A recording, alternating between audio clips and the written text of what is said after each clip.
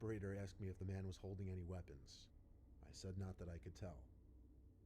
The operator then told me to ignore it, and if he didn't leave within 10 minutes, or if he stepped onto my property, to call the police again.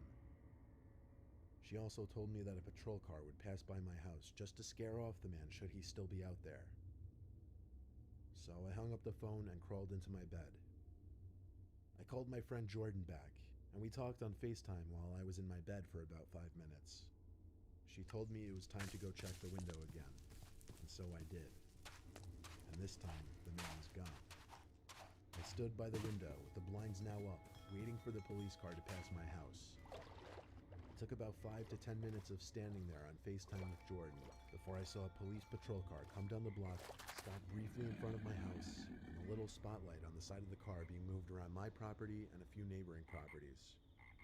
The cop car drove away soon after, and that was that. That told me the man was gone, not on my property. So after finishing my FaceTime call with Jordan, we hung up and I went to bed. After laying in my bed for a solid 20 minutes, I heard a creaking or a cracking-like sound coming from outside. I got out of bed and looked out the window, but no one was there. So again, I went back to bed.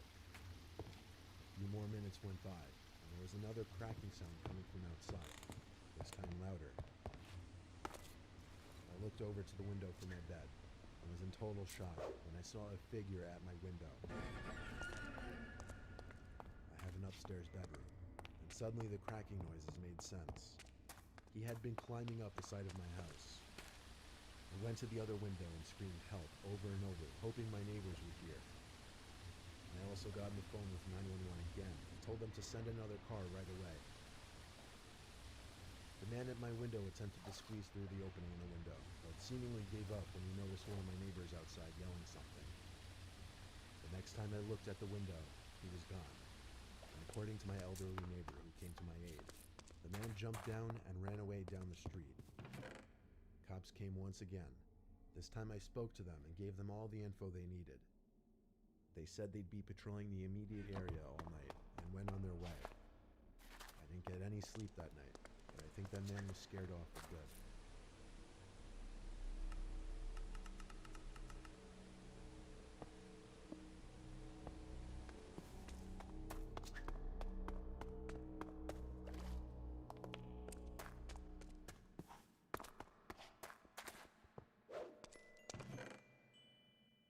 I was the only one home one Saturday night. I was sound asleep in my bed when I woke up and heard Siri on my phone talking. I turned it off, figuring it was just a glitch, and went back to sleep. An hour later, Siri woke me up again. I was a little freaked out now. Siri was responding to a strange sentence, "What that found for us." And Siri's response was, "The answer is Thursday, July 4th, 1776. It was freaky as hell, but I still ended up dismissing it as a glitch. One more time, I woke up to Siri speaking. This time, the sentence that Siri was replying to was my full name, and her response was, "Here's the info for my name." At that point, I ran to my parents' room, locked the door, and slept in there. I still have doubts of whether it was really just a glitch. I was home alone, playing computer games at like 2 in the morning, when a knock came at my window.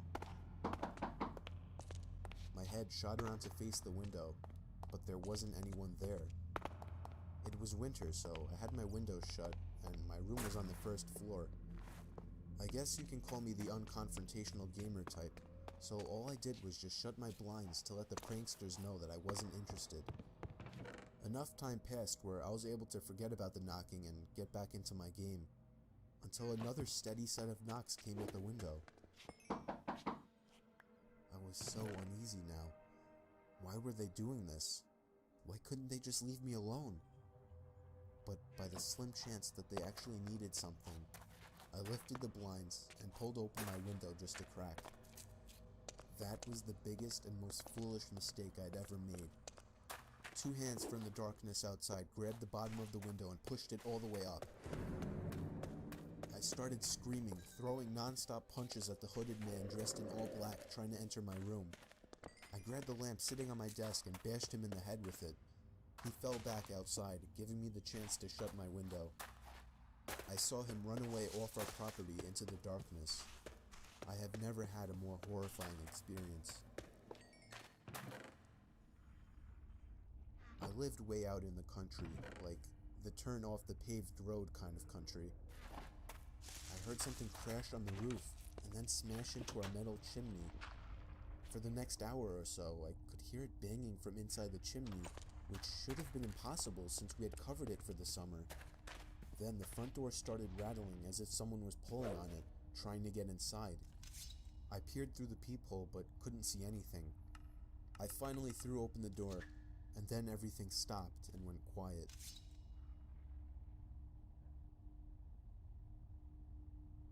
I was home alone one day in the summer. I was doing the usual watching of movies in the living room when I heard some shuffling noises coming from above me. Our living room ceiling is super high, so the attic is the only room above it. I lowered the TV down a little. I could better hear the shuffling noises coming from up there. The attic was connected to my brother's bedroom through his closet. I went to his closet and opened the attic door. The light in there was broken, so I had to use a flashlight. I only made it about 2 steps in before I heard the sound of the weak wooden floors across the attic creaking, and then the sound of something brushing up against one of the plastic bags on the floor. I jumped out of the attic, slamming the door shut and calling my parents. My dad had a look in there when he got home, but he didn't find anything. I'm just happy it's not my room that's connected to the attic.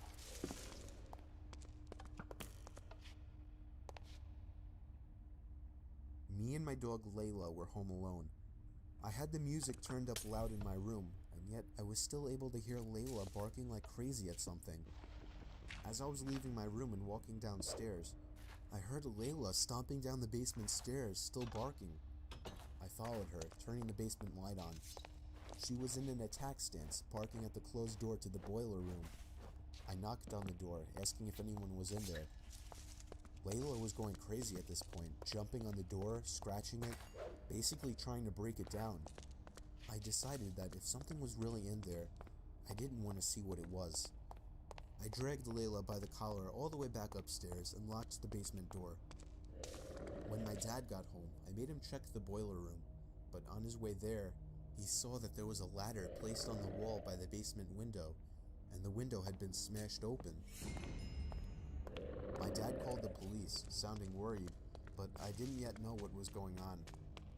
Turned out Layla was barking at an intruder, and that I should consider myself lucky that I didn't open that door. It was very common for me to be home alone at night, as I only lived with my dad, and his shifts would constantly shift from days to nights. This happened around the time my dad was doing night shifts. I would stay up really late on these nights watching movies.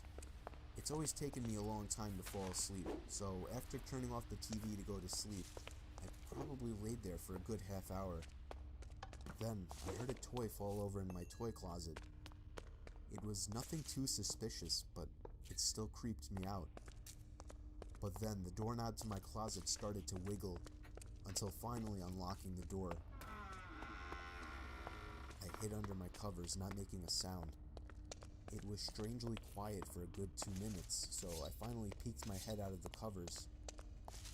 There was a figure standing next to my bed, looking down at me. I screamed at the top of my lungs and began hugging the wall behind me.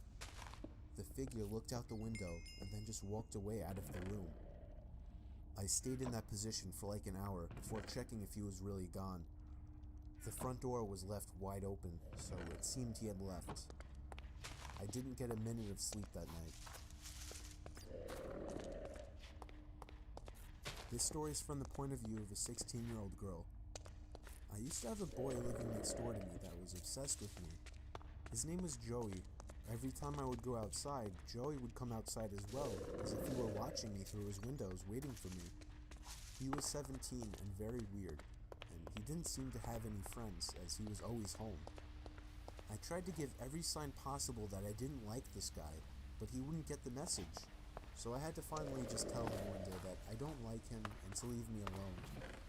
The look on his face that day is something that won't leave me. It was the kind of angry look a toddler gives their parents when they can't have a toy. Coming from a 17-year-old, that's much more disturbing. One night, my parents left me to watch the house. I was working on a school project when I felt my bed shift a little bit. I looked under my bed. I screamed as I saw Joey laying under my bed. I ran away while he tried to crawl out from under my bed. I ran to his house and rang the bell at least 10 times, telling his parents about it when they opened the door. Joey never came out of my house, so I called the police. His parents begged me not to, but I ignored them. The police found him still in my room and arrested him. Apparently, he admitted this wasn't the first time he had hid under my bed. They also found pictures of me scattered across his room. The most disturbing one was of me sleeping, and it was taken from inside my room.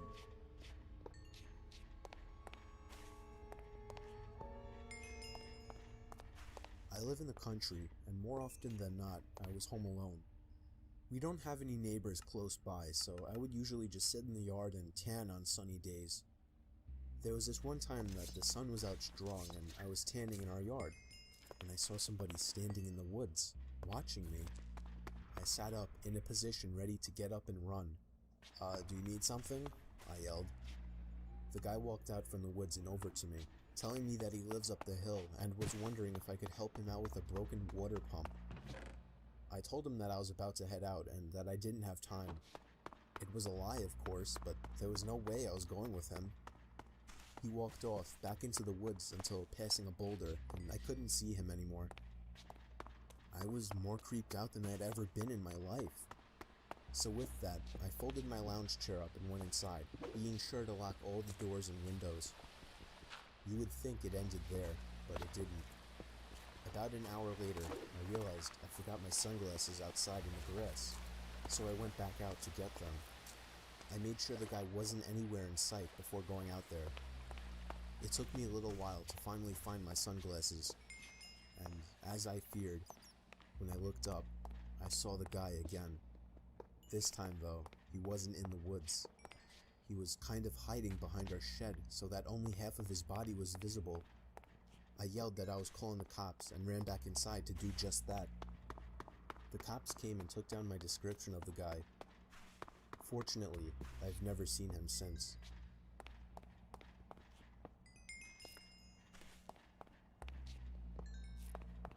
This happened to me when I was really little.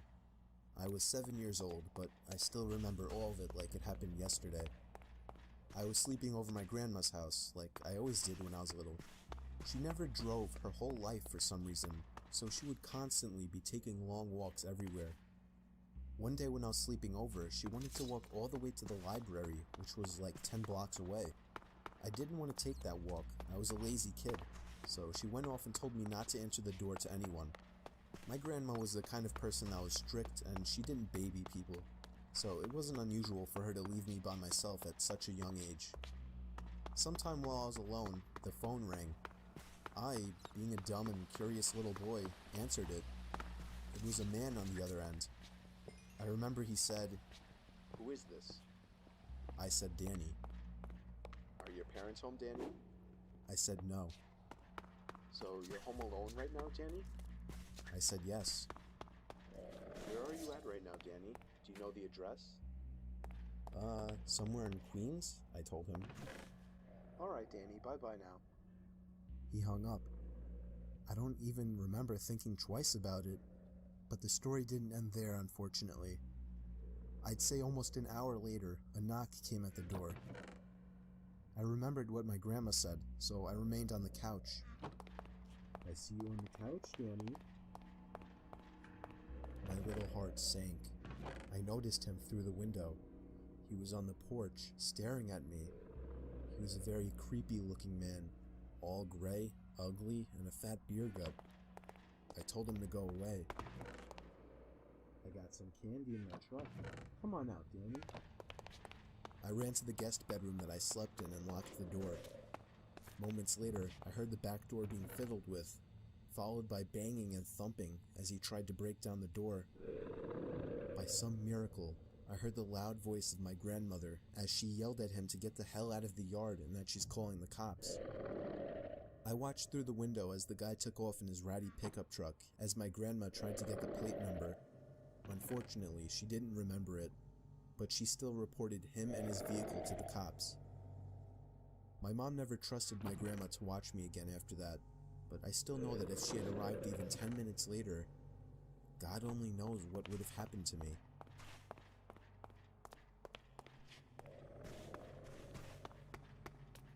I recently moved out, and I already have a horror story to tell. The house I moved into isn't anything impressive, it's just a house that's appropriate for 1 or 2 people.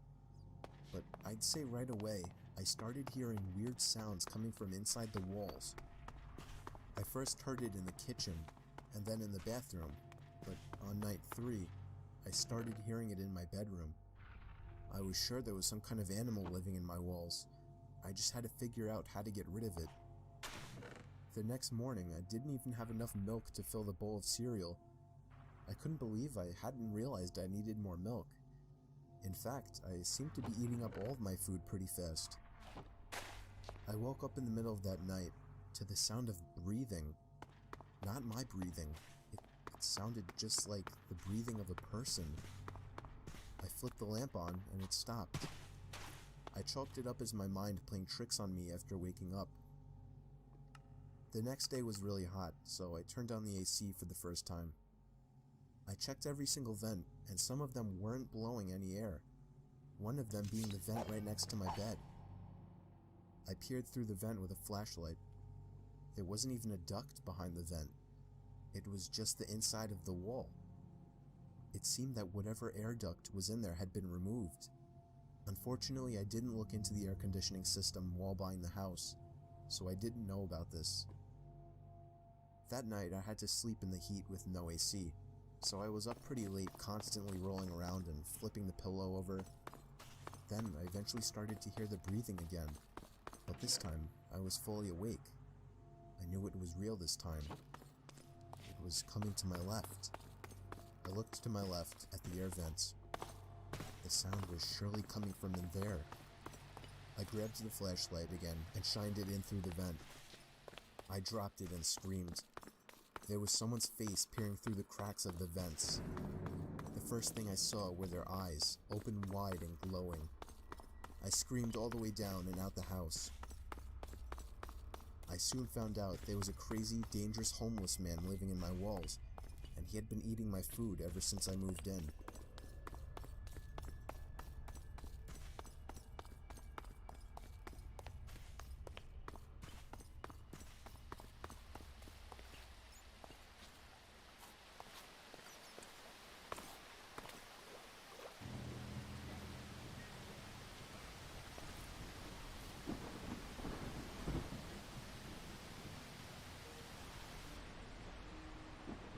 I was 22 years old, attending a Halloween party at my former best friend Nick's house, who died of a heroin overdose in 2013.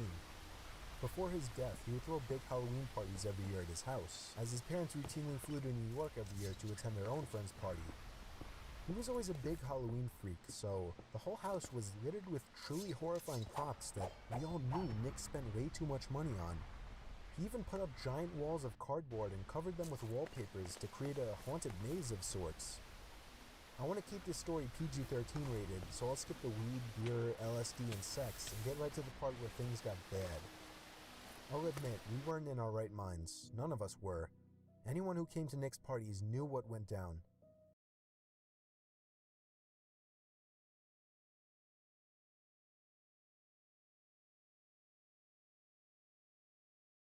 A moaning-like breathing noise, like an old man moaning in discomfort. This time I knew I wasn't alone. It sounded like someone was hurt. I walked towards the noise, concerned, once more calling out, "Hello?" I stopped when I sharpened my senses a little and noticed the figure of a person standing just far enough away in the fog in front of me where I could see their presence there, but that's just about it. Just a really tall figure in the fog. That was the person making the moaning sounds. I crept a little closer, asking if the person needed assistance, but I didn't exactly get a better view. So I walked a little closer, Still, it didn't feel like I was getting any closer to the person. I yelled this time, and the moaning stopped. I took 2 more big steps this time towards the figure, and that's when I realized that no matter how much I walked forward, this person, this figure, didn't seem to get any closer. I turned around and started walking back through the clearing in the direction of my girlfriend's dad's house. I looked over my shoulder about 5 seconds later and swallowed my gum, seeing that the figure now behind was still the exact same distance it had been this entire time. I started running, heart racing, running short on breath rather quickly. And every time I looked over my shoulder, I saw that figure hovering the same distance behind me. And I use the word hovering now because I eventually picked up on the fact that I couldn't see the outline of the lower part of the figure's legs. It just looked like this floating apparition in the fog. I eventually made it out of the woods back to the yard of the house. I took one last look at the tree line while it was still in sight through the fog, and I saw the person, figure, apparition, whatever I should call it, right by the tree line. I burst in through the back door of the house, slammed it shut out of breath. And when my girlfriend, her dad, and her brother came in response to my noise, I pointed out into the fog at the tree line, telling them someone or something was following me in the woods, no matter how fast I ran. Her dad put on his shoes and went outside with me real quick. I pointed to where I last saw the figure in the woods, and it was gone. He patted my shoulder and told me I had nothing to worry about. With he and I being 2 6-foot dudes, and with the 2 dogs in the house, no one would be breaking in here. I laughed and pretended for a second as if I wasn't mentally scarred for life from what just happened. I'm not one to believe in ghosts or anything of that nature, but this was definitely the closest thing to paranormal I'd ever experienced. It still sends shivers up my spine to this day.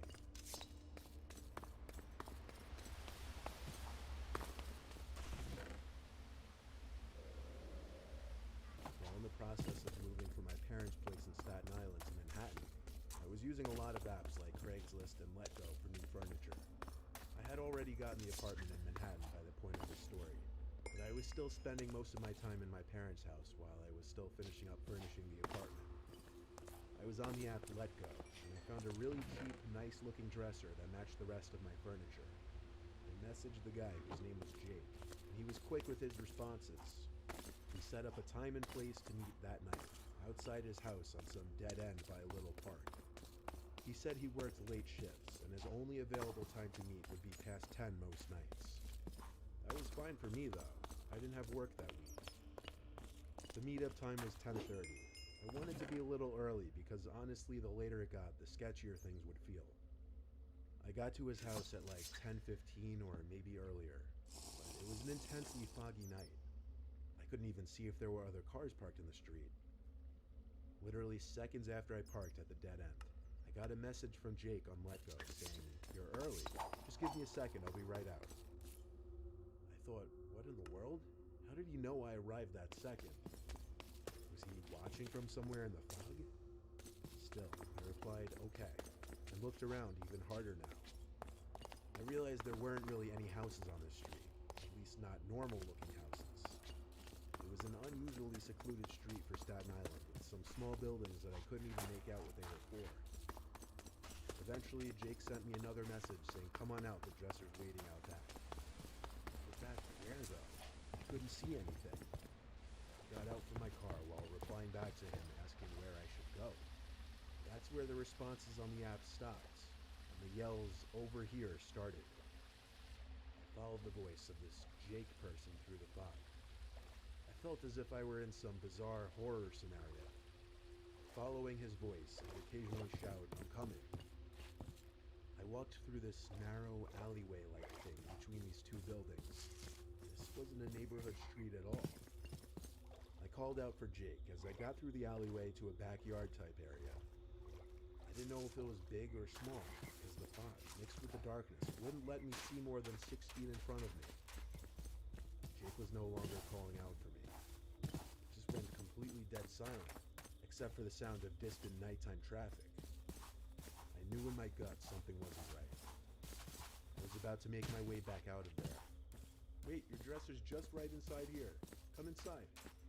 I heard his voice in front of me, but I could not see him.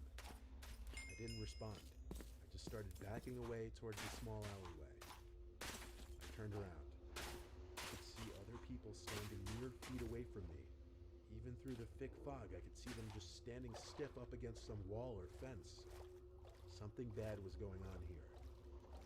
I began to sprint back through the way I came, and I saw and heard I was being chased by at least 3 different people. I didn't run for my truck, as I wouldn't have time to get in, start it, and do a 3-point turn. I ran down the road till I couldn't run anymore and got the police on the phone. 2 police cars pulled down the road eventually. One of them picked me up when I waved them down. We got to the location and we went to the little yard area. There weren't any people still back there. The 2 little buildings were both abandoned storefronts. The back door was wide open, but inside was literally nothing. Do I even need to say it? No dresser, obviously. I showed the officers the let go conversation. All I had to do was give them the account that posted it, and that would allow them to open an investigation. Somehow, nothing ever came of it.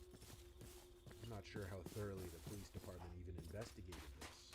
All I know is something very, very bad was going to happen to me if I went in that building.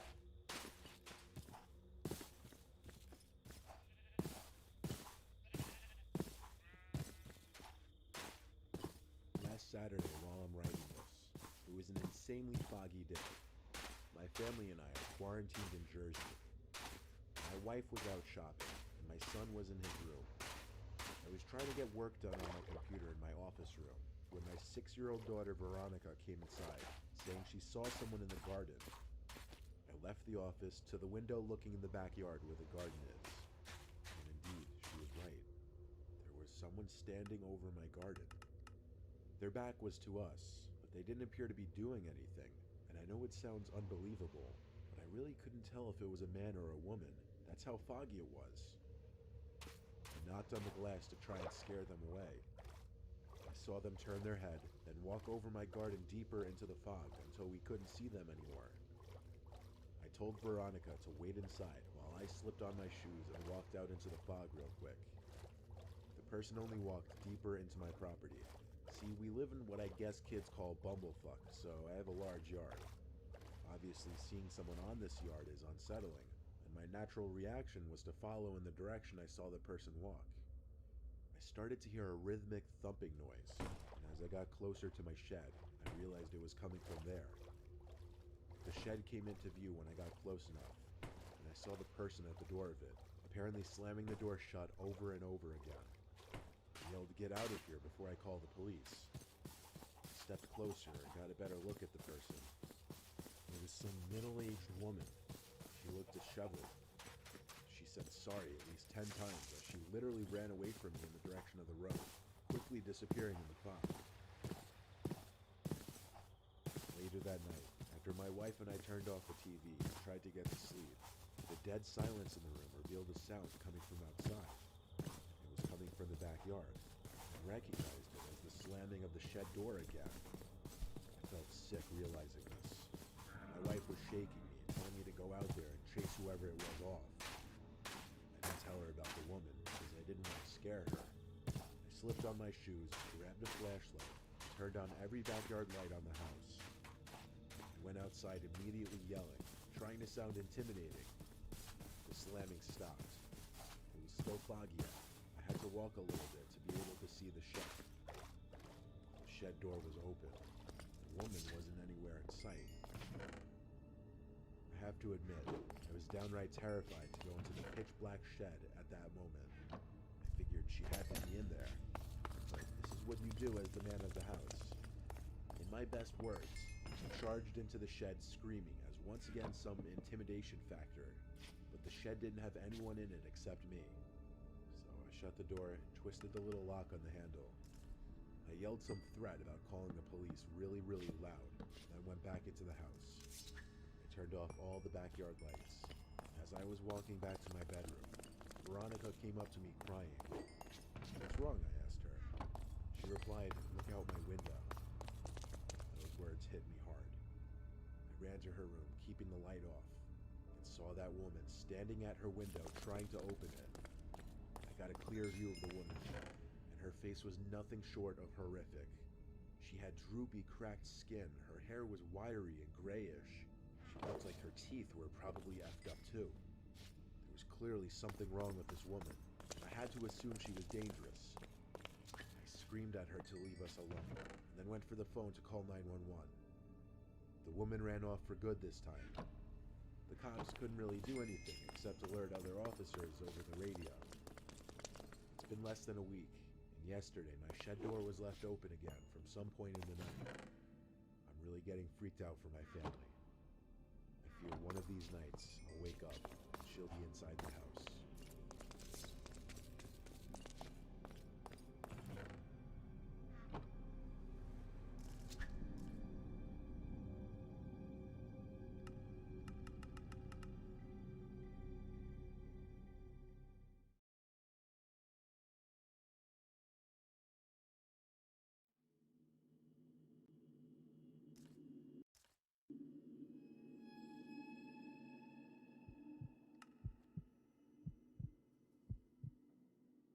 When I was 22, I got a job in New York City. Living in Jersey, however, there was no way I'd be able to do that commute daily, so moving was a necessity. Only thing, I didn't have a lot of money yet, so when I saw an ad on Craigslist for an available bedroom in an apartment in the Hell's Kitchen area for a really low price, I jumped on it. I took a ride to the city the next day to view the apartment, and the landlord gave me a quick tour of the place.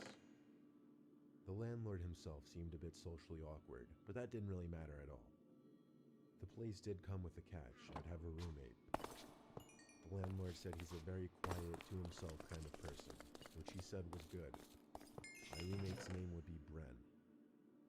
The landlord knocked on Bren's door, asking if he'd like to come out and say hello.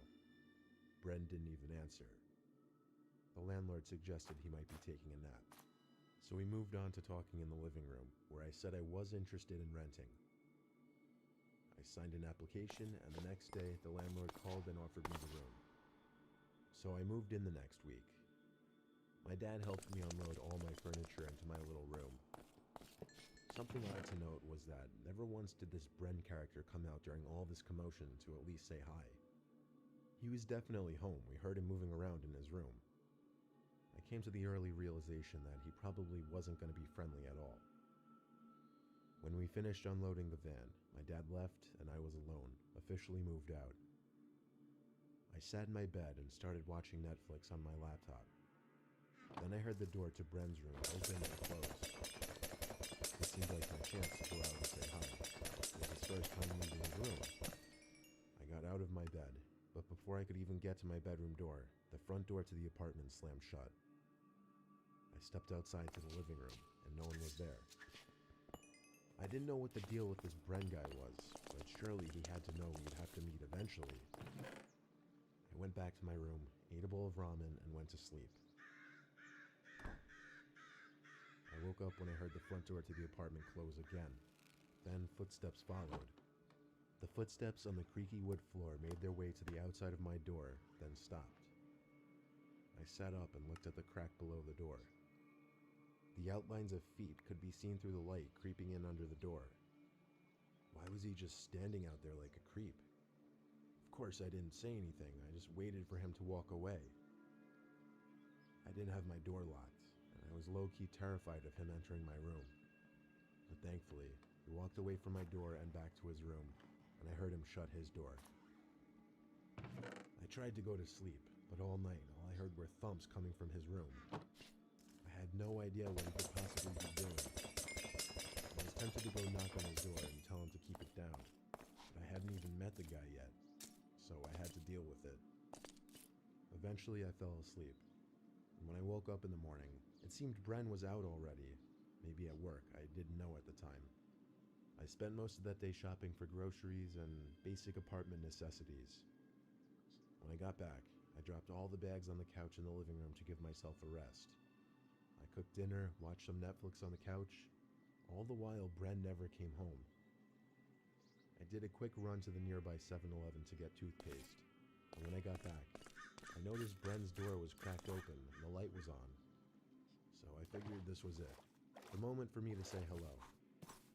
I went to his door, knocked lightly twice, then pushed the door open. What I found in there was shocking. Or maybe I should say what I didn't find in there. room was completely empty. Not a single piece of furniture, except for a single chair sitting in the corner of the room. A kind of chair you'd find in a high school classroom. My heart suddenly started racing and I started to shake. I turned off the light in that room and shut the door. Could this Bren person have been in the process of moving out? I went to my room, locked the door, and sat on my bed, suddenly getting a really bad headache. I took out my phone and decided to call the landlord to ask him what the hell was going on.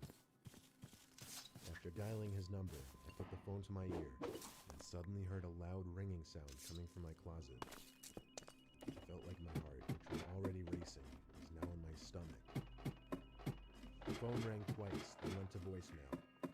I got out from the bed, ready to open the closet, but I stopped and realized that given that the phone rang twice, that means he had his phone and he declined the call. I had the sick realization that the landlord was likely in my closet, and there never even was a Bren. I ran to the bathroom, locked myself in, and called the cops. They got to the apartment shortly and searched the whole apartment with me. Sure enough, we found the landlord hiding under my bed. I tried pressing charges for trespassing, trying to get myself out of the lease. But it turned out there never even was a lease. The dude wasn't even an actual landlord. He didn't even own the apartment. I didn't get the rest of the story, like how he got the keys in the first place. I had my dad come the next day to help me move all my stuff back home. I found another apartment the next week. It was a huge hassle going through the whole moving process again. I knew from the start the so-called landlord gave off bad vibes, but who would have ever imagined the events that were about to take place?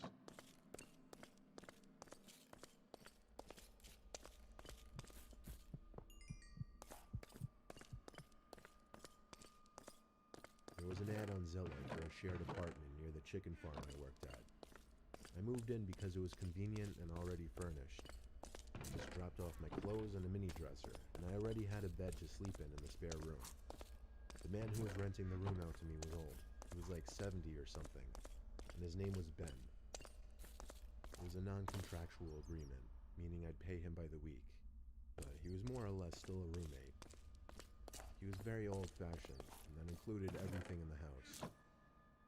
I've never exactly come from a wealthy family, so trust me when I say this was a steal for me. One night after getting home from a long day of work, I collapsed into bed and fell asleep like a baby, but suddenly I awoke to the bedroom door opening. Light poured into the room from the hallway, and standing in the doorway was the old man, Ben, with his hand on the doorknob. He said in his deep, hoarse voice, "Stay out of the basement." He said he knew I went down there. I defended myself and assured him I didn't, because I actually didn't. He shut the door, and I heard him walk downstairs. I sat there thinking this guy must be unstable or something. The next day, I was off from work. Ben took his old jalopy down the road. I'm guessing to the store. While I was alone, I stared at the basement door. I knew it was the basement door because I'd seen him go down there before. I went to open it just to peek downstairs. Obviously, it was pitch black down there. I would have never been compelled to go down there if it weren't for his bizarre remark about not going down there. But I figured he wasn't going to be home anytime soon, so I continued down. I found the light switch at the bottom step for some reason. It was for the most part a normal basement so far, but there was a door in the corner. Behind that door was something unimaginable. The door was very hard to open because there was some rubber concealer under the door. I'm guessing to keep that awful smell out of the rest of the basement and house. The inside of this little room was a nightmare. Bloodstains on the concrete floor, black bags stacked in the corner of the room, stretched long enough to be carrying bodies or body parts. And the smell of rotting light. I had to refrain from puking right there. I noticed a camera hung in the top right corner of the room, aimed down at some workbench. I took a quick picture of the room and hurried out of there. I went up to the spare bedroom, packed all of my clothes in a garbage bag, and heard the front door slam shut downstairs. He was back. I played it cool and greeted him from the upstairs hallway. He didn't respond. I heard him open the basement door and stomp downstairs. I saw that as my cue to sprint to my car. I made it to my car and without looking back, drove away from there. I drove 15 miles back to my brother's farm and showed him the picture. He said I was an idiot for not calling the sheriff sooner. So I called 911 and told them to bring a search warrant to Ben's address and check the basement before he could clear it out. I made it clear I was simply his temporary roommate or tenant living with him and came across it. A few hours later, someone from the sheriff's department came to my brother's farm asking for my ID and some other information. I complied with them. They gave me the relieving news that Ben had been arrested. He was in the process of clearing any evidence from his basement, but he wasn't quick enough. The deputies didn't go into much detail about what exactly they found in those bags or anything else, but I don't think they were allowed to. They thanked me and went on their way. My brother let me stay with him for a few weeks till I was ready to get back out there and find another apartment.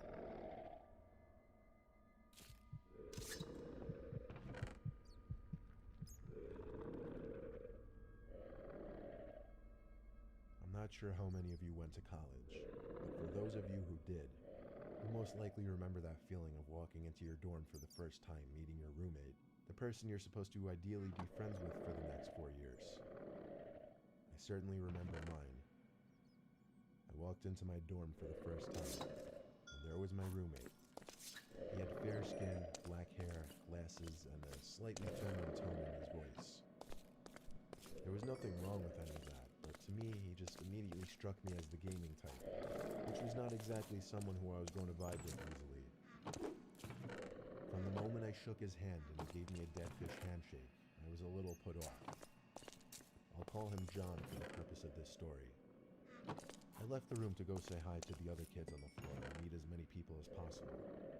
I instantly vibed with some of the other kids more than I did with John. Anyway, that first night consisted of a lot of unpacking and hanging around in the room. So I did try to get to know John a little bit. It wasn't that he was a mean person, it was just he didn't seem to really know how to converse. I would ask him questions about himself, and he'd give me one-word responses, or responses that barely even made sense. He even went to bed really early, shutting off his lamp at like 10 o'clock. No one had classes the next day, so I just found it odd. I put headphones in and watched videos on my phone until around 12. Then I went to sleep. The next morning, a few of the guys on my floor and I went to the dining hall together. When I got back to my room, I noticed my duffel bag was moved. I looked at John, who was sitting on his bed. Then I went to go through my bag to see if anything was missing.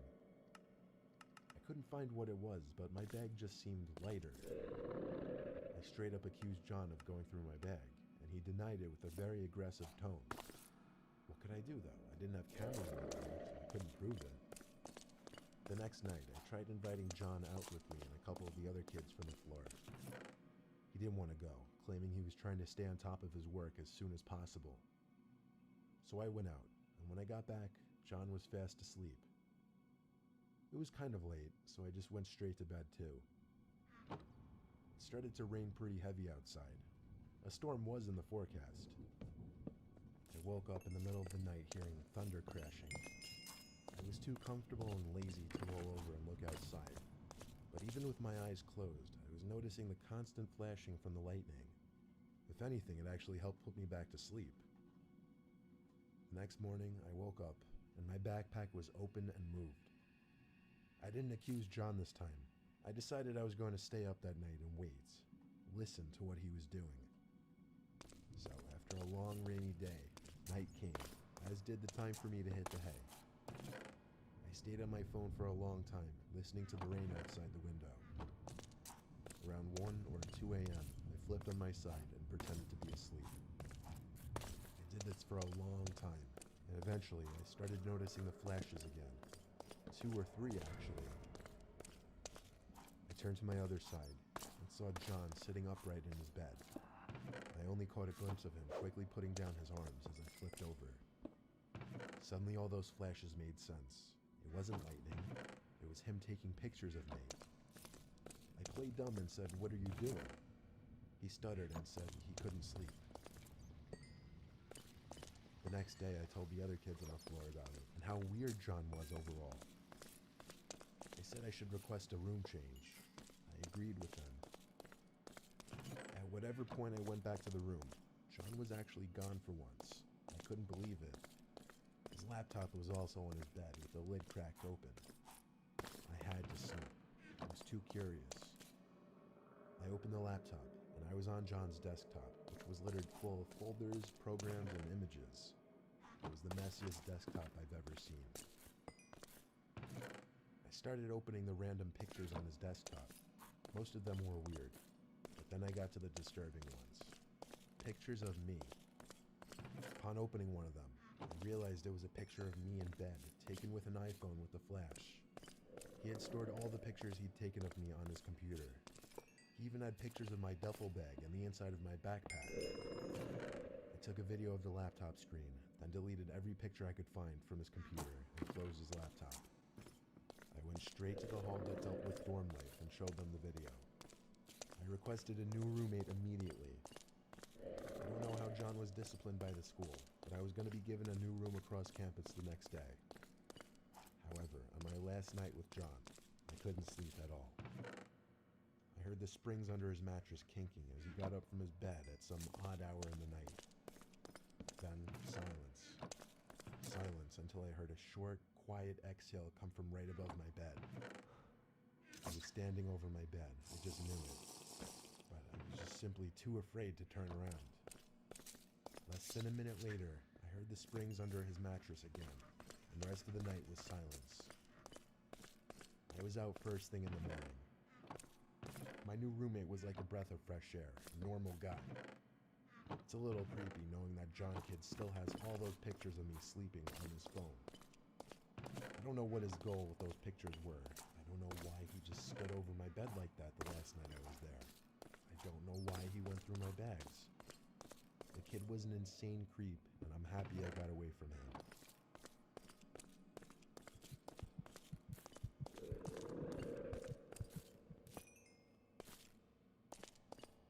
When I moved out from home, my dad's friend Kathy was subletting her apartment with 2 bedrooms. She said she'd give me a good deal. However, I'd have to share it with some older woman she found. She was tight on money, so I understood. Kathy introduced the woman and I the day I moved in. Her name was Betty. She was like 60 years old. It felt weird knowing I'd have a roommate who could almost be my grandma. Since Kathy was subletting the apartment, it already had furniture. I just had to bring my own bed and dresser. The weirdness started on the second night. I was watching TV in the living room when Betty's head appeared from behind the wall to the hallway, and she stared at me intently. She started muttering these strange, faint noises. "Betty, you okay?" I asked. She groaned and disappeared back into the hallway. I immediately got on the phone with Kathy and asked if there was something wrong with Betty. Kathy said there was nothing wrong with her as far as she knew, though she only met her a week ago. When I told her about what Kathy just did, she was surprised. The next day I ran into Kathy cooking eggs in the kitchen. She said good morning, and I asked her if she was okay last night. She seemed confused what I was referring to, and I mentioned the way she was staring at me and making those noises. She claimed she had no recollection of it. All I could chalk it up to in my head was some kind of psychotic break. Fast forwarding through normal, unnecessary fluff, I was laying in my bed on my laptop with the light off. There was a knock at my bedroom door. I muted my laptop and heard the same moaning and groaning sounds of Betty from the night before. Quite frankly, I was uncomfortable with going out there, but this confirmed that something was definitely wrong with this woman. She kept knocking. It wouldn't stop. But the door was unlocked. If something was really wrong, I figured she'd come in. I really think the knocking and moaning went on for a full minute before I heard her walk away. It seemed these little episodes of hers would only happen at night. I almost wanted to be able to lock the door because it was kind of creepy actually, but the door had no lock. But she left, so I was okay to go to sleep now. I woke up expecting it to be like 9 a.m., but it was pitch black. I looked at my clock, and it was 1:30 a.m. What I was woken up by became clear when there was a creak in the floor in the room. I saw a figure standing at the edge of my bed in the dark. "Becky?" I said.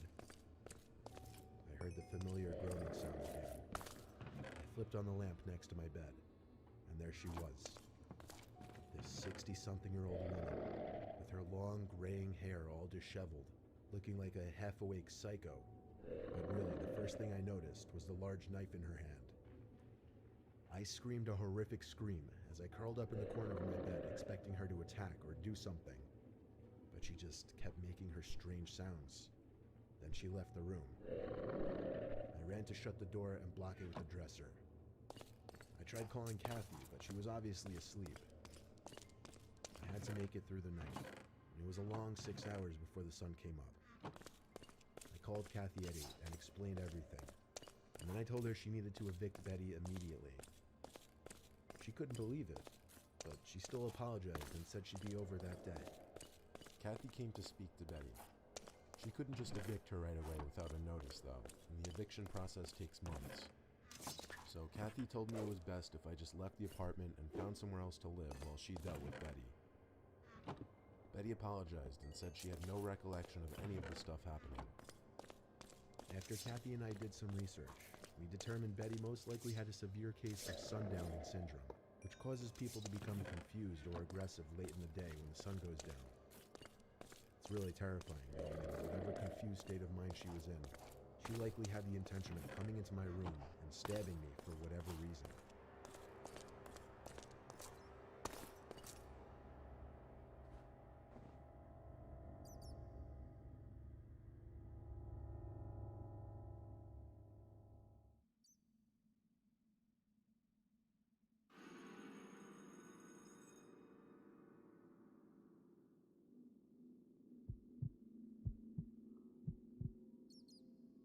I was a new student to Southern Lehigh High School in Pennsylvania.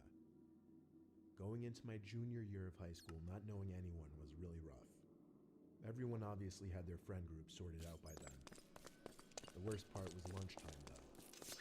My school wouldn't let juniors leave for lunch, only seniors, so I had to eat in the cafeteria. I was dreading it because I knew I'd have no one to sit with, and I didn't want to force myself into a random table. When lunchtime finally came, however, I walked into the cafeteria with my tray of food looking for a place to sit. Every single table was taken. I didn't even have the option of sitting alone. But there was one table in the corner of the cafeteria with only 2 kids sitting at it. That was the least intimidating spot to sit, so I walked over and asked if I could sit there. They both looked at each other, and one of them said yeah. I noticed upon sitting down that the 2 were identical twins. They looked like they were partially of Hispanic heritage, but they didn't have accents. They honestly seemed alright. They introduced themselves as Antonio and Bruno, and they had a conversation with me. They invited me to hang out with them after school, and honestly I figured why not? I had to start off somewhere as far as making friends. I got their numbers, and after school I went home to drop off all my stuff. Shortly after, I got a text from Bruno, telling me he and his brother were planning on hanging out. He told me to meet them around 9 that night at the nearby cemetery that was like a 10-minute walk from my house. He said there was a cool hangout spot near there. Plus, the first day of school was on a Friday, so we had off the next day. I had nothing to do, so I said, yeah, I'm down. When the time came, Bruno texted me one more time asking if I was still coming. I said, yeah, I'm gonna leave in a few. Confirmed we were meeting on the road by the cemetery. He said yeah, so I began my walk in the dark to the cemetery. The longer I walked, the more I thought about my whole move and being the new kid in high school, and thinking about the fact that I was literally walking to a cemetery at night to hang out with 2 kids I just met. But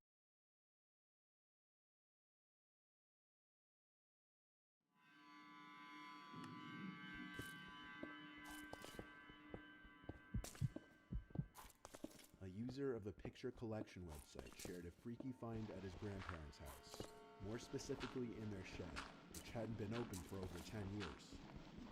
He made the discovery during efforts to tidy up the entire area and remove junk. The house was built by the man's grandfather, but he he says no one was ever made aware of this trapdoor. He took some pictures of the view from inside the hatch, and in one angle looking straight down, there appears to be an old sofa sitting in the room. He also managed to spot a passageway from the hatch, which connects to the barn next to the shed through another hidden entrance behind unused shelving. He said he was going to try to go into the creepy room, but backed out when he thought he heard a whispering noise coming from inside. A man who had recently bought his first home made a rather unusual discovery in the basement. He had bought the house for a steal, as the previous owner had passed away, though it came with a lot of work to be done.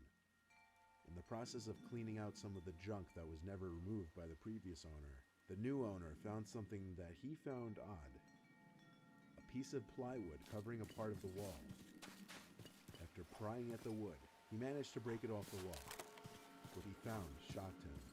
A small room with many gun cases, military ammo crates, and a big gray metal container. All of the ammo crates were filled with bullets. The man said there had to be hundreds of bullets stowed away in that room. The most notable find, however, was a large safe, and it's unknown whether he was ever able to get it open, as there had been no update articles. An Imgur user was walking around his house when he noticed a window for a room that he didn't know existed. He had a look through the window and saw this. He went inside to the only wall that was facing that room. Upon closer inspection, he found that this piece of the wall panel had been cut. What they found inside seemed like a lot of junk. The most noteworthy things found was some kind of gargoyle statue, a box full of Star Wars cards, and a locked safe, of which the uploader never updated on. Another Imgur user by the name of 2Byte Brownie posted a few pictures of a secret room in his house a few years ago.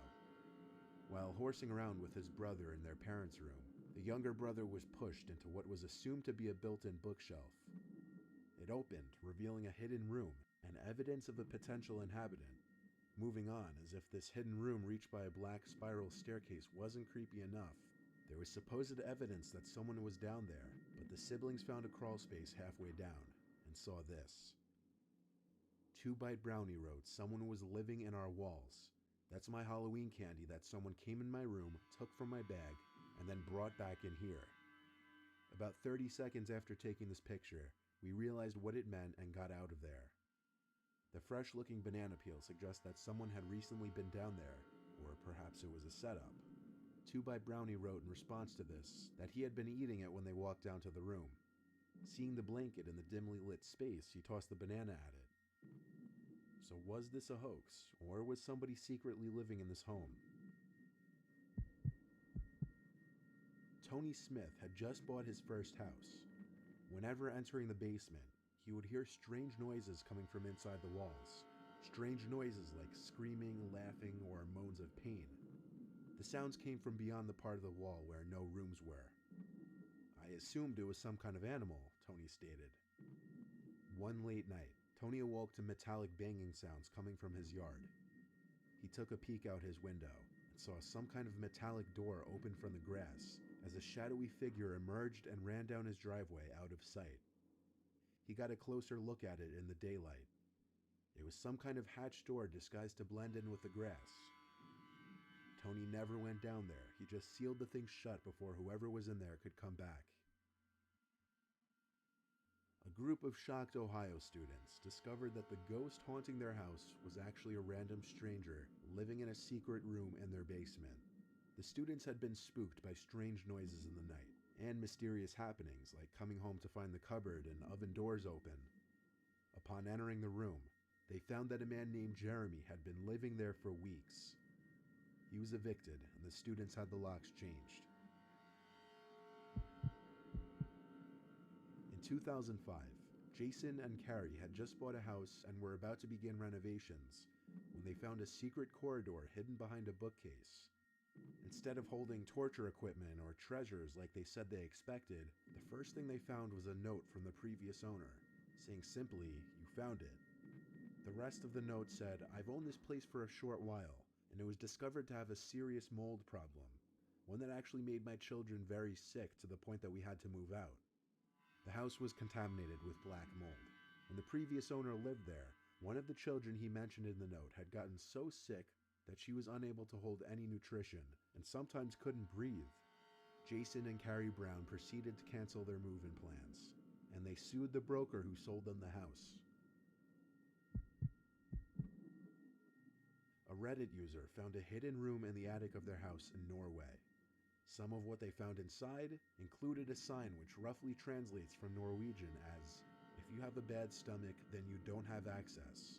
There was also a lamp alarm to most likely warn when someone entered the attic, a map of West Europe, and a doll's shoe.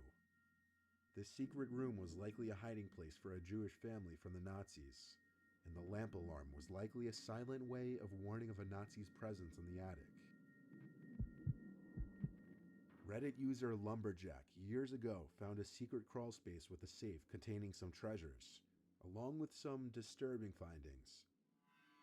Some of the treasures include a pile of envelopes with paper money of various countries and origins, along with a jewelry box with watches, tie clips, a key, rings, and a lot of gold and silver. The discovery that's downright disturbing features the tapes contained in the safe, one with the words "No, no, no" scribbled all over it. Along with the tapes was a note that read, "Save yourself." He turned the tapes into the police, and their contents are still a mystery. A student living in New Mexico was living in a single-floor house bought by his father for him. He reported hearing a strange banging coming from below the floor during one night on his first week. A few nights later, he found a door in the floor in his pantry closet. It led to a mysterious-looking room with a light on, along with a fan blowing. There seemed to be a desk with a few gadgets and a few cabinets. The design of the room was completely off from the rest of the house. However, the creepiest thing was the cigarette found on the desk that had seemingly just recently been put out. There weren't really any clues as to who was down there or what was going on.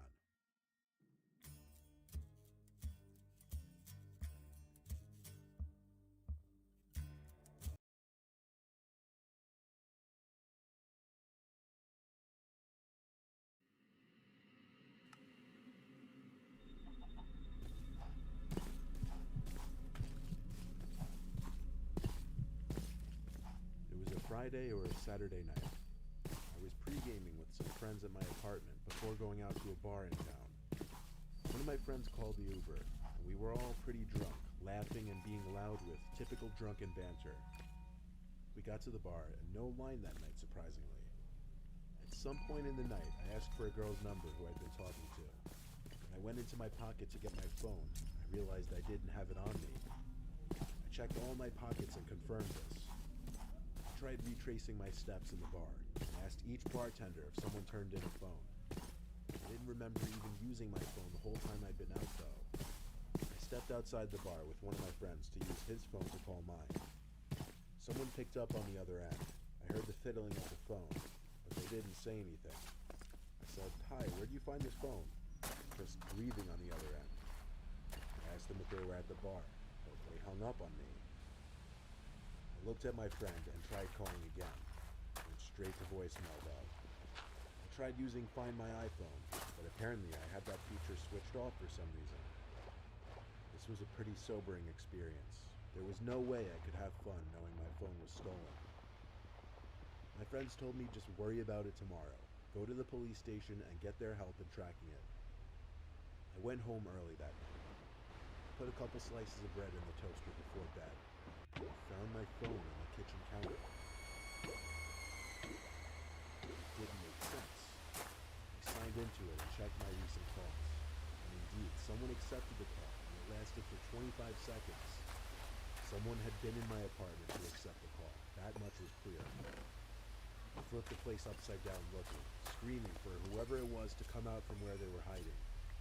Of course, this had a lot to do with the liquid confidence from drinking so much that night. I finally called the cops. Considering there was no real proof of any forced entry, and places to hide are basically non-existent in this apartment, they couldn't do anything besides a police report. Nothing seemed to be missing from my apartment, but going to sleep that night, knowing someone had been in my apartment, or even worse, might possibly have still been in there with me, was probably the most uncomfortable night of my life.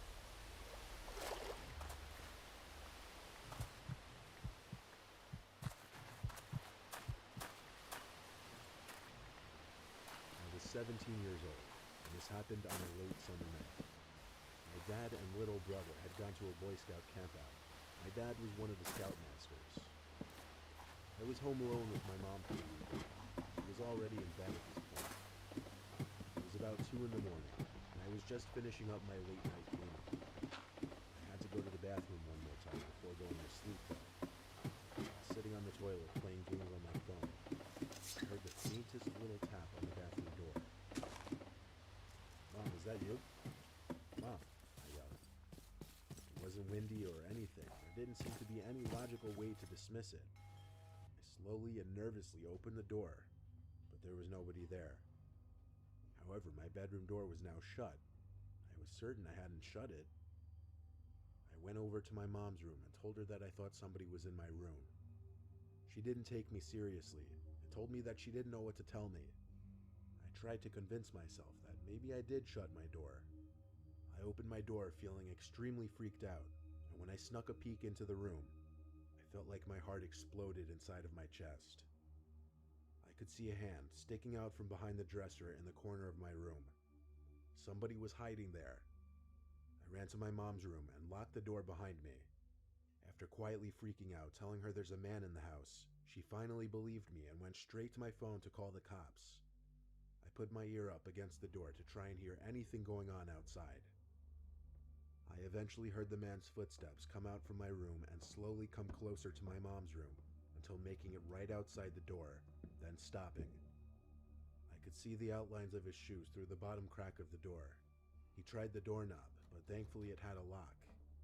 It seemed the lock was enough to persuade him to give up, because I heard him stomp down the stairs and out the front door.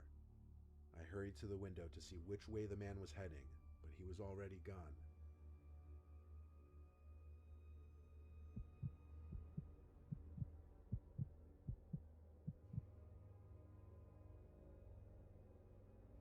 When I was younger, 10 years old at the time, my mom had just started letting me stay home alone.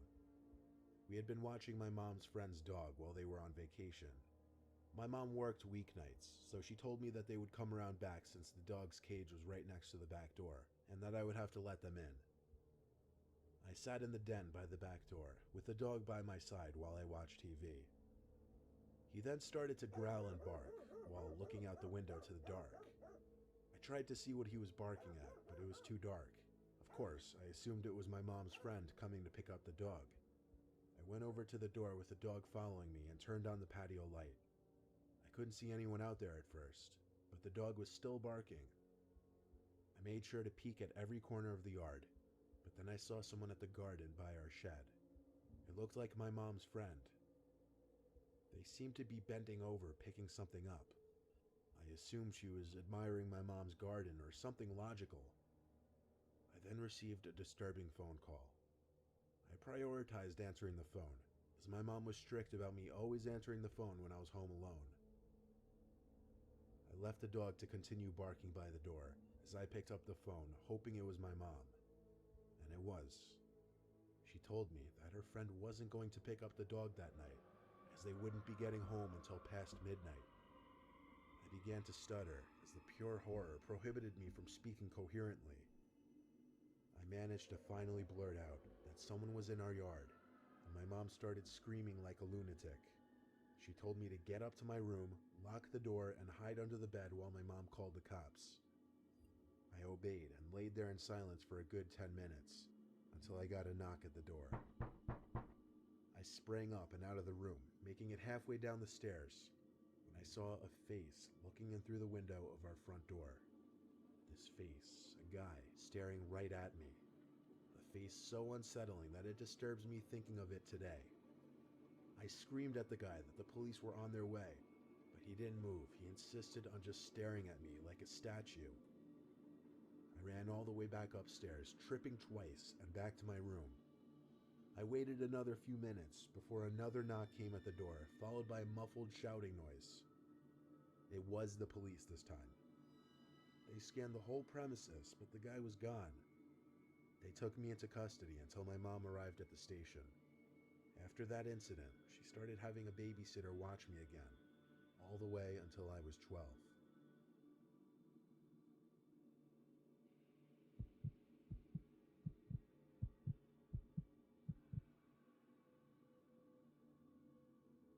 A long time ago, my girlfriend and I were looking for a private place to be alone together since our parents were always home.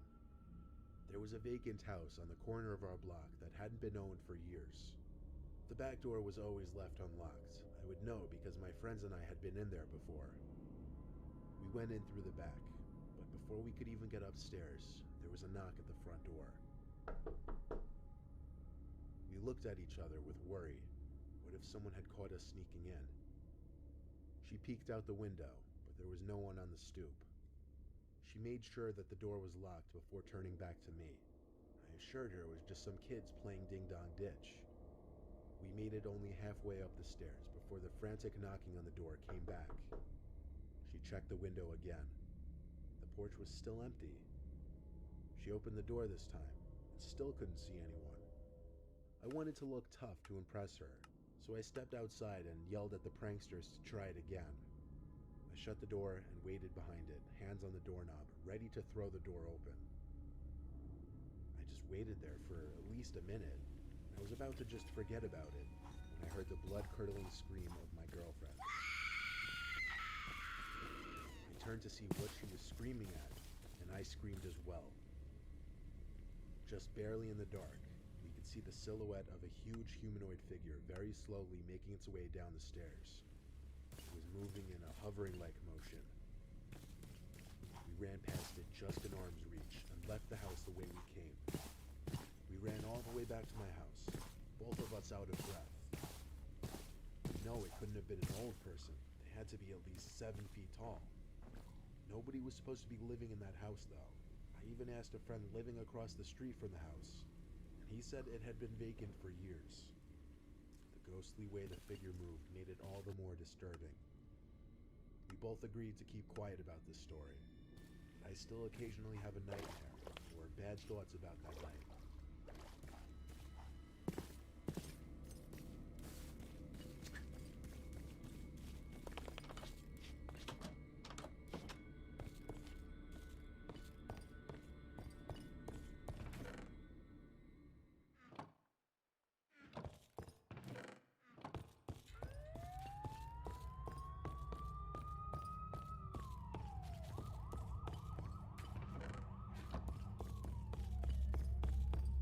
My partner and I got a breaking and entering call late one Friday night.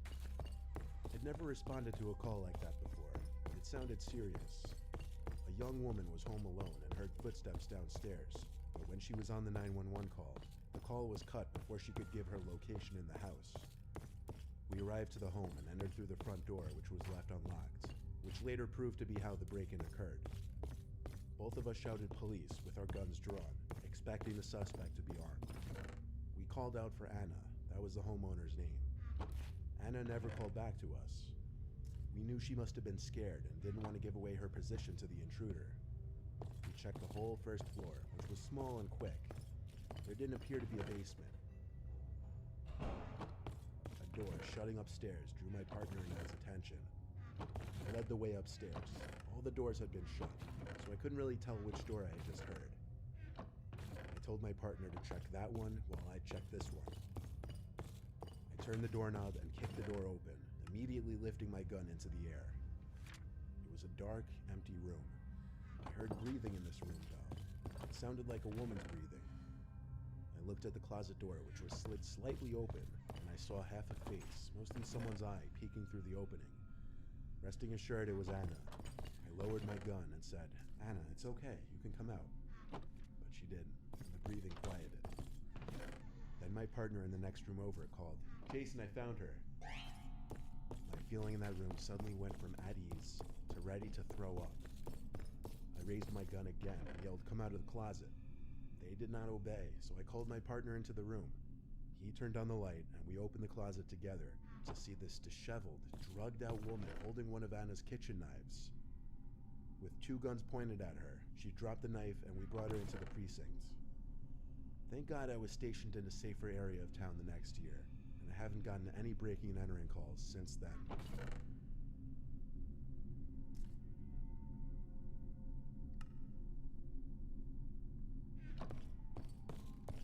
As a state trooper for 15 years, I've experienced my share of close calls and uncomfortable situations. This happened over a decade ago when I was still relatively new to the job. I was on night patrol on an interstate about 2:30 a.m. I usually had my car parked near a bush to hide myself from view from oncoming speeding cars, but at this hour I didn't really try to hide too much. I was moving my car and pulled into a gas station that sat on the side of the interstate. It was closed, not because it was late, but rather it was temporarily out of service. I noticed two cars parked in the lot next to each other. There was nothing immediately suspicious about this, but I kept my eye out just because strange things happen at this hour. I parked my car in a way that I could watch the interstate as well as these two parked cars. I realized that I didn't see anyone in either of those cars though. Now this was quite suspicious. The station was closed and there were no workers here. I exited my car with my hands on my belt and approached the two cars. I tapped on the windows for the both of them. Nobody in either of them, as I suspected. I began to walk around the lot as the occasional car zipped down the interstate. I went up to the glass of the closed gas station and knocked on it. I turned around, dumbfounded. Whose cars were these? Just as I imagined they could be in the woods somewhere, I heard someone running from around the building and ask for my help. He was some young 20-something-year-old man, like me at the time. He said his car wouldn't start and needed help. Now, I told him right away that I was no mechanic and that he'd need to call a towing company, but he practically begged me to just check under the hood for a second. He ran to his driver's side and popped the hood. I looked under the hood with him, not really knowing what to look for because I wasn't much of a car guy at the time. I asked if his battery died, and when I looked at him, I took note that he was looking around very oddly. He replied, "I don't think so." I then looked at the car parked next to him. "Whose car is that?" I asked him. He said he didn't know. He simply parked there to see if there was a porta potty in the back or something. I was reading through this kid's bullshit. Something was up here. As I looked back at the guy from the two cars, I saw him looking back at something or someone. I turned and saw another guy approaching me with a knife in his hand. I unholstered my gun and aimed it at him. He dropped the knife and put his hands up. They both did. I immediately called for backup while keeping the two at gunpoint. I cuffed the one who was holding the knife and placed him in the back of my car, and then grabbed the second pair from my glove box and cuffed the second guy. When backup arrived, I went to the back of the gas station where the first guy had originally approached me from. What I found there still holds up to be the most disturbing thing I'd ever seen in all of my years as a trooper. There were two fresh, dead bodies wrapped in garbage bags, cut up in two pieces each to fit in the bags. Along with them was also a shovel sitting on the concrete by the woods. The two were planning on burying the bodies somewhere in the woods off the interstate, and it seemed they were in a hurry. These two were a couple of the dumbest people I had ever interacted with, being that out of anywhere in the state, they chose to bury two bodies off an interstate behind a gas station. Going to sleep at night knowing you almost had your throat slit by somebody on the job messes with you, and I didn't get much sleep for a while.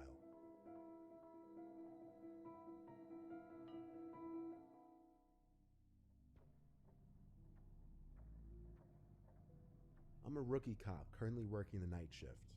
I'm just a normal patrol officer conducting traffic stops and responding to basic 911 calls. 2 nights in a row last week, I was called to the same house. Dispatch had called me to check out the house as someone had dialed 911 and hung up. The house was a couple miles from me, in my patrol zone. I arrived to the house quickly and turned up the dirt driveway through the trees onto the property. The house was dark, no lights on, no cars, nothing. I parked my squad car on the far right side of the property and went to the front door, taking note that all the windows were properly shut. I knocked on the door and no answer. The door was also locked. For my immediate guess, the place was abandoned, for years by the looks of it. I called to dispatch that the place was abandoned and nobody was there. Then I left. The next night I was working the same shift, and around a similar time, I got a call from dispatch that there was another 911 call from the same house. Only this time, someone could be heard crying on the other end before the call ended. I was asked to check out the house again. This time I was a little further away, but still the drive wasn't too bad. I pulled up the dirt driveway again onto the property, and again, no lights, no cars. I approached the front door again, and this time it was left cracked open. I knocked on the door while holding the doorknob to prevent the door from pushing open. No answer. I called to dispatch that I would be entering the house, which I was cleared to do since the crying over the line implied an urgent situation inside the house. I drew my gun and entered the house. I tried to find a light switch without luck. I had my gun in one hand and now my flashlight in the other. The house was mostly silent, besides this sound coming from behind a closed door. It was the basement door. I called to dispatch for backup in a whisper. The sound coming from down in that basement was a tone, like a dial tone of a phone. I started walking down the stairs as quietly as possible. I got to the bottom and followed the noise of the dial tone to an old, early 2000 style landline speakerphone. The phone was off the hook, and it was playing the dial tone on speakerphone. I put the phone on the hook to silence the noise, and it was almost as if it were planned to happen like this. As soon as the phone hit the hook, I heard a muzzled laughing type noise in a far corner of the basement. I turned around, and there was some guy standing opposite me in the basement, with his hand over his mouth, and he appeared to be laughing, but it wasn't this genuine laugh. It was more like a sickly, mentally unstable laugh. The guy was holding something in his other hand. I couldn't see what it was at first, but when he raised his hand up to his head, I realized he was holding a revolver. I aimed my gun at him and yelled to drop the weapon. He paused as he had his revolver to his head, apparently about to pull the trigger, so I shot him in the arm twice, causing him to drop the gun. He screamed in pain as I cuffed him and brought him upstairs.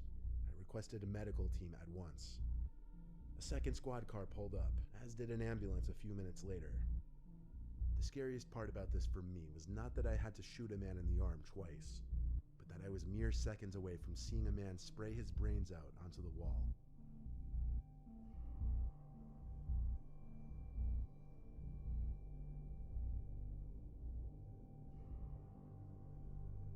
My partner and I got a radio call of a welfare check, which is just a check on the welfare of a person. A woman's ex-boyfriend called because he received text from his ex stating that she wished it had never ended and that she could no longer go on without him. We get to the place, knock, pound, etc. No answer.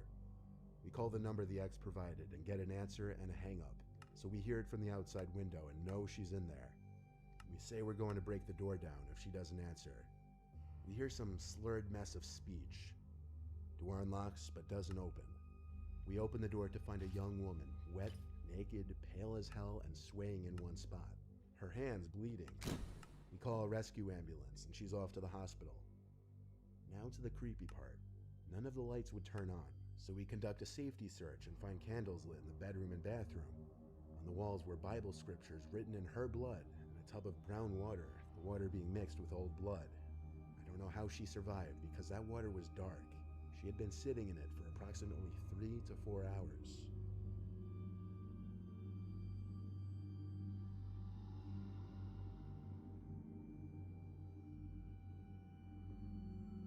Before getting transferred to a different county, I used to work as a police officer in Burlington, New Jersey. Burlington is not a safe place. They say that crime there is 88% higher than the rest of Jersey. And having worked there for a year, I got to learn that firsthand. Now there would be a lot of break-ins, robberies, assaults, and after a while you'd get used to those calls. Sometimes you'd get pretty strange, unsettling calls though. This was one of them. Most Burlington locals are familiar with the McNeil Mansion, a long abandoned mansion that sits right on the Delaware River. The home was constructed in 1894 to serve as a residence for Andrew H. McNeil, as well as his wife and 4 daughters. The house had been abandoned and left to decay since 1974 and is now owned by the county. Sometimes there would be kids trespassing on the property to check it out. Sometime past midnight, I was told over the radio by dispatch to investigate the property, as there was a report by a neighboring house that there were some people seen hopping the fence to the property. Upon entering the property, I noticed a light coming from inside one of the upstairs windows. Part of me inside died a little as I realized someone was in there and that it was my job to go in and get them out.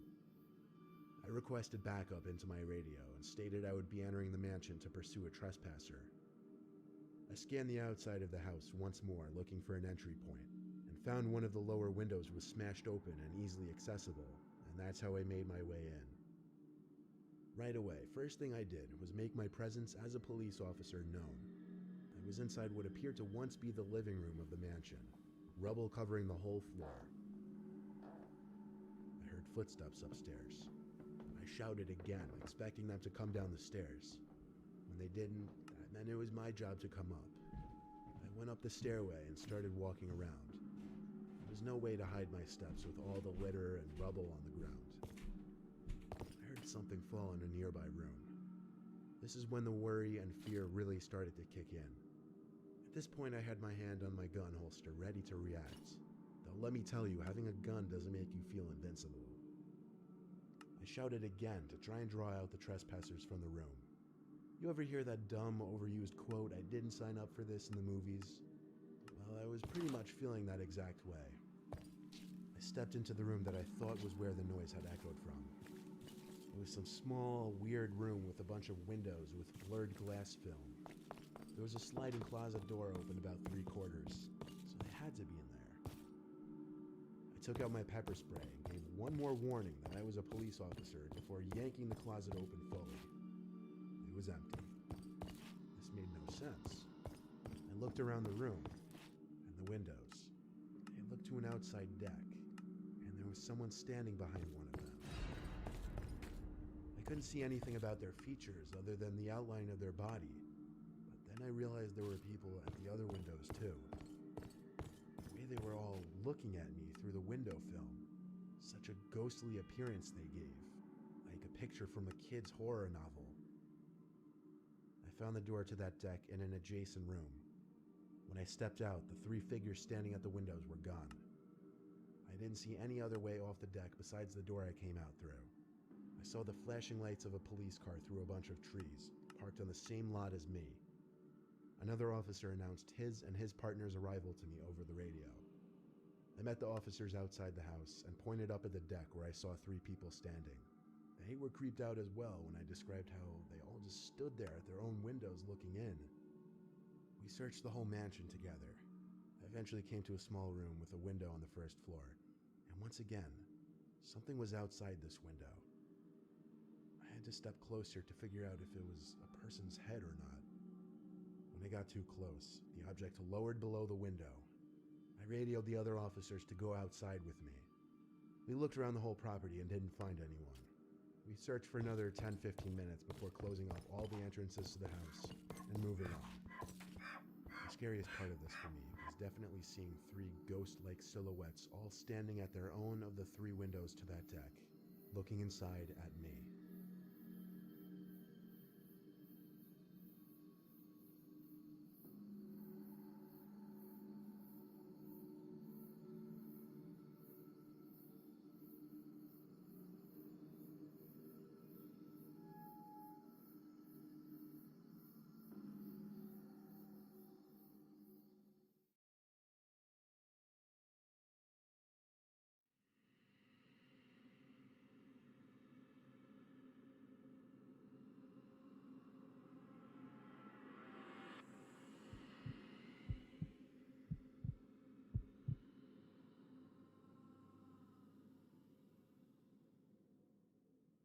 I was taking a road trip in my Mustang from Texas to Arizona to visit my brothers.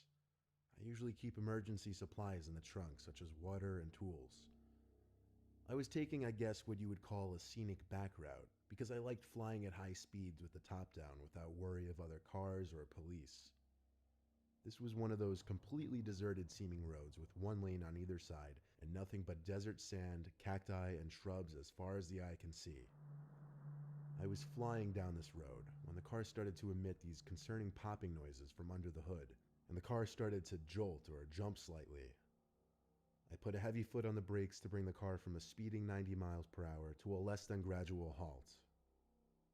I got out from the car, popping the hood, pretending as if I'd even know what to expect or how I'd go about fixing it. There was no smoke, nothing like that, but I didn't have a clue what could be the problem. I got back in my car to try and start it, and as I feared, the damn thing wouldn't even start back up now. The car was an '01 Ford Mustang, so yeah, it was an old car with its share of problems. Naturally, I tried to call my roadside service company, but bad became worse, realizing I didn't have any service this far out in the desert. I was more or less stranded. I hadn't seen a single other car pass me that whole hour I was driving on that road, and I was scared to think how long it would take for someone to pass. I waited on the side of the road, sitting on my car's trunk for literally hours, sweating my ass off. My spirits rose when I saw the shine of a car reflecting the sunlight speeding down the road in the horizon. I hopped off my trunk and started walking and waving my arms out for help, but the car didn't stop. It zoomed past me. Pure evil. I didn't know how somebody could leave another human being stranded like that. Nightfall came and the hunger was setting in. No cars had passed since the first, and I was trying to fill my stomach with the water bottles I had in my trunk. Eventually, I saw headlights approaching. I had my car's hazards on, but I also waved my arms once more. The truck pulled to the side, and a fairly large man stepped out. I told him my car broke down and asked if he knew anything about cars, but he didn't immediately seem interested in my car. He more so seemed interested in asking me if I was alone, where I was going, and why I didn't just call for help. Then he asked me if anyone knew I was here. These questions were certainly making me uncomfortable. He finally offered me a ride, though if he was trying to make a point of making me uncomfortable, he accomplished that. I stepped up into his pickup truck, and off we started driving. He said it would be a long while before either of us would have phone service. He started asking me more questions, like why I would decide to take a back route like this. Minutes in, the truck started to slow down, and I heard him mutter, "Ah, shit." He pulled onto the sand on the side of the road, looked at me, and said the piece of crap broke down. This couldn't be happening. I looked back at the man and realized he was still looking at me. Like 5 seconds went by and he was just still staring at me. He finally asked me to go lift up the hood once he would crank the latch. I can only describe this whole situation so well, but through everything up until this point, I was insanely suspicious. I went in front of his truck with a bit of distance between the front and I, and waited to hear a click, meaning the truck's hood was unlatched. In my head, I was picturing him trying to run me over, and that's exactly what happened. As I took one step towards the truck to try and open the hood, I heard the roar of the engine as the man was on the gas. I dove for my life. If I reacted half a second later, I'd have lost my legs or instantly been killed. I took off running into the pitch black night, looking back to see the taillights still there. And then this. Gunshots. Surely gunshots aimed at me. That man was trying to kill me. It was too dark out there for him to possibly shoot me dead without some kind of luck, but I thought I was going to die at any moment. I ran as far as I could, then dove and made myself as low to the ground as possible. I heard a truck speeding off in the distance, so I turned and saw the taillights of the truck slowly disappearing down the empty road. I eventually fell asleep on the side of the road, and the nightmare didn't end until early morning, when I woke up to another pickup truck passing by. I waved them down, covered in dirt and sand, and thank God this man was actually normal, he and his wife. They gave me water and drove me to the nearest town, where I was able to call the towing company. It was a 45-minute drive back to my car on that goddamned road, then that same distance back to bring it into a shop. Long story short, this was the worst trip and experience of my life. Having someone try to run you over and then shoot at you isn't something you simply get over.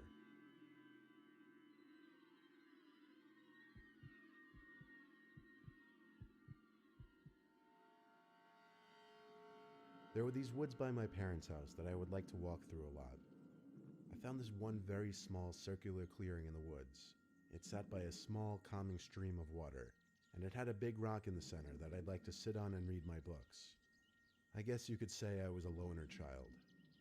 One day, like any other, I walked to the circle, sat on the rock, opened my book to the bookmark, and resumed my novel. It wasn't exactly midday. It was approaching the end of the day, so it was getting slightly darker in the woods. I was interrupted by footsteps behind me. I set down my book and went into the trees to see if there was a deer or other animal nearby, Black bears are what always worried me as a kid. I heard more footsteps, so I followed quietly in that direction. Whatever it was moving fast. Faster than I possibly could while trying to remain quiet. The footsteps disappeared. I figured the animal got too far away, but as long as it wasn't interested in bothering me, I didn't care what it was. I started walking back to my circle, but as soon as I got a view of it between the trees, my heart dropped to my stomach. There was someone sitting on my rock, back to me, but I could tell they were holding my book. I didn't know whether to approach or not until the man said out loud, "I don't like this book," and turned to me, as if he knew exactly where I was standing, even still behind a few trees. He said, "I watch you come here a lot." He had on this weird smile that immediately made me even more uncomfortable. My 13-year-old self didn't have a fight or flight response system. I only had a flight response instinct. The man stood up and took 1 or 2 steps towards me, and I started running. I knew the way back to my house easily. I was there after a couple minutes of running. That night, I got a knock at my window. I woke up terrified and screamed for my dad. My dad came rushing in, and when I told him, he went outside to check. I was horrified when he came rushing in, and when I told him, he went outside to check. I was outright disturbed when he came back in with my book that I left in the woods. He said it was left outside my window. I slept in my parents' room for like a week after that, and needless to say, I never returned to that circle in the woods.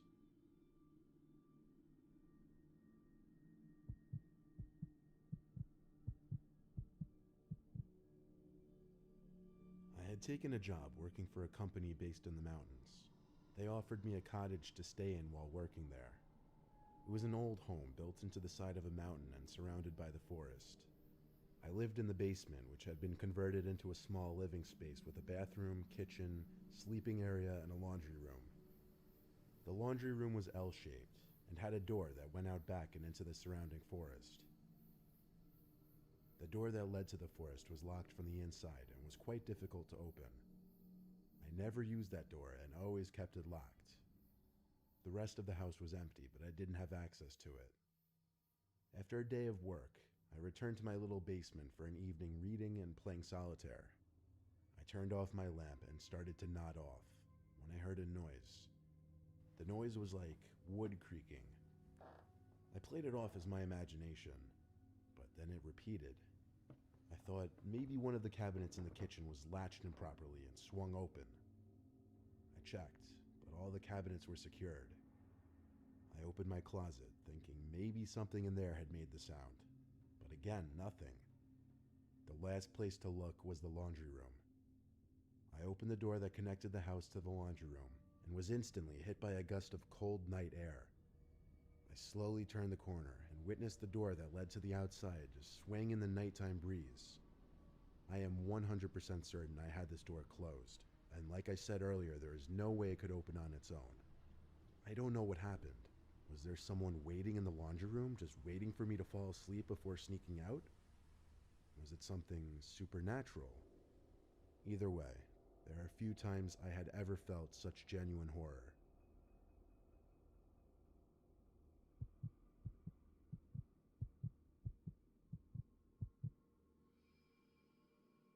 Tennessee has some real characters out in nature. I hiked all around while in school there. Made some good memories with a girl in the enveloping nature. Tennessee has good roads to popular hiking sites and tons of mini trails branching off. Sometimes you need to know what to look for as far as trail markers go, because the interesting ones are always a good ways out. There's one spring waterfall that spills across a mossy granite wall, towering over a shallow stream that empties into a decent-sized pond. I went out there with a friend last time, and we got separated on the way out. I have no freaking clue how that happened.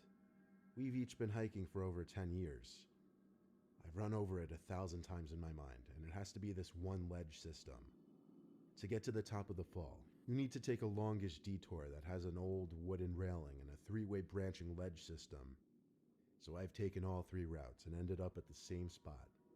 They take maybe 3 to 4 minutes to blast through, and they're kind of like rocky corridors. I don't take the left one anymore, because I'm 90% sure these big stains in the middle are blood. Don't want to know what happened there. It's odd because the left is by far the most inviting. Flowers bloom from vines that are etched into the moss-matted bedrock. Anyways, I'm 45 seconds ahead of her and opt for the right path when I realize I should tell her to avoid the left. It's really hard to reverse given the sloping angle of the path and a few short drops that become narrow climbs. Screw it. Faster if I speed through and yell down. I get out of the right corridor and swing around to where the middle path drops off. I yell, but no reply. So she took left. I run over and climb into the left corridor, thinking she saw the stains and freaked out. To be fair, it looks like someone got bludgeoned to death. I ran up the corridor, but she was gone. I called her name, nothing. And that's what made my hair stand up. I literally heard nothing. No birds, no hum of the forest, not even wind. Just myself and the babbling water. I traced left all the way back and noted a few side passages if you miss a couple of the jumps. No bodies were in there or the middle, though. Good. I figure I may as well get to the top of the falls where I can get somewhat of an aerial view. I get there, and Ashley's sitting there waiting for me. She says she took the left path with the trail guide. What? There are no trail guides. There are rangers, but she knows the difference. They would not be in the rock labyrinth. This guy had a uniform and a trail authority visor on. She knew what I was thinking based on my face, and agreed that we should reverse course ASAP without us saying anything out loud. It's weird when you know you're being watched. We pretended we were going back to the car real quick to get more water, and so I left some fish food in a little crevice like I always did, and we left. She showed me this weird side passage that could not have existed a year before. I walked all the way around. You had to crouch, but you could walk through the labyrinth if you kept left, though. Hindsight, we shouldn't have taken another way. I think he lives in those tunnels. Ashley said he kept trying to lead her in a different direction, but she just followed the light and saw him standing in the tunnel as she walked the rest of the trip to the top. That means he was in there while I was looking for her. And that means she followed him before seeing the blood splatters all over the floors and walls. And that's not the totally fucked up part. The fish food that I left in the crevice was on the hood of my car. Her water bottle was gone too. She had a carabiner to her pack, so he must have snuck up and taken it at some point. That's strange because we're fast hikers. We never went back there and never will.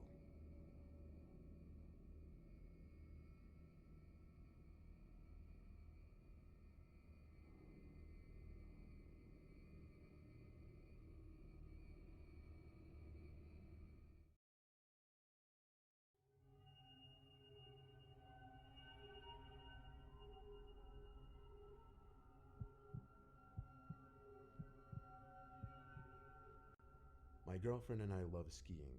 It's how we met. So last year, during both of our vacation times, we Airbnb'd a one-bedroom cabin in Colorado by Vail Mountain. One of my friends told us getting a private cabin was a lot more cozy, peaceful, and romantic. After landing at the airport, we taxied to a rental car place and rented a Honda Civic, probably the cheapest car we could get. We drove a constant uphill through the sludge on the roads until we pulled off the main road onto a more foresty side road. Eventually, we made it to the cabin. Far and isolated from anyone else, but not too far where getting to the mountain would be a pain in the ass. The owner left the key hidden in the mailbox. As soon as I unlocked the door and we stepped inside, we got a huge whiff of, I guess, wood. It literally smelled exactly how you'd expect a log cabin to smell. It wasn't huge, but it was spacious enough. One bedroom, one bathroom, decent living room with a TV and a kitchen. I was paying chump change for it, so I was more than happy with it. Plus, we were there to ski, not sit around the cabin. We got there towards the end of the day, so we didn't hit the slopes that night. We actually just unloaded and got right back on the road to pick up a pizza for dinner. We got back and ate on the couch in the living room while watching a movie. With the dark, moody lighting and the whole log cabin atmosphere, it actually was quite romantic, until my girlfriend started freaking out about her bag. Apparently it wasn't where she left it, which was on the coffee table in the living room. helped her look around, though there wasn't much space to search. She was absolutely positive she left it on the coffee table. It wasn't in the bathroom, kitchen, or living room, so I checked the bedroom, and sure enough, it was sitting right next to the bed. I picked it up and brought it to the doorway of the bedroom with a smirk on my face. My girlfriend didn't seem as relieved as I thought she would be, though. She accused me of moving it and going through her bag, which I found downright insane. We had a bit of an argument until I convinced her that she in fact put her bag in there and that she had just forgotten. We went back to eating and watching the movie, and we got over the argument quickly. The next day, we hit the slopes from early morning till dusk. We stopped on the way back to the cabin to get dinner again. When we returned back to the cabin, we both immediately noticed the living room light was on. My girlfriend was slightly freaking out. I told her to chill. The front door was still locked, so that confirmed nobody had broken in. I thought obviously one of us left the light on by mistake and didn't notice earlier because it was bright out. So once again, we ate our food and watched a movie. When suddenly, out of nowhere, my girlfriend shrieked. I jumped up and looked at her. She had one hand covering her mouth, the other pointing at something on the ground. At first I didn't see it, but when I got up confused and moved closer, I saw it. There was a pair of somewhat fresh boot marks in the rug in the corner of the living room. The snow from the boots had melted into wet stains in the area rug. Obviously both of us wore boots, but I just didn't remember stepping over there. My girlfriend asked me to check around the cabin to make her feel safe, so I did. I peeped under the kitchen table, behind the living room couch, in the bathroom, and I took a peep in the bedroom. There didn't appear to be anyone in the cabin. There weren't really many places to hide anyway. Still, she was scared and seemed to lose all interest in the movie. She went to the bathroom and brushed her teeth, then went to the bedroom to change, and I heard her jump into bed. So I did all the same.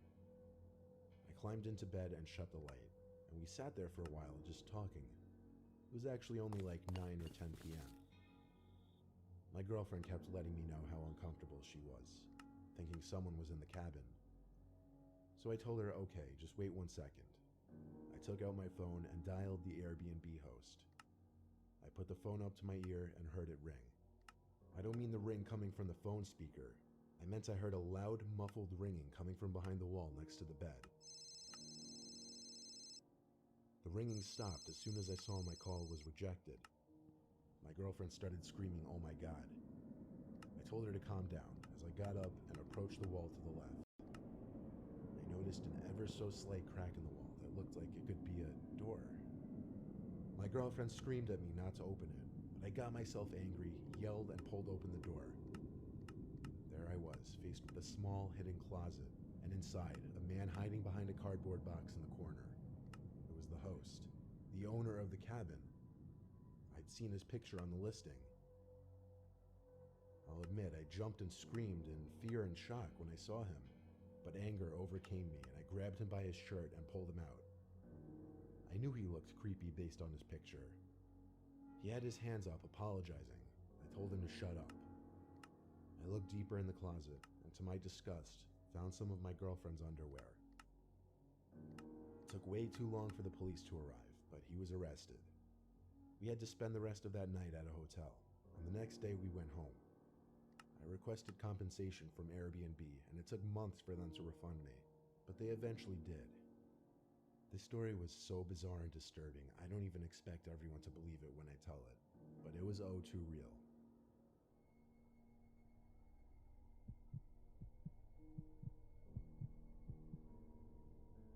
When my best friend Lizzie and I were 18, we went on our first vacation alone together to London. We were staying at the London Marriott Hotel. The first thing we did upon arrival was of course to get there and drop off all our luggage. We'd be there for a whole week, so we had to set our itinerary.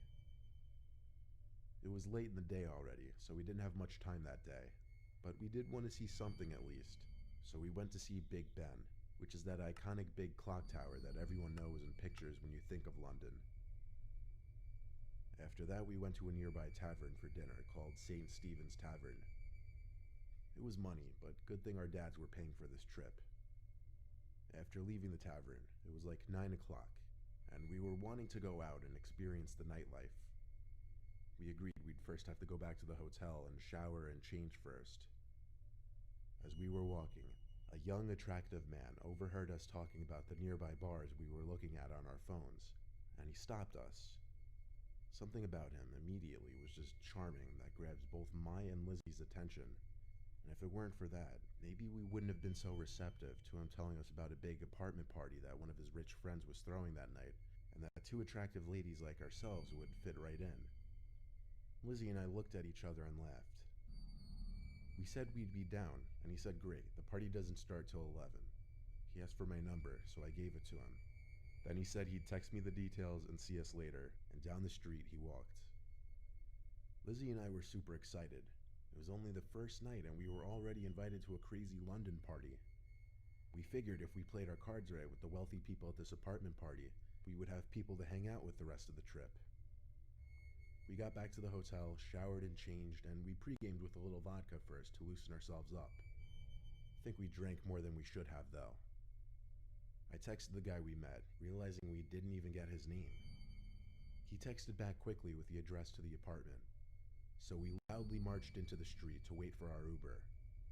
It was a 15-minute Uber drive to get to the apartment, and when we got there, we couldn't believe how different the architecture of this apartment building was compared to something back home in America. I pressed the code for the apartment, and we were quickly buzzed in. We took the elevator to the 5th floor. We were excited, but nervous, not knowing what to expect. The alcohol was definitely helping, though. I knocked on the door to the apartment, but we didn't hear music inside, which was odd. We were nervous we had the wrong apartment, until the young man from earlier opened the door. He hugged us hello, and welcomed us into this dead, quiet apartment. He shut the door, and we asked, "Where is everyone?" He said, "Oh, it's still early, don't worry." We looked around the apartment, and it was not at all as big as we were expecting for an apparent rich guy. We asked where his friend who owned the apartment was. The man said he was getting things ready in his room. He told us to sit and make ourselves comfortable. I remember looking at my phone and seeing it was like 11:30. Lizzie and I sat down, and I could tell by her face she was as put off by this as I was. The man sat down on the same couch as us, next to me. He was uncomfortably close. Suddenly, another man came out from another room. He didn't say anything. He didn't smile. He just looked at us as he walked towards the door to the apartment, and he just stood there. The man on the couch with us started asking us questions like where we were from, and if it was just us two visiting here. I started feeling sick to my stomach. The man next to us got up and went to the kitchen to get us some drinks. The man by the door stood there. Lizzie was to the left of me, so she was more hidden from view. I whispered in her ear to dial 911. She did so, and I noticed her tapping on the phone multiple times, indicating to the call taker that we needed help. Lizzie then suddenly called out loudly to the man in the kitchen, "This is apartment 5C, right?" The man at the door said yes in a deep, unfriendly voice. I whispered to Lizzie again that we needed to stall, and not to drink any drinks the man gave us.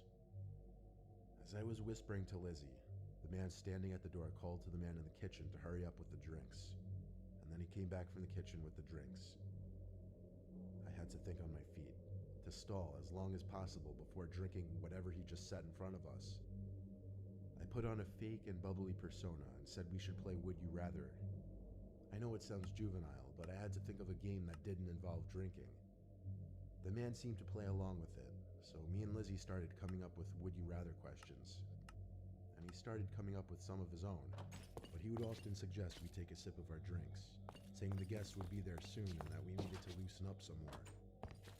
I stalled for as long as I could, saying we already drank a lot, but we'd be down to drink more in a little bit. I remember when things were about to turn really south. The two men looked at each other. Then the bigger, scarier man at the door came over and said, "All right, drink your drinks." He was about to reach for one of the glasses to probably force in my face, when there was an aggressive banging at the door, followed by a man shouting police. The younger man looked at us and asked, "Did you call the police?" I said, "No, why and when would we?" But my voice cracked as I said this, indicating I was nervous. Lizzie apparently just decided the hell with my story and screamed help. The police started to attempt to kick the door down. But the bigger man screamed, all right, and opened the door with his hands up. The two men tried playing innocent. Lizzie and I had to fabricate the story a little bit, saying the two men basically forced us into the apartment and wouldn't let us leave, and that we were pretty sure they drugged our drinks. That was enough to get the men arrested. A second police car arrived to escort us to the station for further questioning. The drinks were tested, and it turned out to no surprise they were roofied. This was definitely a scarring experience, but we didn't let it ruin our trip to London. In fact, we never told our parents until years later, just because it would probably make them less likely to let us travel anymore. The alcohol definitely didn't help our initial decision making in the night. But our advice would probably be don't ever trust strangers, no matter what they look like.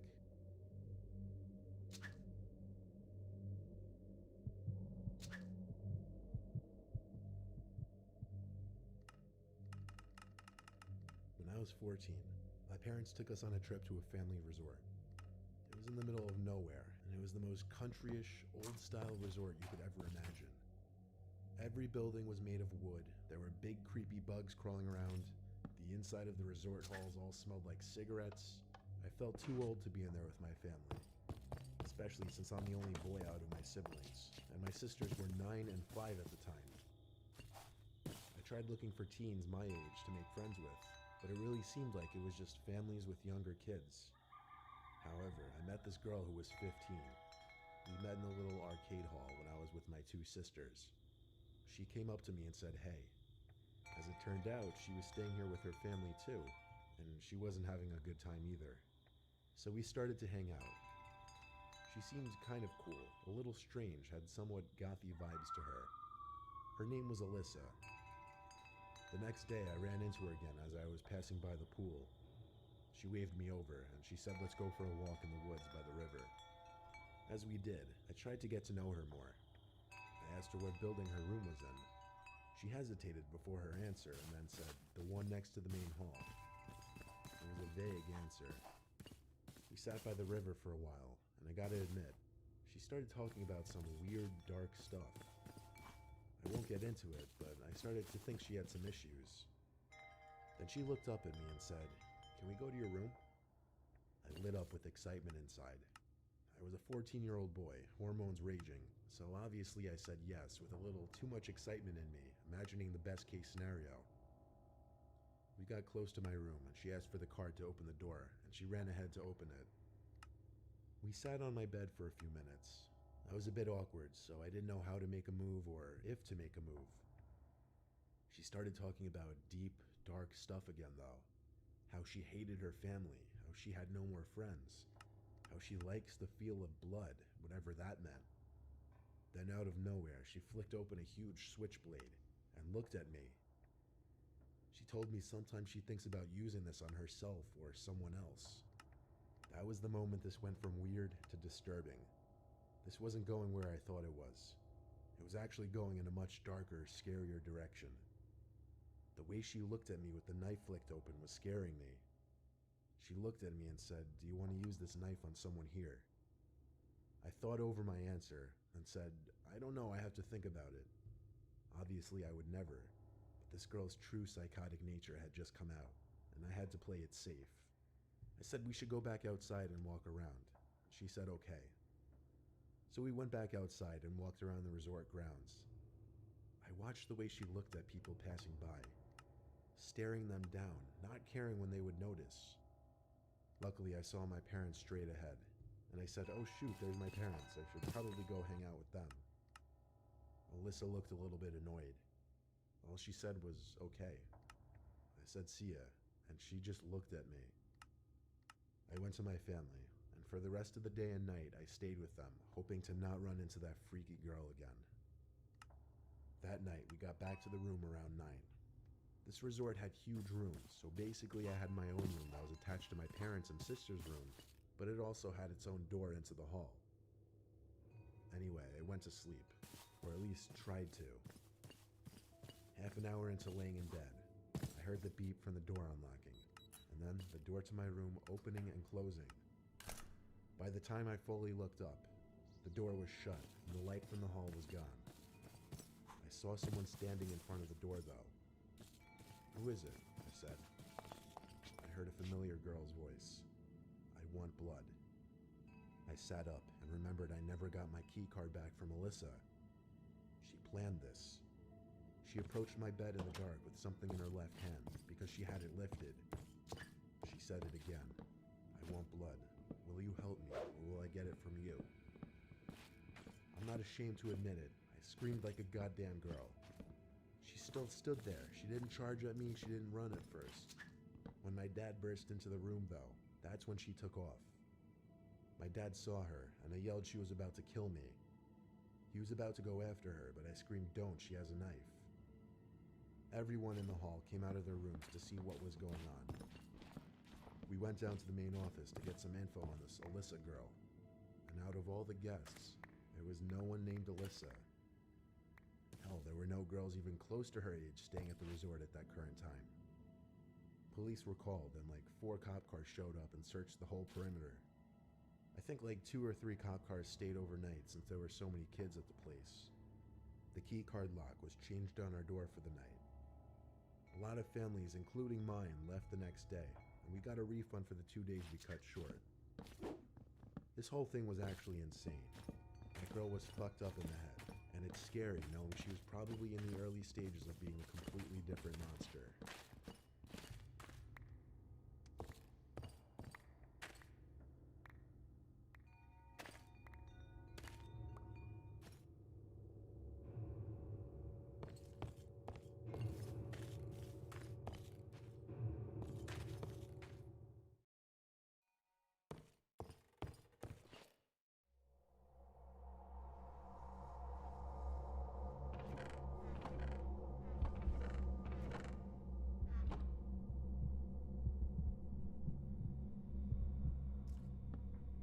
My name is Samantha.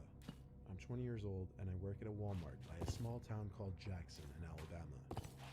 Since I don't go to school full time, my boss would oftentimes put me on an overnight shift, back when the store was open 24 hours a day. Given that it was a super center, there would still be a number of employees working. My shift this one particular night was 10 p.m. to 7 a.m. I was one of only a couple employees doing stock work. There was 1 or 2 employees at registers up front. Given that our store sits in the countryside of Alabama, we didn't really get much business at these insane hours of the night. However, it was a prime restocking period. I didn't personally know the other employees working that night, but it's not like we'd run into each other in the giant store anyway. I started my night folding pants in the men's department and generally tidying up. I kept headphones in at night because usually there would be no one to tell me to take them out. The customer came to the jeans section, and at that time it was around 11:30 p.m., so it wasn't really that weird. People would still come in and close shop till usually around midnight. The customer came up to me and asked me if we had any more of the specific pants he found in a different waist size. I apologized and told him only whatever was on the rack. He thanked me and walked away. I made accidental eye contact with him as soon as he stood by the rack putting the jeans back. It was kind of awkward. He walked away and I continued with my work. Some time passed and the store started to look like a ghost town. No one to be seen as far as the eye could see. I think it was like 1 a.m. I had made my way over to the appliances section. I was doing a lot of back and forth work with boxes from the back section where we kept all the items that were yet to go out. I brought a wagon full of boxes to one of the aisles and started stocking the shelves. Because the shelves were empty though, I was able to see someone through the next aisle over, and they were watching me. Well, only up until he noticed me notice him. Then he looked away. But his eyes looked really familiar. I stepped closer to get a better view, and I realized it was the same customer from like 2 hours earlier. How in the world could he still be in the store? Without making it obvious, I took the wagon with me and passed the next aisle over just to get a look and see if the man had any items in his hands. His hands were completely empty. No way could he be shopping for 2 hours and not pick up a single thing. Something wasn't right. I quickly finished up restocking the shelf with coffee machines and other appliances, then brought the empty wagon to the back area. I chilled out in there for a while because, quite frankly, I felt like that guy might have been following or watching me longer than I realized. I played on my phone for a little while in the employee lounge. Then when I figured it was time to get back to work, I decided I would do grocery work instead, just to be in a different part of the store. I went into the dairy cooler and filled a bunch of crates with dairy products like milk and yogurts. This took a lot of time to do because I had to check the dates on the products and such. Over the loud sound of the giant refrigerators keeping the cooler cold, I heard the door to the dairy cooler burst open.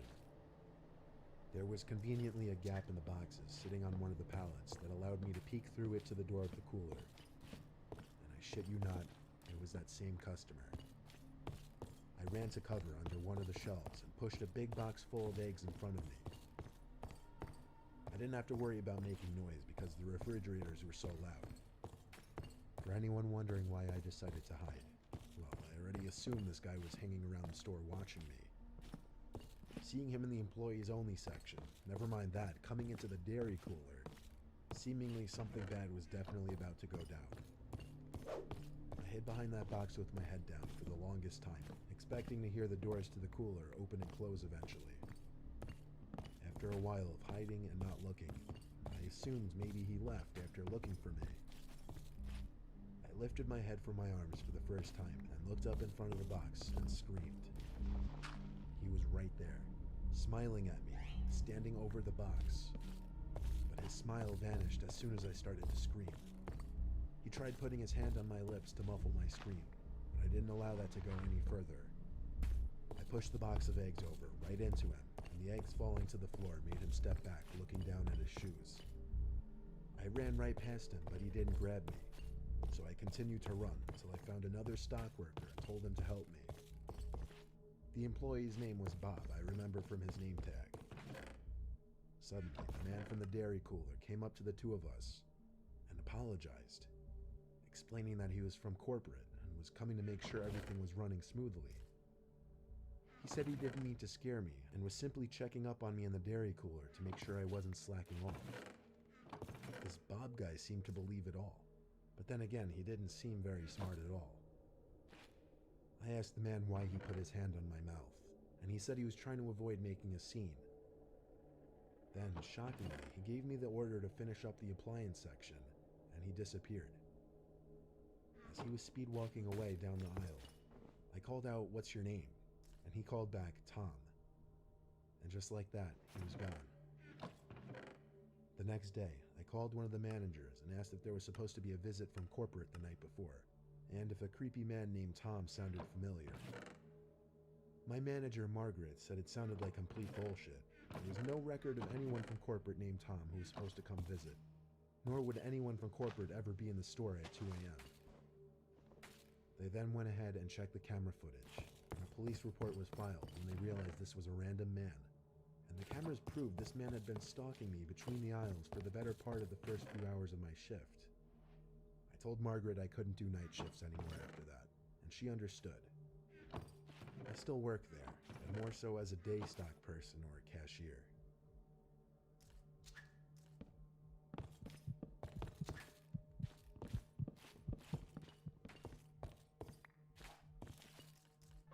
What's one place you can go to and find the weirdest, freakiest creatures in our society? I swear I've never been to a single Walmart where I didn't see at least one eye-catchingly strange human being. Strange does not even cut it for what I'm about to tell you. It was the Thursday before Black Friday. My Walmart was open extra late.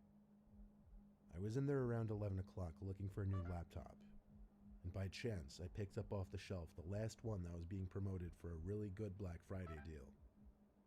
As I grabbed it though, some big, revolting, dirty-looking guy comes up to me and insists he needs a laptop very badly. I nervously said, "I'm sorry, it's the last one." Then he got angry at me and started making a bit of a scene. The man clearly wasn't normal, and my heart started racing simply because I don't get put on guard in these kinds of situations a lot. As others looked on at the commotion this big guy was making, I walked away with the laptop box quickly and went straight to a line. He kept yelling at me as I walked away. It was unbelievable. Some other customers on the line even tried to laugh at me and make me feel better, saying the guy was a nut. So I get home. My family's all asleep already. I go outside to sit in the yard by the pool and set up my new laptop. Then the light on the side of the house turned on. The one that turns on due to movement. I went to check the side of the house to make sure no one was there. Would that thing go off once in a while? Yeah, but there's a small patch of woods right next to the house, so animals would often run on the property, triggering it. Either way, I'm kind of a big pussy, so I went inside, locked the door, and finished setting up my laptop in the living room. A car alarm suddenly started going off outside. I recognized it to be my Cadillac. I looked out the window to confirm this.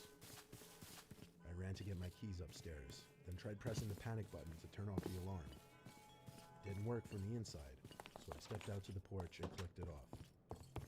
Then I noticed a car parked in front of our house that wasn't there earlier when I got home, and any cars parked in the street on our block was suspicious enough. We live in a closed-off community, and everyone has huge driveways. I stepped down from the stoop. I realized there was someone sitting in that car. I went back inside and locked the door. I went to my mom's room and told her I think someone outside means us harm. My mom and dad have a complicated situation, so my dad doesn't always stay with us. It would have been a different story having my dad there to tell about this. My mom came downstairs with me, noticeably worried based on what I told her.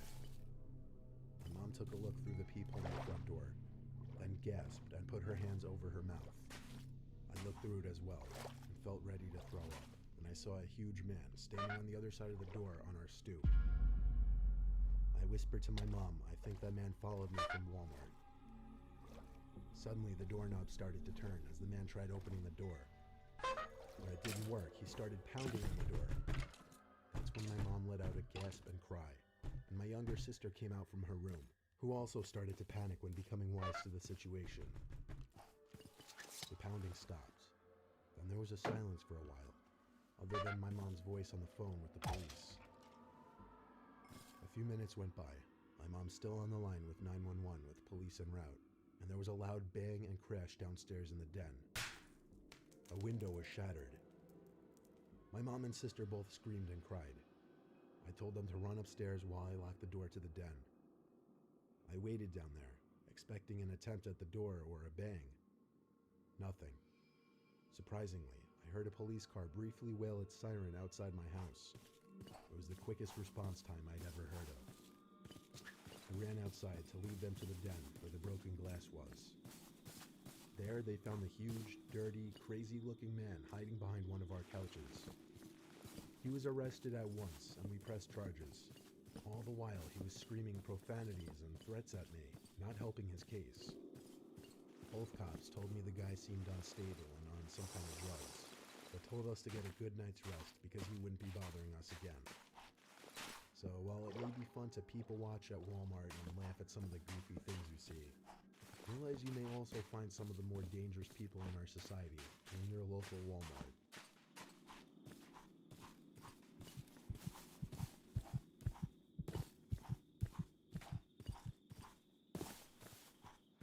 Working the night shift at Walmart as a night stock person on the weekends was my second job when I was finishing up college. I needed to pay off my loans, so I had to make money however possible. I didn't deal with customers or anything. I would just sign for night deliveries, do warehouse work, and stock shelves in the store during after hours. The typical shift would usually be either 11 to 7 or 12 to 7. On July 9th, 2015, a Thursday night, I still have it locked into my brain.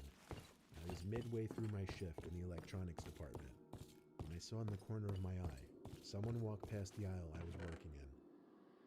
This wouldn't usually catch my attention if it weren't for the fact that there were only two other workers in the building with me that night, Alvin and Baco. They were both wearing the same staff shirts I was wearing. I would know because we all clocked in at the same time. The person I saw in the corner of my eye was wearing all black, so I naturally walked to the end of the aisle and did a little peep around the shelf. No one was there. I yelled both Alvin and Baco's names, so when they didn't answer, it made it even stranger. But regardless, I went back to work. I was holding in a pee for a while, and I told myself I'd go when I finished work in that aisle. Seconds later, there was a huge crash a few aisles down. It actually startled me. I ran over to see what it was, and a bicycle was somehow knocked off its hook. The hook was still fine and in place. It seemed like someone would have had to put effort into knocking this down. I hung it back up and started walking around the aisles, suspicious as hell. I got to the last aisle towards the back of the store, which was the paper and cleaning aisle. Then there was this freaky-ass sound that I could best describe as a laugh. It sounded like it came from literally the next aisle over. So once again, I did a short run back to that aisle and felt my heart drop when I saw a man dressed in all black, waiting by the end of the aisle with his back facing me, but his head turned so that all I saw was only half his face. Then he suddenly ran, not towards me, but down some other aisle. I heard his footsteps running around. I was faced with a choice of chasing after him or going to find my 2 coworkers. I chose the latter. All the while, I heard these freakish laughing sounds and footsteps that I honestly felt like were circling me. I found Alvin in the women's department and told him to be on the lookout for someone who wasn't meant to be in the building dressed in all black. We didn't have walkie-talkies, so I asked him to tell Baco if he ran into him. I excused myself because I couldn't hold it any longer. I had to go to the bathroom. I ran to the employees-only bathroom, which was in the warehouse section. I put a nest of toilet paper on the seat in one of the stalls and sat down. And yes, I'm the kind of person to sit when I pee. The door to the bathroom opened and closed. Naturally, with 3 to 4 people in the building, I said, "Who is that?" And with no answer, I assumed the worst. I heard that horrific laughing again, and someone stepped into view from between the crack in the door. Looking right in, they stepped closer until the crack was completely covered, and all I saw of their face was an eye. Then the whispering began. Unintelligible whispering, but the echo from the bathroom just made it more unsettling. I just remembered I had Alvin's phone number saved on my phone, so I got it out and called him at once.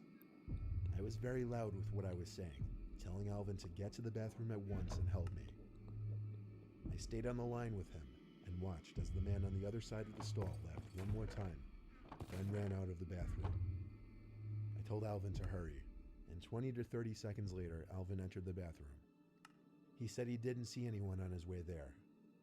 We didn't have any security guys working when the store was closed, so we couldn't even go look at the cameras.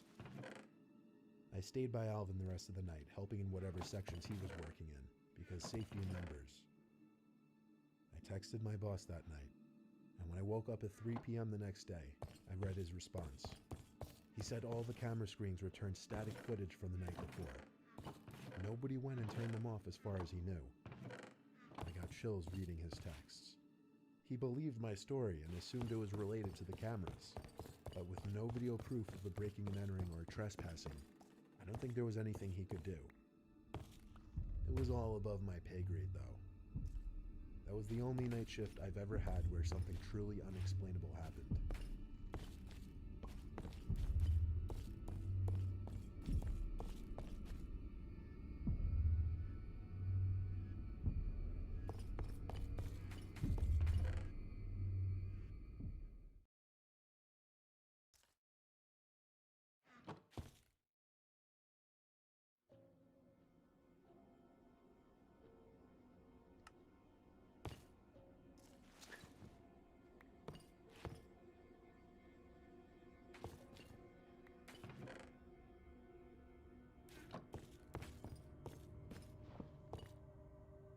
I'm sure most of you use Instagram this day and age. Whether you have a big following or none at all, it's just something most of society uses. Apparently the app has over 1 billion active users, which I find insane. I had about 300 followers at the time this happened. I live in a rural town, so I guess that's a lot for people around us. We don't know a lot of people outside of our districts. One night watching a movie, my phone vibrated. It said a girl named Holly started following me on Instagram. So I opened up Instagram to check out her profile. And she was this really gorgeous blonde girl with like 5,000 followers. She had about 50 pictures. They were all spaced out realistically as far as the dates they were posted. Usually when I get followers like this, I'll check to make sure they're actually legit.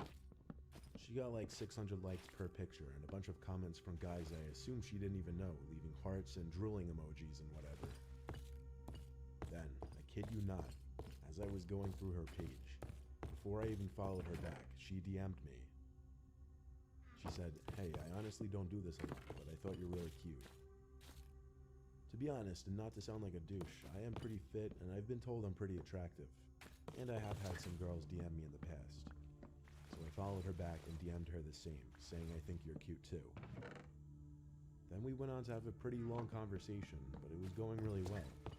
We talked about fitness and what high schools we went to, and honestly it was great. She gave me her number, and we quickly got to setting up a meetup for the next night, which was a Friday night. We agreed we'd meet at a popular bar called Lucky's for a couple drinks. So Friday night, as the nerves were starting to kick in, I prepared myself for this little date. Never had I gone on a date straight from an Instagram DM, but this girl was downright gorgeous. I drove down to Lucky's and sat in my car in the parking lot, awaiting her call or text to let me know she was there. Eventually she did text me, but not to let me know she was there. She said her car broke down and she needed a ride. I had to reread it a couple times to be sure I was reading it correctly. I tried calling her, but she didn't accept the call. She texted me describing her location. I didn't answer just yet. I took one more good look at her Instagram profile, and it was definitely real.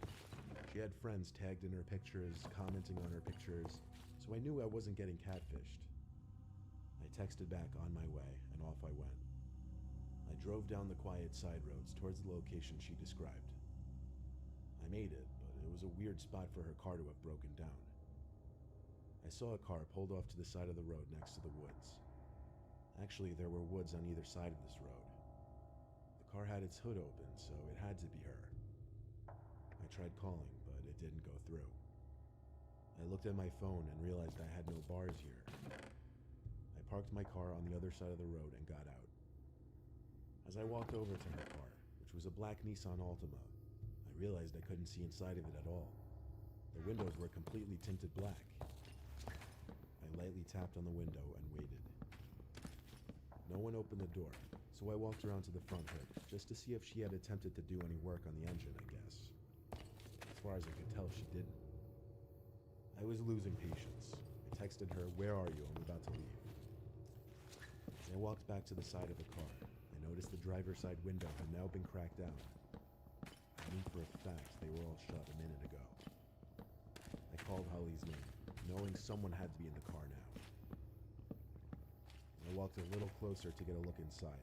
Someone's fist reached out from the window, and they started signaling for me to come closer with their pointer finger.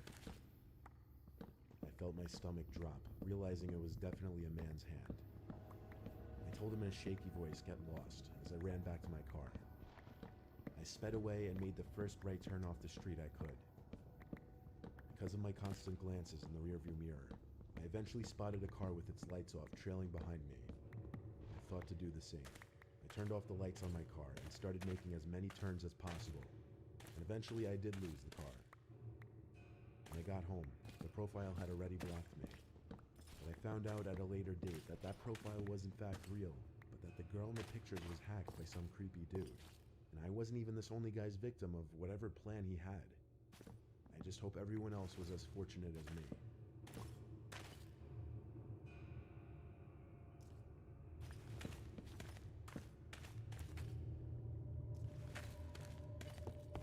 I have an Instagram account with 1,100 followers. I had it set to public so anybody could come onto my page and look at my pictures, like them, and comment on them. So oftentimes I'd get people I didn't know liking my pictures and commenting on them. But one person stood out from the rest. I remember his first comment on one of my photos. It was a beach picture with one of my friends, so I was wearing a swimsuit. I had like 11 comments on it, but one of them was from somebody I didn't know.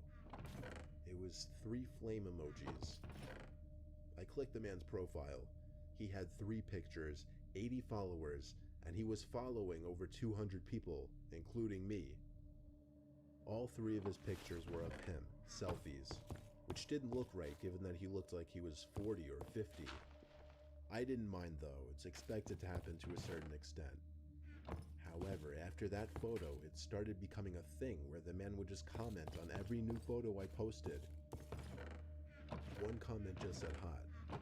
This one was a little creepier, honestly.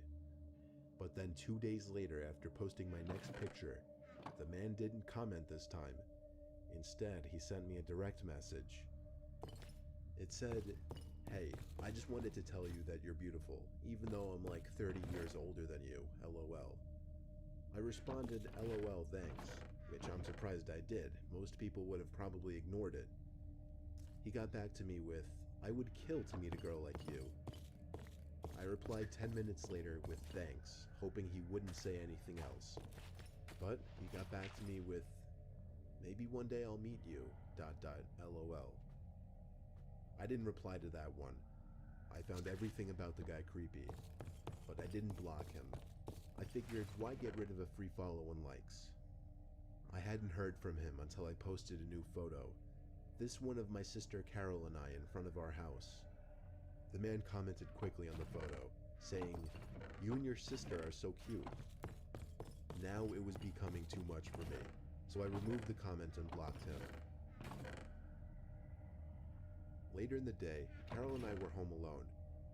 I was in the bathroom doing my nails, getting ready to go out. I noticed a car I didn't recognize pull up in front of the house through the window, but only the front. The rest of the car was covered by the bush that separates our front yard from the neighbor's. The headlights shut off, but I didn't see anyone step out of the car. I took note of this only because we're on a dead-end block, so we don't get any through traffic. I shut the blind just because I was on full display. My sister was in her room on her laptop when the time came for me to leave. I didn't bother saying goodbye. Usually we just text each other that we're going out anyway. I went to my car, looking at the mysterious car, which revealed to be a Maxima. The tinted windows mixed with the darkness of the night made it impossible to see inside of it.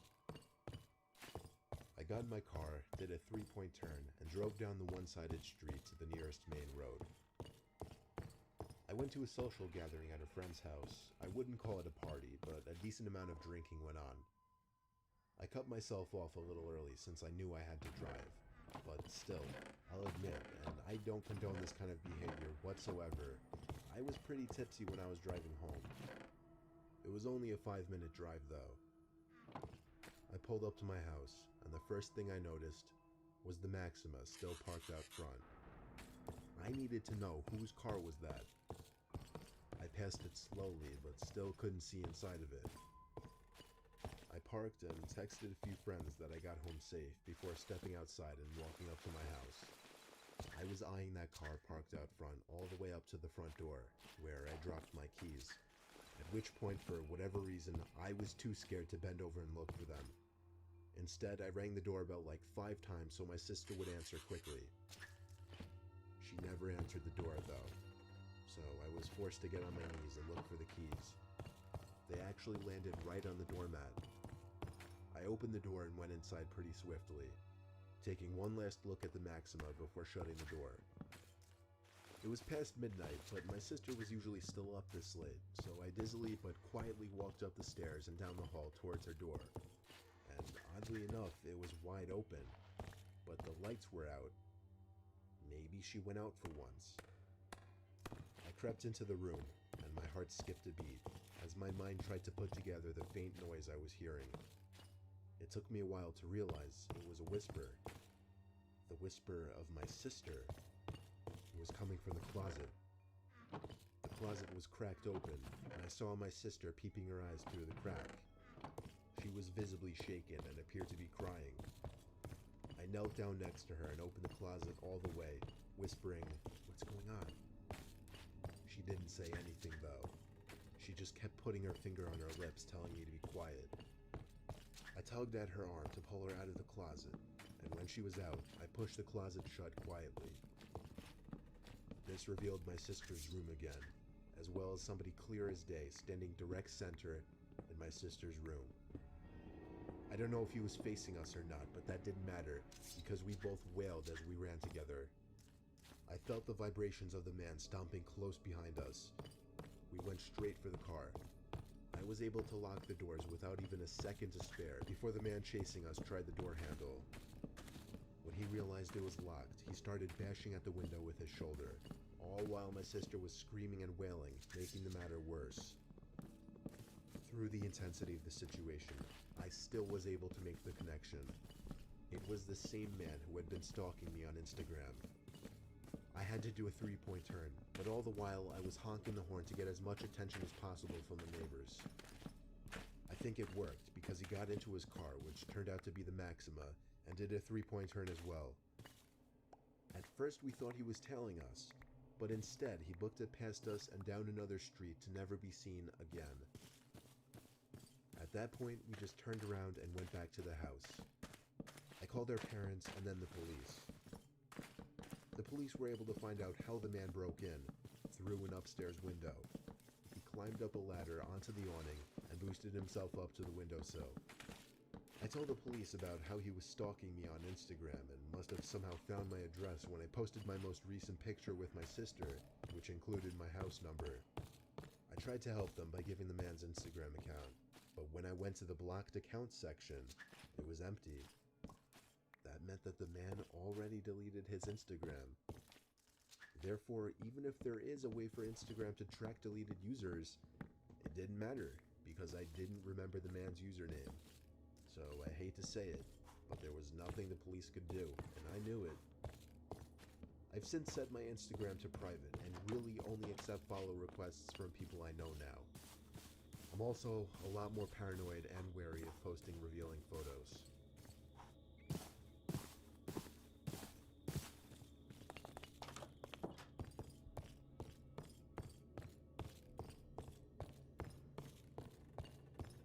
I came across something recently that has been freaking me the hell out. Before I get into my discovery, let me just get into a little backstory that makes the discovery even more disturbing. For the past few weeks or so, on several occasions, while either trying to sleep in my bed or doing something in my room with a light on at night, I would hear a single, faint yet audible tap on my window. I hardly want to call it a tap, because none of the sounds really resembled an intentional tap. It sounded more so like something accidentally being scraped or pressed against the glass very briefly. At first I thought it was just bugs flying into the window, but as the same sound kept happening at least 2 or 3 times a week, I started to get freaked out by it. So I told my dad, and he of course told me it's nothing, probably just bugs like I initially thought. So nothing happened for a few nights. But then, I got a text from a friend. Well, not a friend, just some guy I used to have a class with who somehow coerced me into giving him my number. He said, "Hey, I don't know if you remember me. We used to have a class together.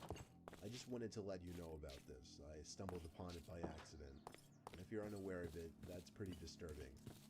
Then he added a link to the bottom of the message. I pressed it, and it took me to an Instagram page. The page was titled JP Unofficial. And those were my initials. But that wasn't the first thing I noticed. The first thing I noticed was the profile picture, which was me. And then, the 45 pictures uploaded to that account were all of me. They weren't like pictures that I took though, they were all candid. I mean, like, they were pictures I never even knew were taken. Some were of me at the beach, some were of me sitting in my car, but the newer ones got even weirder. Some were of me in my backyard, and then the worst ones were the most recent. There were pictures of me in my room, taken from outside my window. Some of me sitting on my bed doing homework or texting, others of me standing, with one even of me in my underwear. I felt sick. I felt like crying and throwing up. All of the pictures had at least 2 or 3 likes. Some had comments, but not comments pointing out how wrong this is. They were comments encouraging it, saying things like, "Go for it," or "hot," or "What'd I do if I could get my hands on her?" Captions of the photos too. They were all things like, "The love of my life," or "She went to the beach today," or "I just like to watch her." My mouth was twitching as a tear rolled down my face. I was was so disturbed, I can't even describe the emotions I was feeling. And then, there was a sound again at the window. The sound.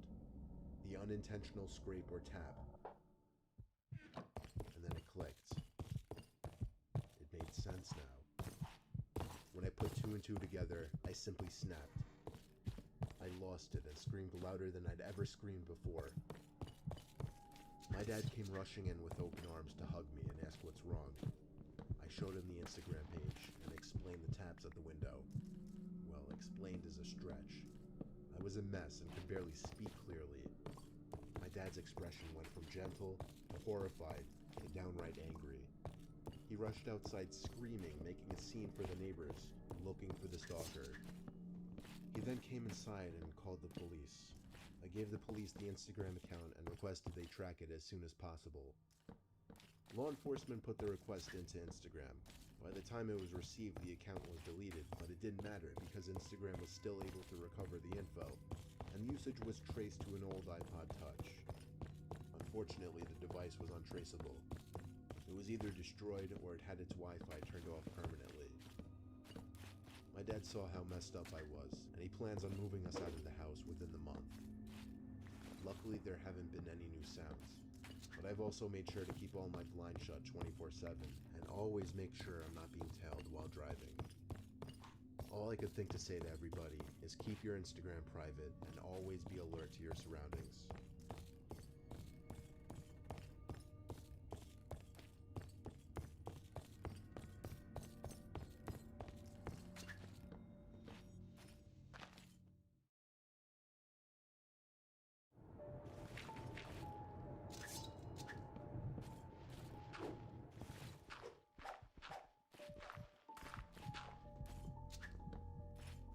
For a very brief 2 months, I worked as a delivery driver for the app DoorDash. It was to make some quick money on the side on the weekends. I live in a suburb of Nevada, so deliveries are usually quick and close. Someone made a big order to a local burger joint, and I accepted the delivery. When the food was finished, I loaded it into my car and checked the destination on the app. It was a house across town in a cul-de-sac. I tended to drive quickly over the speed limit to get more deliveries out, aka get more money. When you drive like me though, you're bound to get into some trouble once in a while. And this time, as I was driving up the block towards the cul-de-sac, I saw the sickening glow of the blue and red lights in my rearview mirror. I pulled to the side and got written a ticket for more money than I'd possibly even make that night. It was a horrible feeling that I'd spent my night doing deliveries only to end up losing money. Still, I had to finish this delivery, albeit a bit late now. After the cop got back in his car, I drove right down towards the cul-de-sac. I got to the house, ran towards the front door, and knocked really hard since there was apparently no doorbell. As I waited for the door to open, I looked around this dark cul-de-sac. I say dark because there weren't any streetlights, only the small amount of light that was given off by the 3 total houses sitting on the street. It was a pretty unusual dead end. Not a nice looking spot by any means. The house wasn't exactly the prettiest either. The door finally opened, and an average height bald guy opened the door. He had a grayish beard with brown stains in the middle. His body language and way of behaving was immediately weird, screaming drunk or a drug addict. To top it off, his breath was awful as he said, "How you doing?" in his loud, obnoxious voice. He told me to come in. I told him no, it's okay, as I held out his bag of food, waiting for him to grab it so I could leave. He said, no, come in, I got something for you. I told him, really, it's okay, I need to be on my way. He said something along the lines of not being able to tip me through the app, so he'd have to give me some cash money.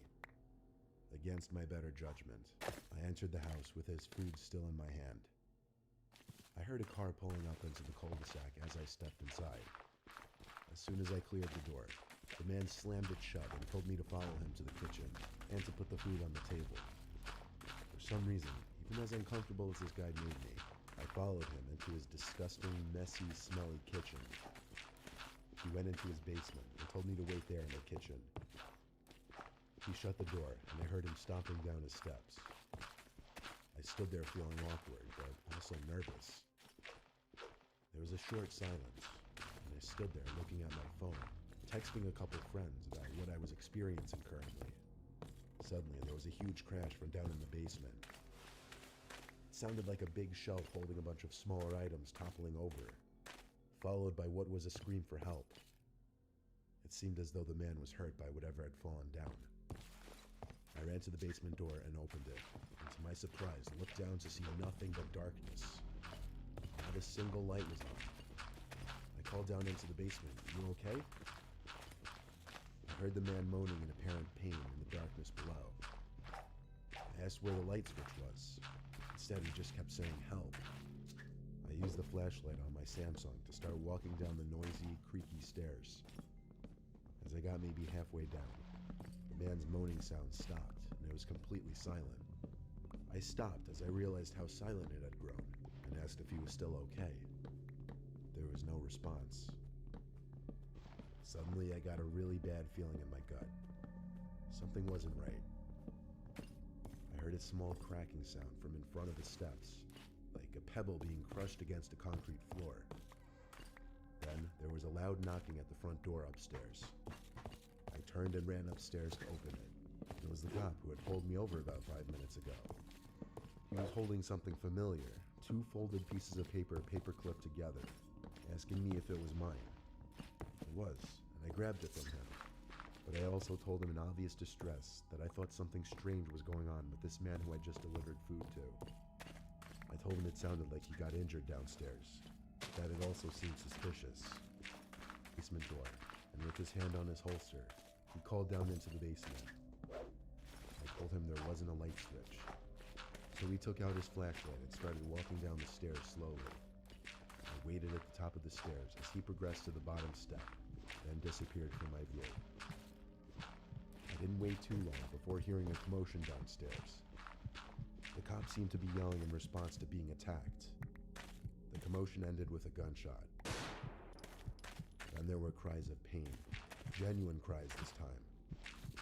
The cop called up to me to come help him get the guy upstairs. He asked me to hold the flashlight as he guided the man who was now cuffed up the stairs.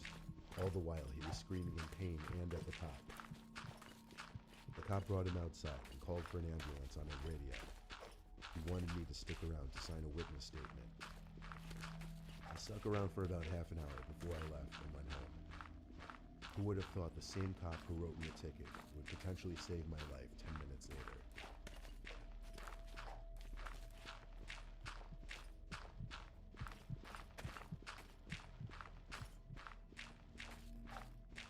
I occasionally do some deliveries for Postmates, usually late at night after work during the week or on weekends. I use my motorcycle as it allows me to get from point A to point B faster.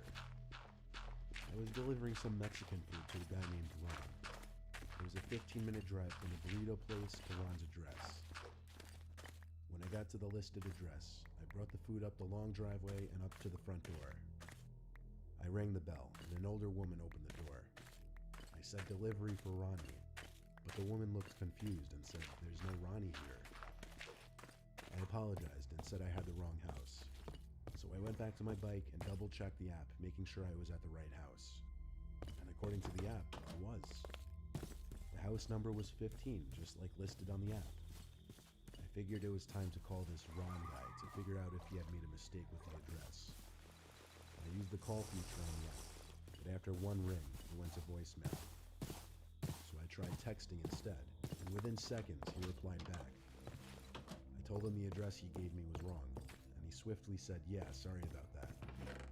He explained that he didn't actually live here, but that he was chilling with his friend in the preserve across the street from the house listed on the delivery. He requested I come into the nature preserve by the fire and drop it off there. He mentioned he was sorry about this and was planning on leaving a generous tip.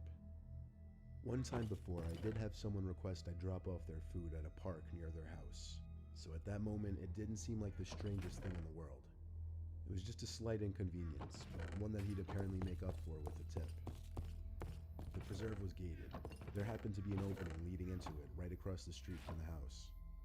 I followed the dirt trail until the light post ended, and any further I would be walking into complete darkness. I looked around for the light of the fire, and as a matter of fact, I did see a hint of light coming from the woods. I I started making my way over into the increasing darkness of the woods, leaving the lit up area. As I got closer, I could confirm it was light from a fire. Why were they in the middle of the woods, though? The question of why they were expecting me to bring it to them out there started to ring in my head. I yelled out Ron's name a few times when I was within yelling distance of the fire. No answer. When I got close enough, I noticed something. There was no one sitting around that campfire. I asked myself, was that the right fire? But that was a silly question. How many fires could there be on a weeknight in the preserve? I walked a little closer to the fire and noticed a tent behind it. Maybe they were in there. So once again, I yelled Ron's name as I approached the tent. It was zipped up. I tapped on the tent and said Ron's name again. So I finally unzipped the tent and knelt down to look inside. I saw someone laying down on their stomach, facing away from me, so that their shoes were only a few inches from my face. They seemed to be asleep. This was getting a bit ridiculous, so I just marked the order as delivered and turned ready to walk away. I didn't even make it a single step before noticing someone standing about 20 feet from me, between two big trees. He called out, "Are you alone?" "No," I said. "My friend is just over there." The guy asked, "Why aren't you alone?" I said I do my deliveries with a partner. He asked, "Where's my food?" I was about to tell him I was in the tent, and I felt two hands grab both my legs and tried pulling me down. I looked down and saw the arms reaching out from the tent. Ron, presumably the guy who I was just talking to, started charging at me. With only maybe 5 seconds to act, I did manage to escape the grasp of the two hands and run past Ron, if that was even his real name. I don't think he chased me after I left the vicinity of the fire. I found my way back to the bike easily, and I drove off without taking a second to look back. I contacted Postmates customer service about it. They told me I should escalate it to the police, as there was nothing they could do. By the time they even responded with that, I didn't even feel up to going through with a police report. I just figured I'd let it go. I got lucky and I was unharmed. Still, it taught me one thing. If your instinct tells you to turn and walk away, do it.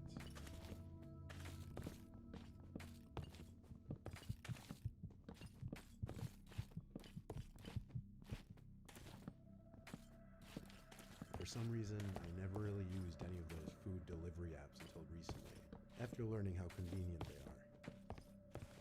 One night after a late work shift, I didn't have time to make dinner, so I ordered some Chinese food off Postmates.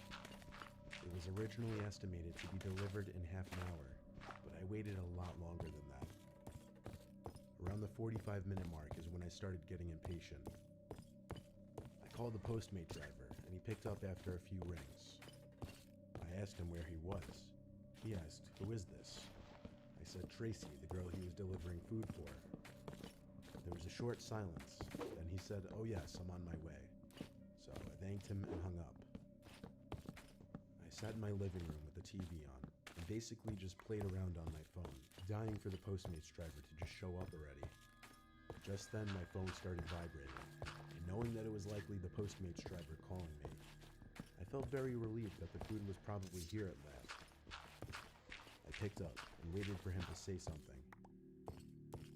I had to say hello like 4 times before he finally started speaking. He said he's outside. I didn't really know how to respond to that, so I said okay and then described my house to him. Then he said something weird. He asked me to come outside to get the food. I opened my front door to check if he was there. He wasn't. I asked him where he was as I stepped out onto the front deck. There was another pause. I looked around my whole front yard and didn't see anyone. I told him I didn't see him. He said, "I see you." Again, I didn't know how to respond, but the way he said it was just so creepy. The last thing he said before I hung up the phone was, "You look really pretty." At that point, I went inside and slammed my door shut and locked it. I opened the Postmates app, and it said my food was delivered. I didn't know what was going on here, but I was growing increasingly uncomfortable. I shut off all the lights in my house and started looking out each window. I started with the living room windows. Didn't see anyone. Then I I checked the dining room windows. Nothing. Next, the kitchen. Still no one. So I went down to our den, which was by the back door. I hadn't raised the curtain that morning because of work, so I pulled the string to raise it up. Only a little bit. Just enough to peek under to check the backyard. This whole time I was looking out windows. I don't think I actually expected to see someone. But when I looked under the curtain to the den window, I saw a man sitting in my back patio. He wasn't on his phone, he wasn't doing anything. He was just sitting there, as if he were waiting for me. I lowered the curtain back down, and then my phone rang. It was the guy again. I picked up, and he immediately said, "I just saw you at the window." All I said to him was, "I'm calling the cops," and I hung up. I went back to the living room and called the cops. The man on the phone said an officer would be over shortly. After I hung up, my phone kept ringing. It was the man. I kept rejecting his calls, but he wouldn't stop. Sitting there waiting for the cops was one of the most tense moments of my life. Eventually, there was a knock at the door, followed by a man shouting, "Police." I jumped off the couch and ran to open the door. I was confused to see not a man in a police uniform, but some man in some dirty street clothes who gave a disturbing smile as soon as we made eye contact. He opened the storm door and tried to get in, but I pushed the front door hard enough to get it shut and lock it. He didn't bang on the door, he didn't scream anything. I think he simply ran off after that. A few minutes later, the actual police showed up, and they searched the property with me. We found the man's phone left on the table in the backyard. The background to the phone was a white guy with a blonde girl, presumably his girlfriend. I note this because the man who was on my stoop was not white, he was Hispanic. I did a little detective work with the cops and came to the conclusion that this man was not originally my Postmates driver, that he had stolen the driver's phone somehow mid-delivery. The police confiscated the phone and left after taking a report. As far as I know, that man never returned to my house, but this was easily the scariest experience of my life.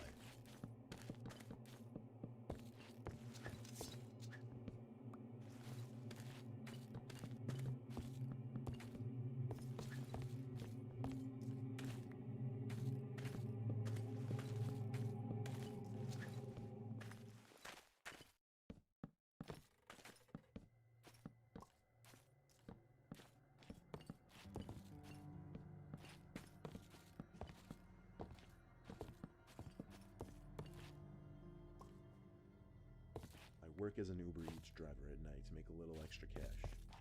Friday and Saturday nights are always the busiest because everyone's either home or with friends and ordering food, so those were usually the nights I would work. I got a request on a Saturday night at 1 a.m. to pick up McDonald's for a guy named Kyle. He lived a few minutes away from my current position, so I punched in the nearest McDonald's, which was like a 2-minute drive away, and picked up his order. It was a small order. I think he only wanted 2 hamburgers. He lived like 5 to 7 minutes away from the McDonald's. I followed the app's directions to the house, and eventually it led me to a short dead-end street that veered off another dead-end street. The house was the last one on this dead-end road. It sat right next to a line of trees that ran alongside a highway that was pretty much dead at this hour. Given how late of an hour it was, I didn't want to ring the bell, so I called this Kyle guy's number. It rang once, then went to voicemail, so I hung up. Then I got a text from him, though. He told me to come to the door, and so I did. I got to the big wooden front porch of the house, and soon the front door opened. A bald guy opened the door, and he didn't look very old. He looked to be in his 30s, yet his head was completely bald. Maybe he was sick or just liked that look, so I didn't judge. However, his breath was disgusting, and he seemed to be quite drunk, so that was a little off-putting. The payments were done through the app, so usually there was no need to wait around for money.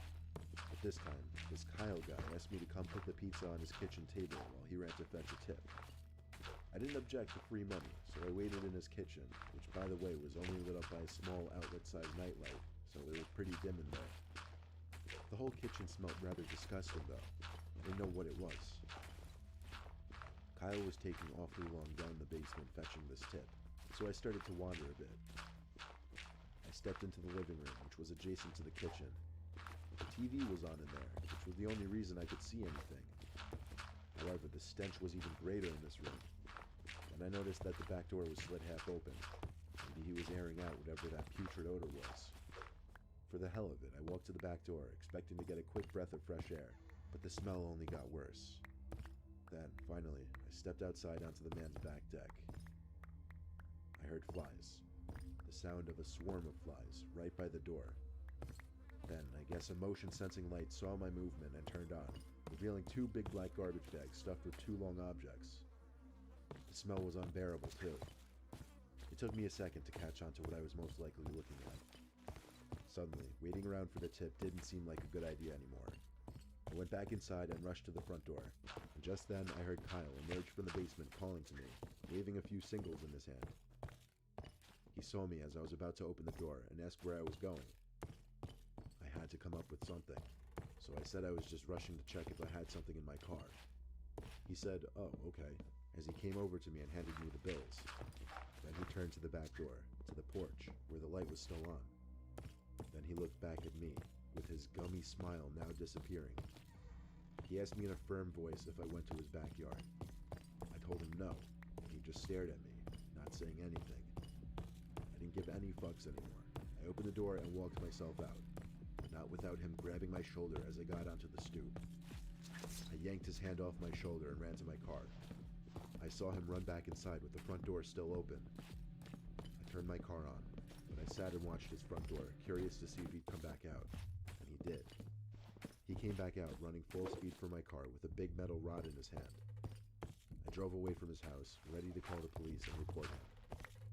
I called when I got down the block, making sure to leave him no time to dispose of those potentially dead bodies. I waited down the block and saw police cars pull up literally within 2 minutes. I watched the whole thing as I told police where to go. In fact, Kyle, that's his real name, had already started moving the bags, which did contain dead bodies, to the bushes in his backyard. Everything about this guy was off. For leaving the back door open to reveal dead bodies to a pizza delivery boy, he may have been deranged, but he also wasn't the smartest man around.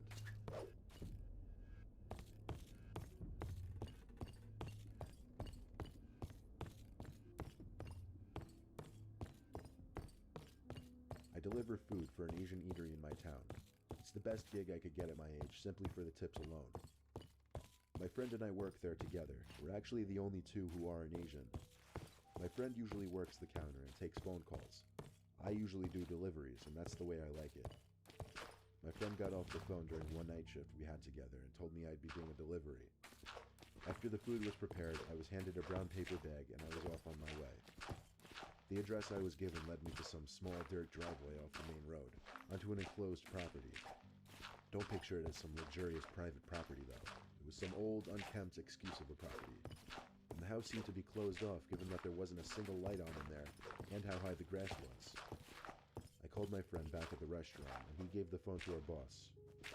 Unfortunately, our boss is a stinge, so he yelled at me in his thick Asian accent to knock on the door and don't waste the food. I got out from my car and felt grass rubbing against my shins. That's how tall it was. I went up the 3 stairs to the front door and knocked really loud since there didn't seem to be a doorknob. As I expected, after 30 seconds of waiting, there was no answer. So I got back in my car. The first thing I did was start texting my friend back at the restaurant. But when I looked up back to the house, this time one of the upstairs lights inside of the house was turned on. So I went back to the door and knocked once again. Only on the first knock, the door pushed open slightly. Someone had opened the door, but there was nobody standing next to the door. I pushed the door open a little more and called out hello. My voice echoed through the empty house. I was waiting to hear footsteps come to the door. They never did. Obviously, someone had to have opened the door, so if they weren't going to come to the door, I had to assume they wanted me to come in. I stepped into the house as my shoes made the wood floor creak. I called out one more time, and this time someone replied back. I heard the words aquí arriba. Now, I'm not fluent in Spanish by any means, but I knew that aquí meant here, and I knew arriba meant above. So I put 2 and 2 together and figured they said up here. There was a stairway in the middle of the hallway, so I walked over to it and stopped at the bottom step. I looked up the stairs, and all I saw at the top was an arm reached out over the ledge, doing a little stiff come here motion. I used what little Spanish skills I'd gained from middle school and said something like Tango tu comida, as I walked up the stairs. As I got about halfway up the stairs, the arm wasn't there anymore. I got to the top, looking for whoever was just standing by the ledge over the stairs. And I noticed through the tiniest amount of light that the person was now inside a bedroom with the lights off. But I didn't see the actual person. Once again, all I saw was the person's arm, doing that same come here motion. It's as if anything above the person's elbow was faded to black in that room. It was such an eerie sight. I knew for certain I wasn't going in that room though. So I said firmly with confidence, "Buddy, I'm not going in there. You come out here with money or I leave." Suddenly, the arm pulled away into the darkness of the room ahead of me, and after a few seconds of standing there in silence, I was hit by a flying object. It happened so fast that it took me a few moments to realize I'd just been hit with a stiff, severed arm. It wasn't some plastic Halloween toy, it was a real arm. I ran down the stairs with the food still in my hand and got back to my car. I didn't even call my friend or my boss. I drove straight to the nearest neighboring house and rang that person's doorbell. When they answered, I told them about what their neighbor had just done to me, and the woman had the most puzzled look on her face. She said nobody's lived in that house for a year. I felt my stomach drop when those words hit me. She said she would call the police after we talked about it for a good 5 minutes. Then I went on my way back to the restaurant with the food. I explained the best I could to my boss, and he let it go. I sometimes wonder how things would have played out if I went into that room, and who or what I would have found.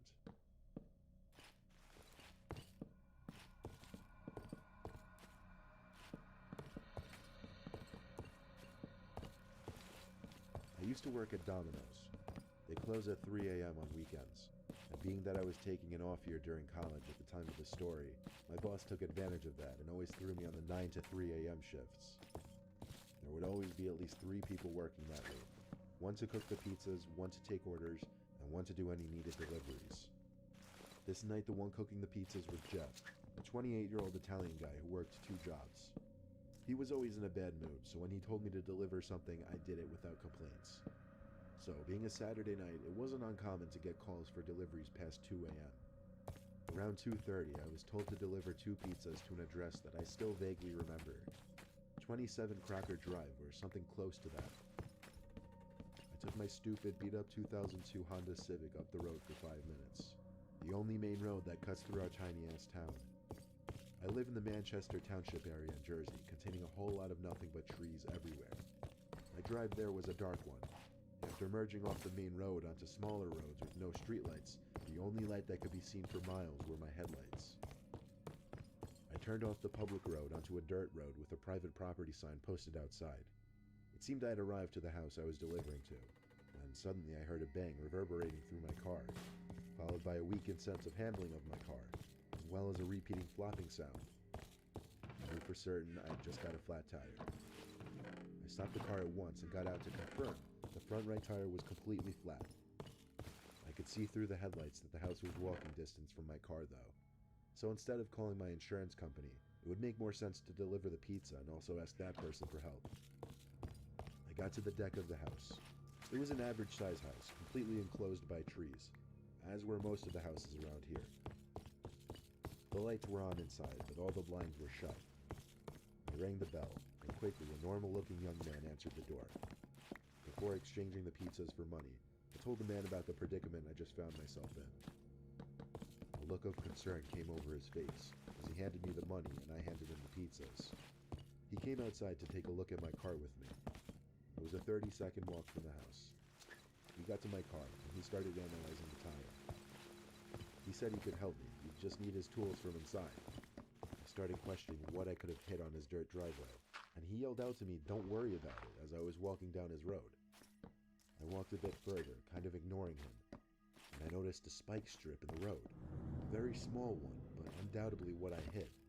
I couldn't see any other reason for that to be there, other than him putting it there deliberately. I started thinking over the possibilities of what could be going down, so I pretended I didn't see the spike strip and walked back saying I didn't find anything. He looked at me. I was worried he might have been suspicious.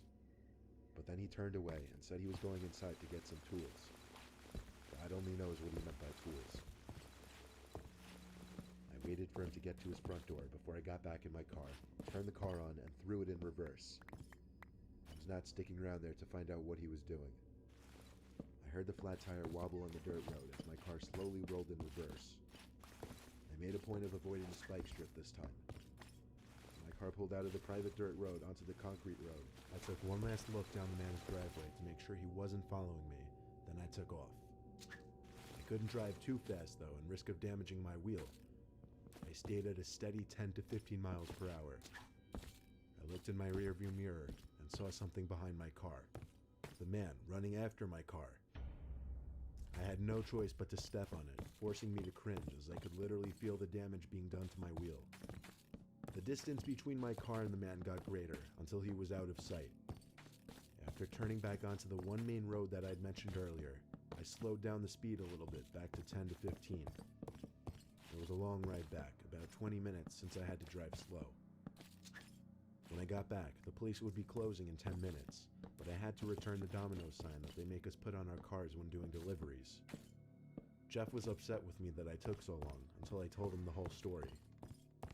The woman who was also working the same shift as us listened in with a look of shock on her face the whole time. When time came to close, Jeff told me I should just drive home slow since I lived like down the block, and that I should take care of it tomorrow. The two went off to their cars and drove away. I sat in my car for a little bit, thinking. Eventually I turned my car on and started my slow drive back to my house. I noticed, however, that a car without its lights on was following close behind me for a while. So I pulled over in front of some small house to see if they would do the same. The car passed me, but then pulled over on the same side of the street a little further down. I started to panic, knowing it had to be the man, who figured that he'd find me at the Domino's that he ordered from. I couldn't lead him to my house, so even though I didn't know for certain if it was him, I had to be overly paranoid and call the cops. I had police come to my exact location for fear of being followed. After 5 to 10 minutes of waiting, a cop car slowly rolled down the street and I beeped my horn to stop him. He stopped in reverse so that his windows were lined up with mine, and then we both rolled them down. I pointed at the car in front of me with its lights off, sitting a little further in front of me. But just then, that car zoomed out from its parked position, lights still off, instantly disappearing down the road into the night. The cop put his lights on and sped after him without saying a word. I didn't know if he wanted me to follow him, but I couldn't with my tire. So I drove home as quick as I could and parked my car in the driveway. I still don't know if that cop caught that driver. Somehow I doubt it, but I like to imagine he did. Either way, I always made sure to watch my back every time I drove home after that night, and I quit that job 2 months later.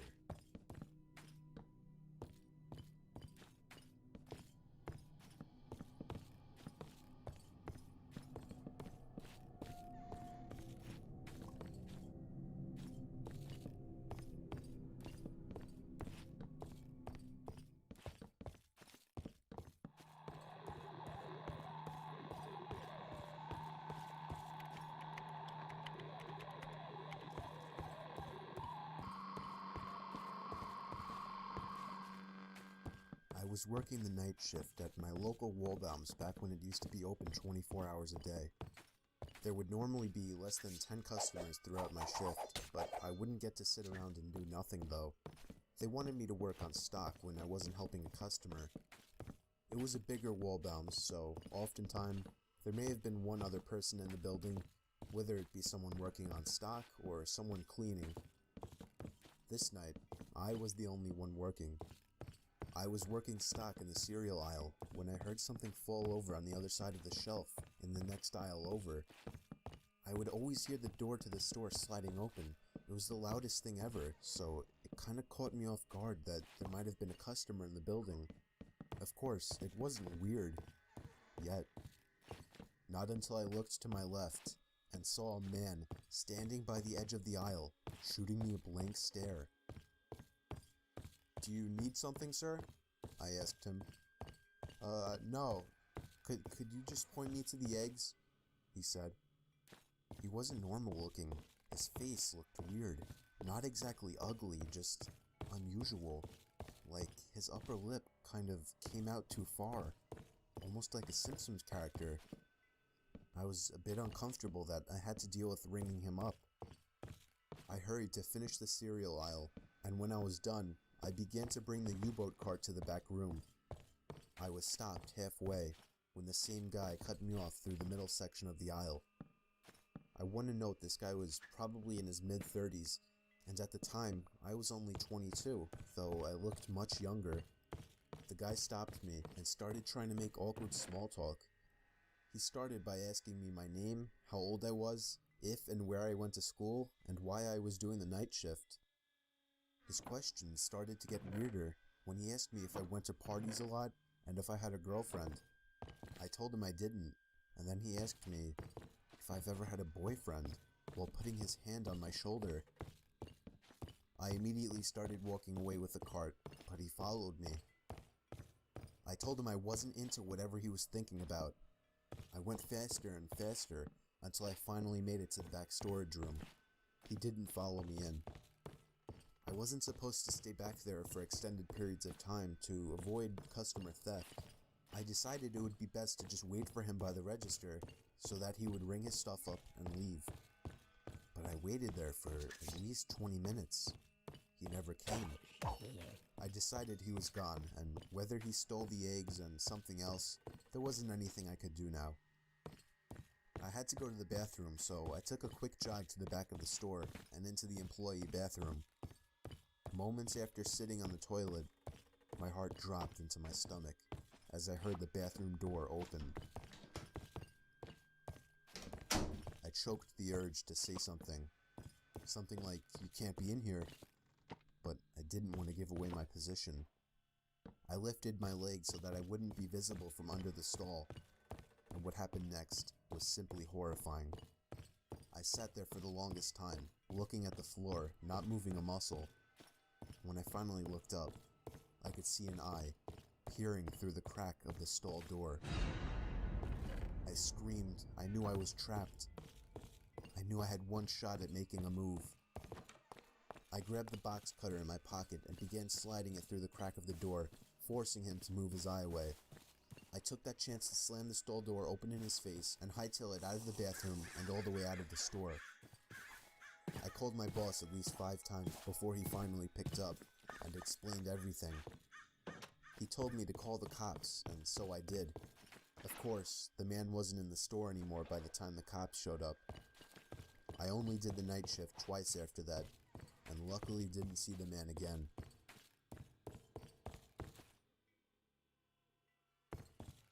I used to work the night shift at a gas station on the side of some highway in the country. From the hours of 12 a.m. to 6 a.m., the road was pretty dead. I would have maybe 1 or 2 people come in to pick cash in a whole night. It was a very boring and depressing job, especially doing the graveyard shift, but I had just finished college and I needed to pay off my loans. The only reason I kept this job was because my boss threw me an extra $5 an hour for doing the night shift. On this one cold December night, I was doing my usual thing, reading the newspaper, playing games on my phone, and whatnot, when I noticed the headlights of a car pulling off the highway into the parking lot. It was a red pickup truck. Somebody stepped out and shut the door. I went back to reading the paper as I saw that he was standing by the gas pump. I assumed he wasn't paying cash. I looked up a few moments later and saw that he was still standing in the same position, staring at the gas pump. I almost felt obligated to go out and help him. He was obviously confused. I felt a cold chill run up my spine as I saw the 6-foot-something-tall man slowly turn his head to face me. I couldn't make out any features of his face, but I knew he was staring at me. I tried to pretend I didn't notice by going back to reading the paper. Of course, I wasn't really reading now. I was a bit shaken by the guy out there. I just wanted him to pay debit or credit and leave. I looked up and gasped as the man was now much closer to the front door of the building. It wouldn't have been so disturbing if it weren't for the fact that he wasn't moving. He was just standing still, as before, still looking in my direction. I walked over to the door to get a closer look. All I could see in his face was still blackness. I locked the door and flipped the open sign to closed on the door. I didn't care if this would possibly get me in trouble. I was not taking a chance because, quite frankly, I was scared shitless. I walked back behind the counter and sat down on one of the containers on the floor just so I couldn't see the man outside anymore. I stayed in that position for a good 5 minutes, texting every friend I have to see who was awake. I was desperate to tell somebody about this. When I finally got up to check that he was gone, I let out a full scream as the man was now right outside the door. I picked up the phone on the counter and called the police. The operator was reluctant to send somebody over because of the way I described the situation, but I persuaded them. I hid behind the counter, balled up like a child.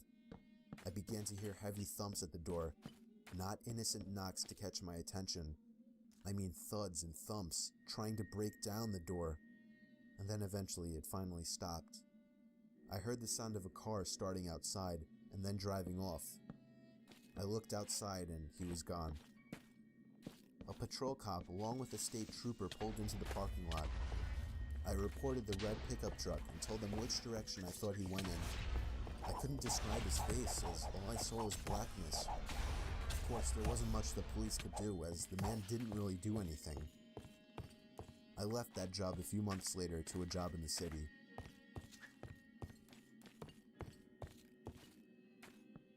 It was 2 years ago. I was called in to do the night shift, 10 p.m. to 4 a.m. at 7-Eleven, since somebody called out. The store was located on a busy road in a rather quiet and rural area. During the night shift, you could expect anywhere from 10 to 20 people come in to buy a beer or something else. This one particular night, there was this one guy, mid-20s, that came in. He started making weird noises, like loud yelling noises. I assumed he had some kind of mental disability. In fact, my brother has a mental disability, so I immediately felt sympathy for the guy. He walked up to the counter without any items, with his head facing me, but his eyes were looking up at the ceiling. I felt uncomfortable. I honestly didn't know how to deal with it. I tried speaking with him, but he only responded in loud noises. I kept checking if he was with someone outside, but he was alone. There weren't any cars in the parking lot, so I assumed he walked. He stood there for so long, looking up at the ceiling and making noises, that I tried to get him out by handing him a bag of chips and telling him he can go. I tried finding some kind of number to call for someone to help him. Then, out of nowhere, he finally turned around and walked out of the store. I felt so horrible for the man, but at the same time, I felt a bit creeped out. About an hour later, the phone on the counter rang. I picked up to hear the familiar yelling sounds of the man from earlier. It caught me off guard. I didn't know what to think, other than this has to be some kind of prank.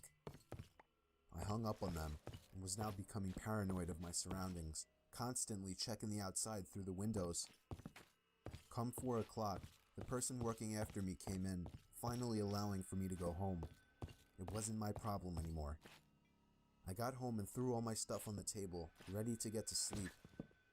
But my phone rang within a minute after entering the door. I felt a chill run down my spine. Why would someone be calling at 4 a.m.? I could only imagine it was bad news. I braced myself and picked up the phone to hear the man again. I felt sick to my stomach as I listened to the loud noises he made. I struggled to slam the phone to the receiver. All night I felt like I was being watched, even with all the blinds shut. And I could swear I heard strange noises coming from all over my house. I refused to get any sleep until the sun came up. Weeks passed and I had forgotten about the incident, until one day, when going into the basement for the first time in a while, I found that papers had been scattered all over the floor, and when I went into the basement closet, I found writing on the walls. 7-Eleven had been written in Sharpie on the wall, along with the address to the 7-Eleven I worked at and my house address. The most disturbing part, I also found various kitchen knives, along with a large pocket knife sitting in the closet. What started out as seemingly just an innocent person, turning into something of a prank, ultimately turned into something much more horrifying. He had been living down there for God knows how long, and I'm just grateful that, for whatever reason, he changed his mind and left, because I haven't seen or heard from him since. All I can say is that man is dangerously ill.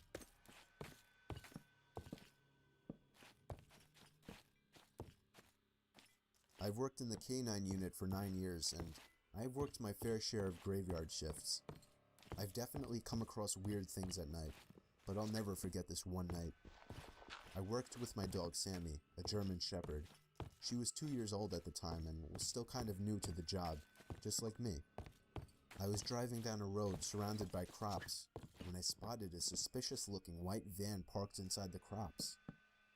Both doors were open. I flashed my lights to try and draw out whoever was there. Nobody came out, so I parked and scanned the place out quickly. Nobody was in sight, so I took Sammy with me to track down the driver of the van.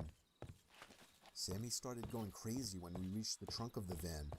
She was pulling so hard she almost broke off the leash. I opened the trunk to the van, and a blast of foul air hit me in the face. I almost passed out from the mix of the horrible smell and the pure shock of what I saw in the trunk. I counted 7 full body bags, each with a pair of feet sticking out at the bottom. I requested immediate backup with my radio. I heard the sound of a twig snapping nearby, and Sammy just lost it. I lost grip of the leash, and she took off into the crops. I pulled out my gun and followed the sounds of her barking. As each and every crop hit me in the face, I felt as if something would reach out and grab me. I stopped when I could no longer hear Sammy's barking. But as I stopped, the sounds of movement did not. I realized I heard movement in all directions. I had never experienced such fear in my life. I stood still as the movement around me stopped. And then, out of nowhere, I felt 2 arms wrap around my throat. I couldn't breathe. I couldn't fight. I was going to die. And then, I heard the sound of Sammy's bark, followed by the scream of the man choking me as Sammy bit down on his leg. The next thing I did is something that I still question if it was appropriate doing to this day. I turned around and pulled the trigger, killing the man. I grabbed Sammy by the leash and ran all the way back to the car. I could tell people were following us from behind. I managed to make it to the car safely and drive a 1/4 mile down the road. I didn't stop to see which way they went. I didn't hold my ground. I fled like a coward. I cared much more about our lives than I did this job, and I'll still say that today. But it still pains me knowing how much of a coward I was. Backup arrived shortly, but the van was gone. I even failed to get the plate number on dashcam video, or even just writing it down. This was within my first few months on the force, but it made me feel like absolute shit for months to come. I, someone who was sworn to protect, let a van full of killers get away.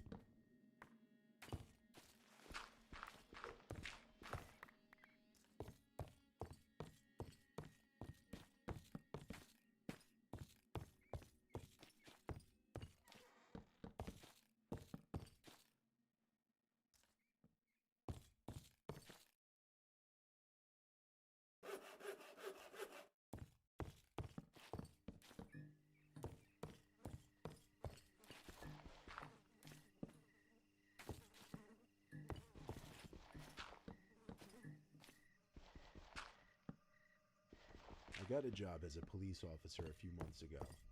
For my first year or so, I'm expected to work the overnight shifts and do 3 12-hour shifts a week. It's totally brutal, especially given that the worst things happen at night. It's only my 3rd month on the job, and I already have a nightmarish story to tell.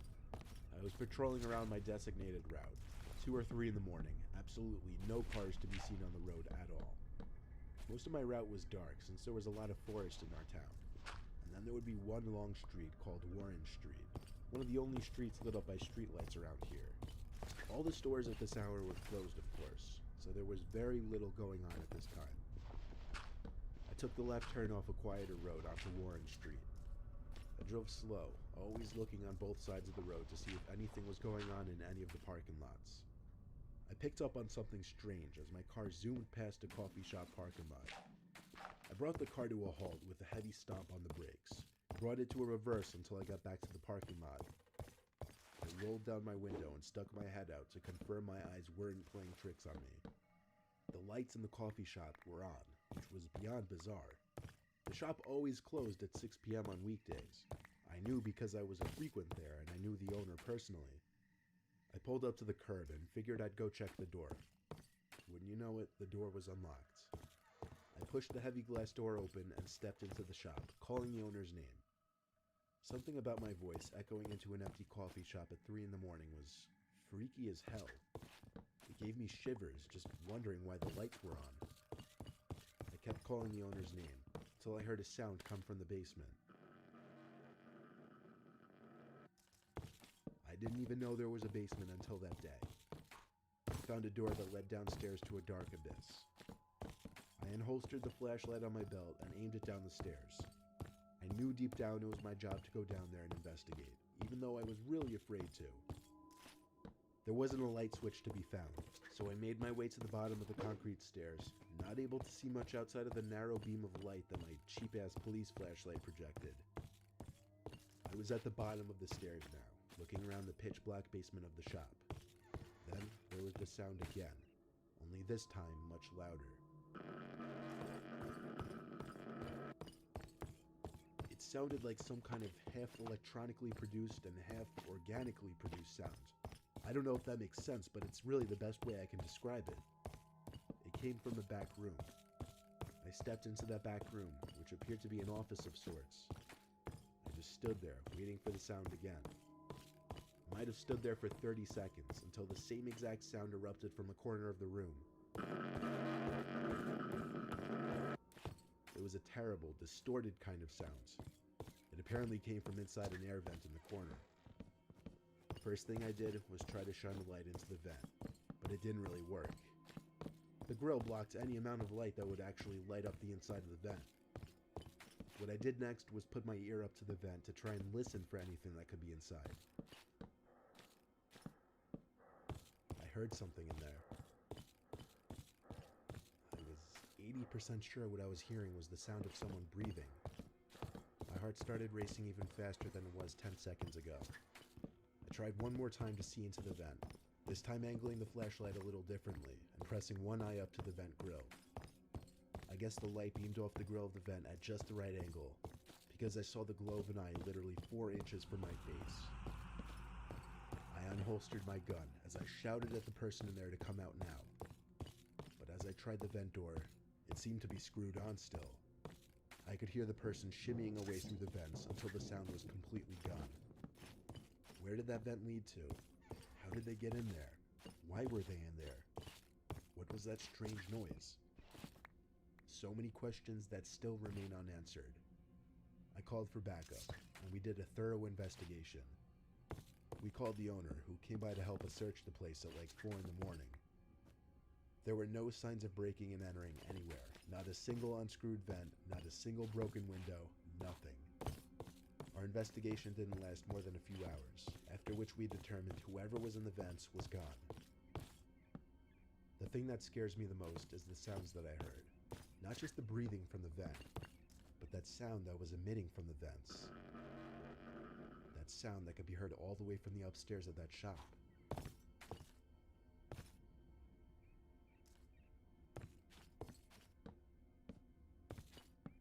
I used to work at a gas station off some rural highway in Ohio.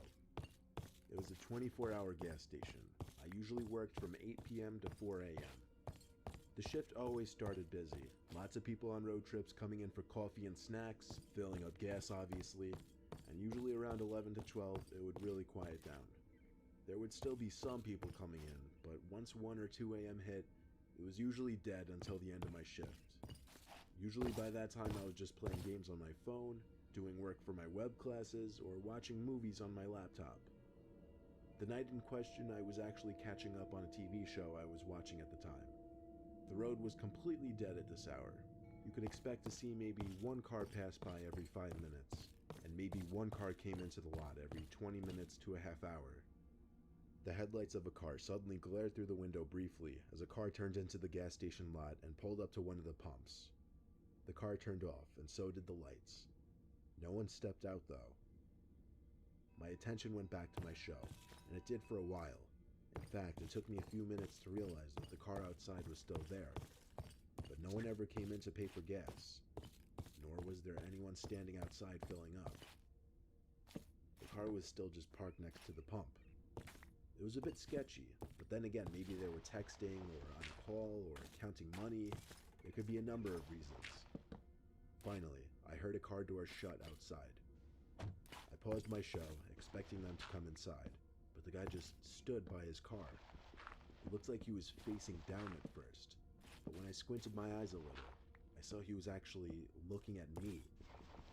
He finally came over to the door and came inside. The bell of the door rang as some guy with his hood up walked right past the counter. He gave an ever so slight side glance to me. I could see just one of his eyes for a short second before he turned away and walked to the back section of the store by the snacks. I couldn't see or hear him while he was back there. He seemed to be back there for a while. I called out, "Do you need help, sir?" Not even the slightest sound in response. Just as I was about to come out from around the counter, the man came out from the corner and slowly walked back outside, not looking at me once. He went back to the pump, opened his passenger side door, and seemed to be digging in his car for something. Then he shut the door and looked at me again. Regardless of the distance and glass between us, I knew he was looking at me. He lifted his arms and seemed to begin waving me over. I didn't know what to do, but everything about this situation and this man were freaking me the hell out. He started walking very quickly over to the door, still waving his arms and hands at me. He put one hand in his pocket now, while waving with the other still. It looked like he was reaching for something. I ran around from the counter and to the door so I could lock it. I managed to with only 3 seconds to spare before he tried pulling it open. This was the first time I could see his face as he looked at me and I looked at him. I noticed his hand in his pocket, holding what I was sure was the handle of a blade. I shut the blinds to the windows as I told him were closed. He still stood there though. I tried to put it out of my mind, but I couldn't because he started knocking on the glass. He knocked and knocked and knocked until it turned into more of a banging. I screamed a threat to call the cops if he didn't go away. He stopped a few moments after I said that, and I think he walked away. I didn't check. I simply stayed hidden in my corner behind the counter. I gave it 10 minutes before I would open the blinds back up. And when I did, I felt a certain kind of horror in my body when I saw his car was still there. Where was he? Was he in his car or somewhere outside? Paranoid thoughts came to my head, like what if he was by the back door? I felt relieved when another car pulled into the parking lot and a normal-looking man came to the door. I unlocked it for him and he came in with 2 20s in his hand. I told him to be careful of that other car, and then we got into a long conversation about what just happened. During the conversation, the other car turned on and finally drove off. The man and I both laughed about it, but when the guy who worked after me finally came in at 4 a.m., I was not laughing. My whole drive home, I was still shaking, thinking about what happened. Nothing that strange ever happened again throughout the rest of my time at that gas station.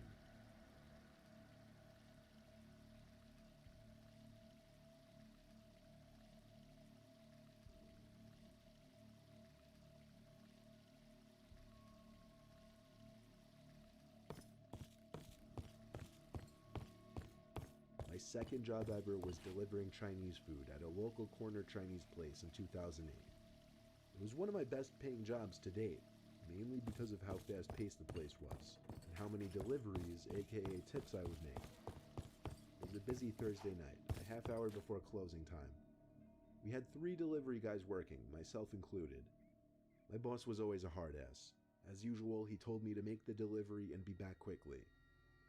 The address led to a town 5 miles away though, so I knew this would be a longer trip, but the longer ones always had the better tips. I still remember the order. It was just an order of wonton soup and rice. It was a 15-minute drive. I pulled up to the house, and it was not exactly the most appealing area of town. I stepped out of the car with a small brown bag of food, and before I stepped up the curb from the street, I stopped and looked up at the upstairs window of the house I was delivering to. There was half of someone's face peeking at me, and by half, I mean I could just see someone's eyes on the top of their nose, as if they were trying to hide. didn't know what to think. It didn't look like some kid, it looked like a grown man. All I could do was continue walking to the door. I found a note on the door saying, "Doorbell broken, asleep, door unlocked, money on table, please come inside and leave food on table." The note was so bizarre I had to take a picture of it. You know how they say red flags can go off in your head in a split second? Well, that's exactly what I was feeling. I stepped back a few feet to look up at the window again. The person wasn't at the window anymore. I knew they weren't asleep, so why would they leave a note like this? I tried to rationalize. Maybe it's a really socially awkward person who prefers not to engage with a delivery person. I slowly turned the knob, and yes, the door was unlocked. There was no light at all in there. I couldn't distinguish where the table was that the money was allegedly sitting on. I tried going left, and found myself in what I assumed was the kitchen because I could hear a fridge nearby. Like I said, it was dark as hell in there. I finally came up with the brilliant idea of using my phone as a light. I put the brightness up all the way, and that's when I saw the silhouette of a person in the corner of the kitchen. No features, nothing. Just the silhouette of someone. At that moment, I dropped the bag of food on the floor and walked out the front door back to my car. I never looked back at that sketchy-ass house, nor did I ever go back to that sketchy-ass part of town. My boss was pissed even after I explained it to him, but that's just how he is. I did another delivery that night and went home, and couldn't sleep all night thinking about what could have happened in that house had I actually gone up to that table.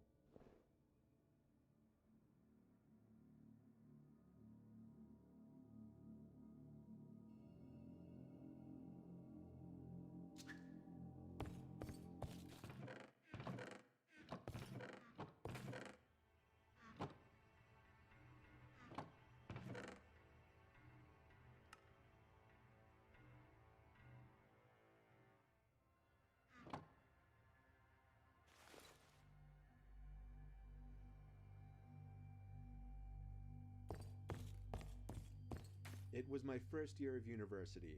I had just finished unpacking all of my stuff into my room, and my family had just left. Later on that same day, my roommate finally arrived, and right from the get-go, I knew this kid was the most socially inept person I'd ever met. I introduced myself as Dan, sticking out my arm for a handshake. He paused, looked down at my arm as if he didn't understand at first, then laughed and went, "Oh," and gave me an almost dead fish handshake. I had to ask him for his name since he didn't even tell me when we shook hands. He was Dale. I tried to make small talk, but he just answered my questions with yes or no's, occasionally awkwardly laughing or smiling. Within minutes, we were both just sitting on our beds, on our laptops, not talking to each other. I was upset and planned on requesting to be placed with a different roommate. Anyone would be better than Dale.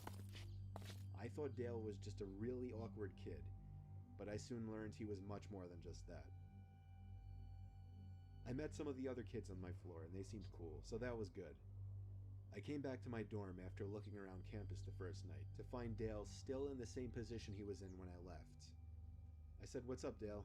and he didn't answer. Not to my surprise.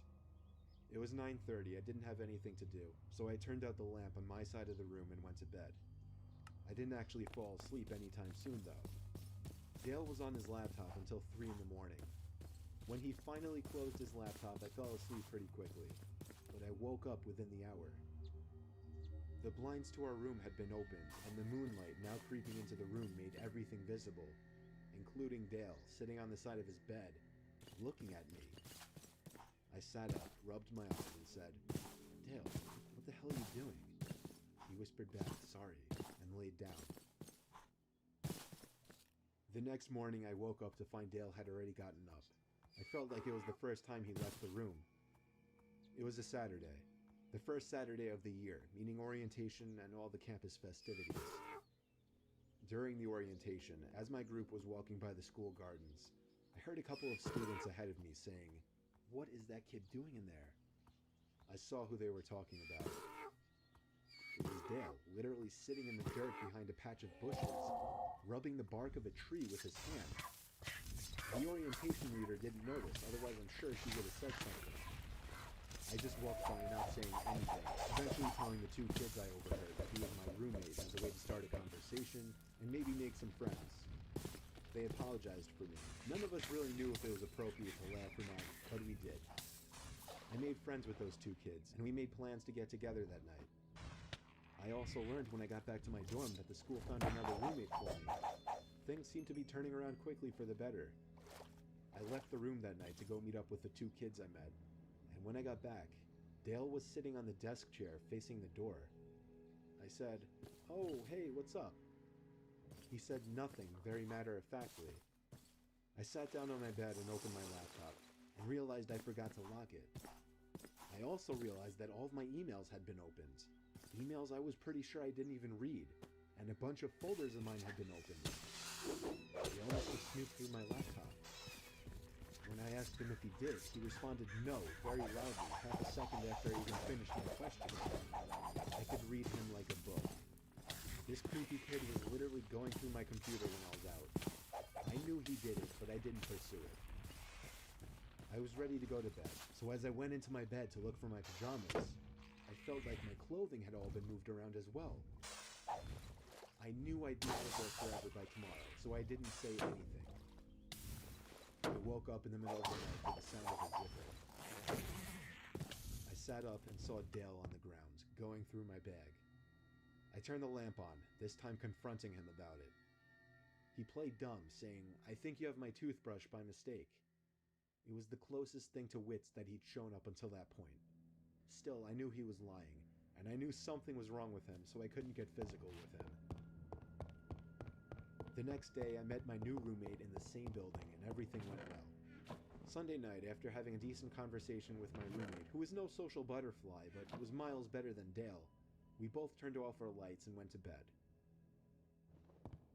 For the third night in a row, I woke up at some off hour of the night to a strange noise. It was a weird clicking noise. It wasn't consistent, but I'd hear it at least twice every 30 seconds.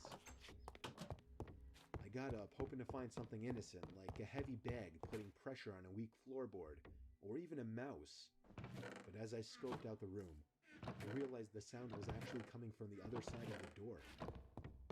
The nightlight in the common area was always on, so when I looked through the peephole, I was able to see the scalp of the person standing on the other side of our door. They were looking down, so I couldn't see their face, but now that I was paying attention, I realized the tiny clicking noises were actually coming from the doorknob. I was sure the person was trying to unlock the door. I dialed the number for the campus police department, and they showed up in under 5 minutes to the common room, and only then did I feel it was safe to open the door. I found the officers to have Dale in cuffs. I had a feeling it was him. I told them everything, that he was my former roommate who was going through my stuff, so I switched dorms, only to find him trying to break into my new dorm. They took him away. I don't know what happened to him after that, but I never saw him again. He either got suspended for the semester or expelled. I got through the rest of my years at university like anybody else. However, the nightmarish experience I had with Dale still pops up in my head every now and then.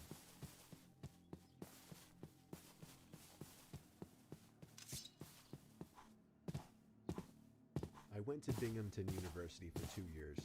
I quickly made a big group of friends there, and we'd go out every weekend. One weekend on a Friday night in October, when my group didn't have any big plans together, me and 2 other close friends decided to hang out in the school nature preserve by the lake. There was this little clearing on the far side of the lake that was convenient for fires. Since it was so far from view of the school or campus security, kids would sometimes, but not often, come here to smoke pot, drink, and do basically all the other drugs. It was a relatively unknown spot on campus by most, and we liked that about it. Tonight we just brought a bunch of beers, lit a fire, and hung out, having what we referred to at the time as a bro chat. As the night progressed, time seemed to pass quicker as the alcohol began to take effect. Eventually it got to the point where we were all laughing so hard that one of my 2 friends was on the floor rolling in the leaves. That was when my other friend stopped laughing and went, "Shh." We all perked up and listened, and heard the crunching of leaves and branches in the distance. We threw our bottles in the lake since we were all under 21, and it wasn't unheard of for campus police to come through the woods on weekends to catch kids doing drugs. We tucked the rest of the beers into a backpack. I was moderately drunk, so my paranoia was higher than usual. That was probably the case for all of us. The fire exposed us to anyone passing through the woods. But the thing is, this spot was so unknown and far from campus that it was rare to find anybody else that deep into the woods. It sounded like just one person in the distance. The sound of a tree branch snapping not too far away freaked all of us out. None of us were really the confrontational ones from our group, so we were lacking that one person who would have the confidence to stand up and yell out to whoever was out there.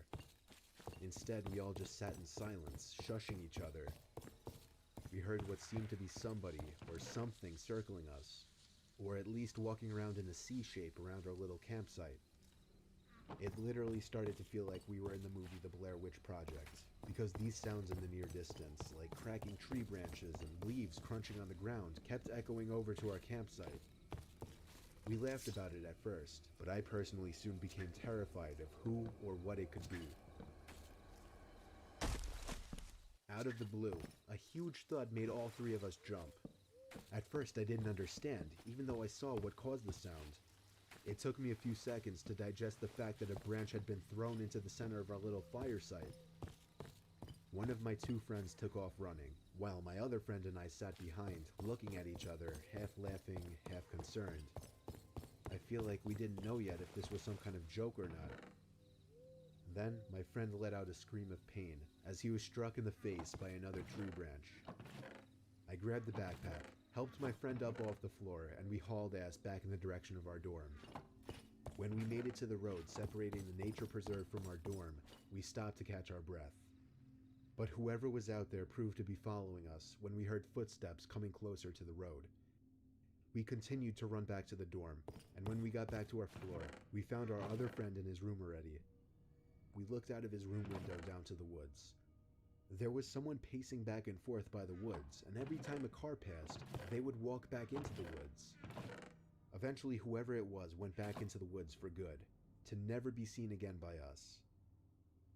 We continued our drinking session in the dorm room, and within 10 minutes we were all laughing about it. It wasn't until the next morning that we all realized how terrifying that experience actually was. We never really went back into the woods past dark after that.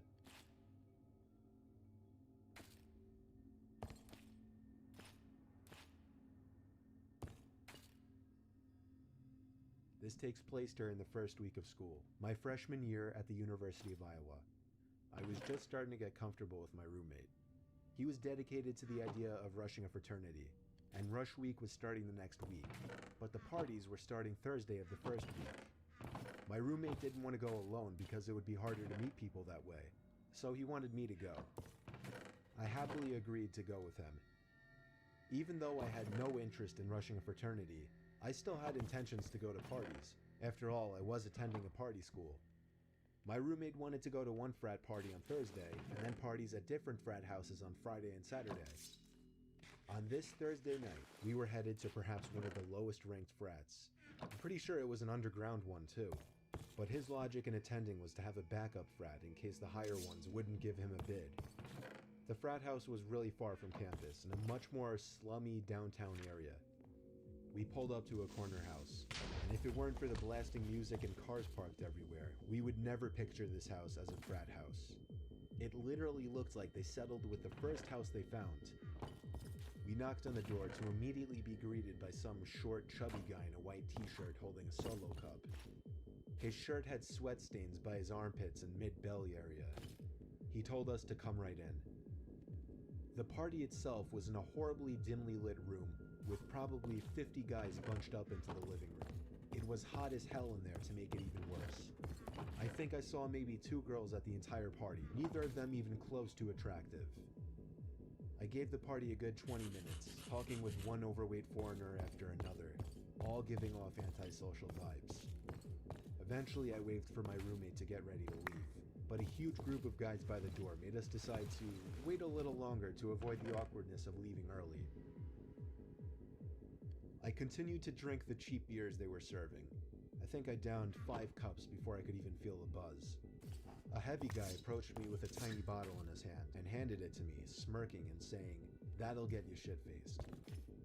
I fake laughed and thanked him, expecting him to go away, but he just watched me as if he were waiting for me to drink it.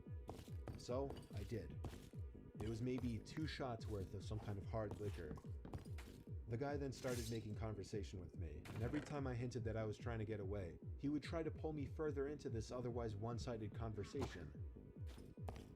Things started to get really blurry pretty soon. I remember feeling dizzy all of a sudden, and the room seemed to be getting darker. That was the last thing I remember before waking up in a dark room, laying in a bed.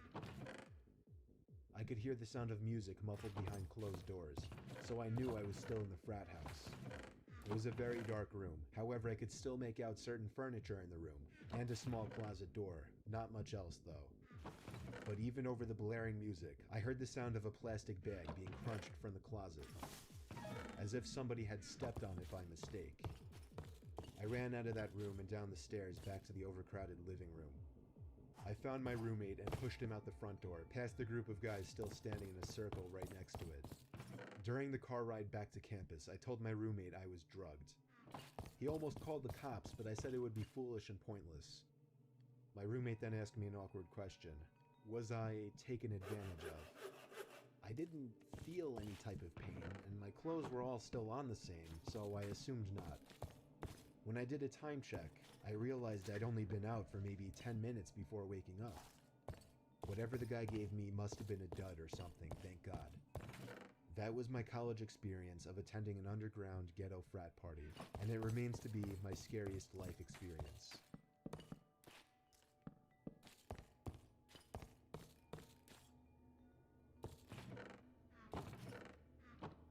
I had a single dorm my first semester of sophomore year. It was in the corner of the floor, kind of secluded from the rest of the dorm rooms, since it was in its own little section. You had to turn a corner to even see the door. It was nice because I'd be able to still talk with friends on my floor, invite people over to my room, and still have privacy when it was time to do homework or go to sleep. A few weeks into the semester, while studying for a bio exam, the silence was interrupted by a noise. It took me a bit to realize it was a light tapping on the door. It was so light that I almost didn't even hear it.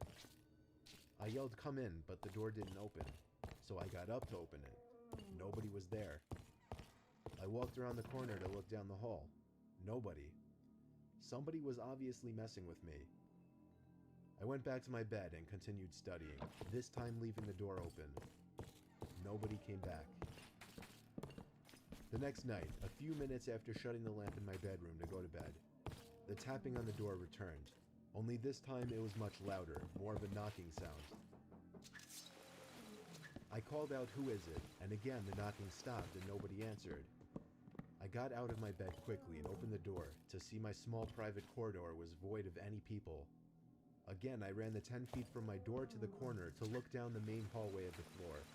Nobody. The next morning, I asked some of the other kids in the dorm if they had been messing with me. Everyone said no. The next night, I woke up after having been asleep for 3 hours. Someone was knocking on my door again, this time louder than ever. I had trouble deciding whether to open the door or not this time. With a bout of courage, I hopped up and opened the door. Nobody was there as I was expecting, but this time I full-on sprinted down the tiny corridor isolating my room, and when I turned the corner, I saw the back of somebody disappearing behind the far corner on the opposite side of the hallway. I ran as fast as I could down the hallway, and as I turned to the next hallway where I saw the person a few seconds earlier, I saw a door at the end of the hallway shutting. It wasn't a dorm room, it was a bathroom. I felt like I was ready to confront whoever this joker was, so I pushed open the bathroom door with force. The light was off. I turned it on expecting to see somebody hiding in there, but I didn't see anyone. My first instinct was to check the 2 bathroom stalls, which were both shut. I got on my hands and knees and looked under the 2 stalls. 2 heavy black boots could be seen from underneath one of the stall doors. I took a deep breath and pushed the stall open. I was confused. There were the boots sitting on the floor, but no person to wear them. And then I heard a creepy giggling noise.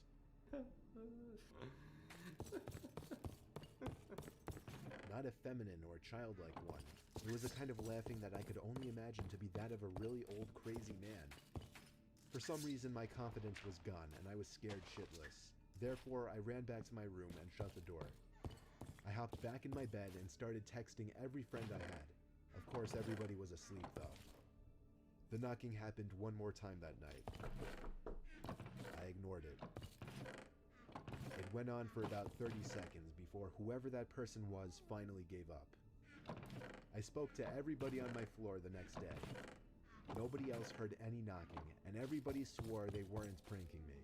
Everybody seemed sincere. I don't know why this person chose to harass me, or who this person was. Judging by the boots and the laughing I heard, this was an older man though, and that disturbed me.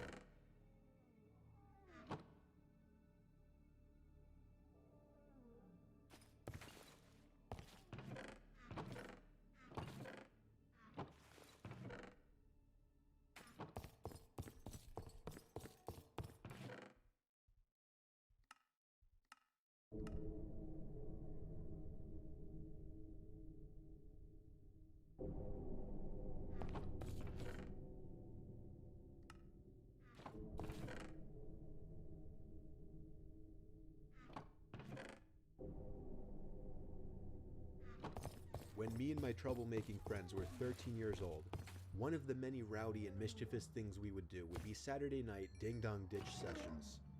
10 years ago, we all lived on the same block in a typical suburban neighborhood. At the time, there were a lot less houses and more woods though. I'm going to make up names for my friends for the case of this story. There was Mark, James, and Matt. Either Mark or James were usually the ones to go up to the houses and ring the bells. Matt and I, on the other hand, would usually find hiding spots right away. We hit about 5 or 6 houses. I remember all of the men who answered the doors gave pretty much the same reactions. They'd step out onto the stoop, one or two would yell something, and then they'd walk back inside. For a couple of houses, we'd ring the bell again for a better reaction. One guy yelled he was calling the cops the second time, so when he shut his door, we all booked it down the street and went to the next block over. As I mentioned, 10 years ago in this neighborhood, there were patches of wood sitting where houses sit today. On the next block over, there were a few patches of wood surrounding some of the houses, and the houses on this block seemed to be more unkempt. The first house on the block was across the street from a patch of woods, which made for a perfect hiding spot. The house was kind of run down looking. Tall grass, a ratty old car with a cover on it in the driveway, and overall just a small house. Mark went up to ring the bell. He barely had time to make it across the street before the door opened. It was another man to answer the door. This guy really big, about 6 foot and stocky build. Unlike the others, he was furious immediately. He walked around his whole front yard checking the bushes, yelling threats. We all laughed as we always did. Eventually, he finally went back inside. Mark waited a few minutes, checked the windows, and then ran back up the stoop to ring the bell again. I didn't envy him with this house. I would not be bold enough to ring that man's bell again. Mark knew he probably didn't have as much time, so he ran to the side of the house and out of sight. The door opened much quicker this time, and this time the man came out with a rifle in his hand. We all looked at each other, simultaneously going, "Oh shit," under our breath. The man checked all the places he checked before, and then a few extra places this time, like behind his car, behind a couple trees, and then he walked to the center of his lawn and just stood there, as if he were thinking. He looked around, and then his head stopped as he was facing us in the woods. Me, Matt, and James looked at each other. We ducked lower in hopes that he didn't see us. After 10 seconds of staring in our direction, the man went back into his home. And then, we saw him appear at his front window, standing still like a statue, looking in our direction in the woods once again.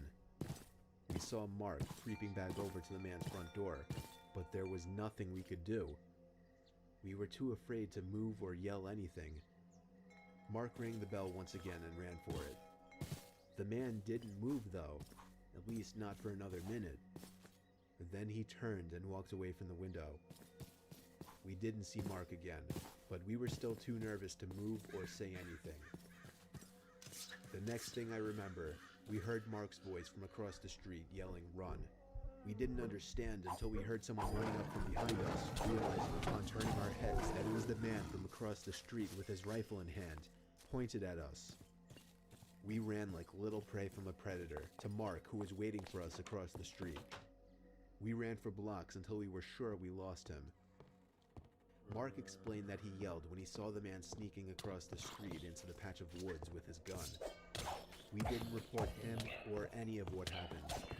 We just told a few friends and that was it. Luckily the house was many blocks from us, so we never really had to pass it again.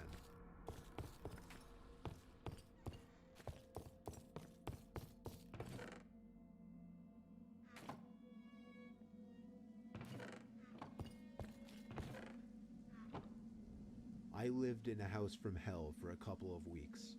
I was a college student, and my parents were paying for a house for me to live in. I'm spoiled, I know. Well, the house was modest, nothing fancy or huge, and I was happy with it. Well, for the first few days anyway. Then things quickly started getting strange.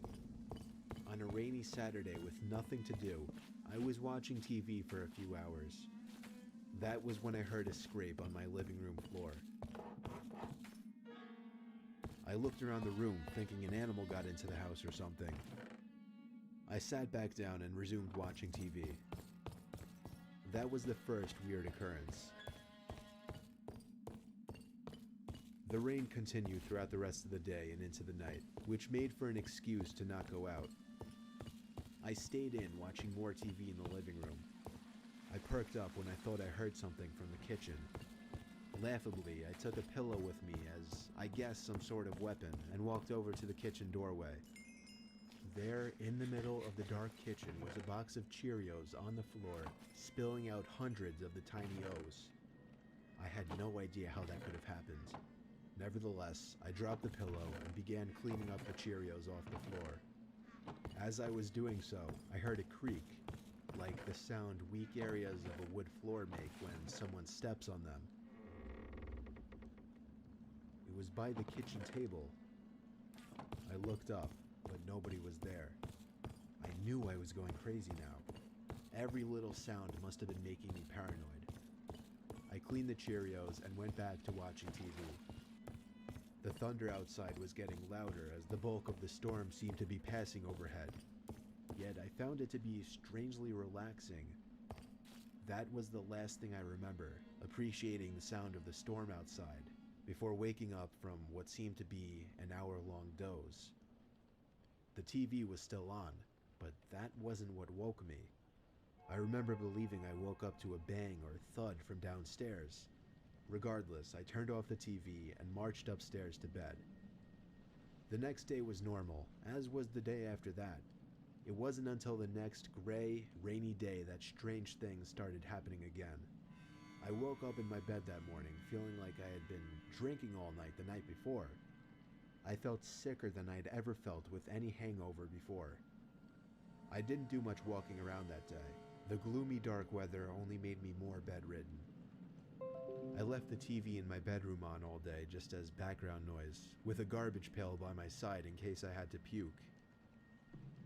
At midday, I muted the TV after hearing sounds coming from above me.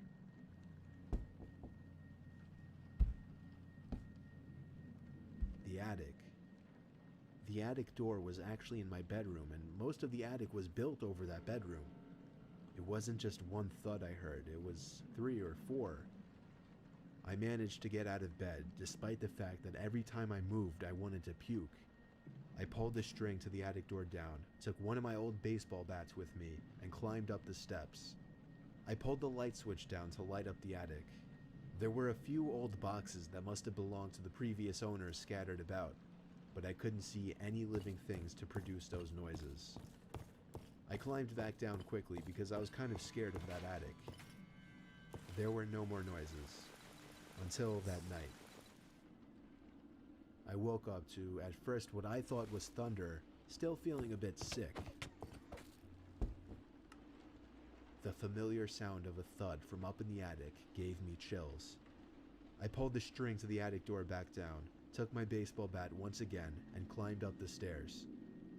I made myself angry and screamed in the most intimidating voice I could, But before I could turn the light on, I heard the sound of a child giggling in the pitch-black attic.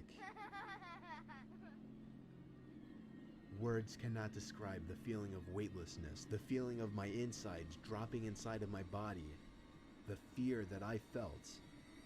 The word fear is not enough to describe what I felt at that moment. I was out of that house so fast, I don't even remember running. I called my dad in the cold rain and asked him to pick me up. I explained everything the best I could. My parents saw how emotional I was about this, and in a weird sense, I think they believed me. I packed all of my things up with my parents the next day and moved back home.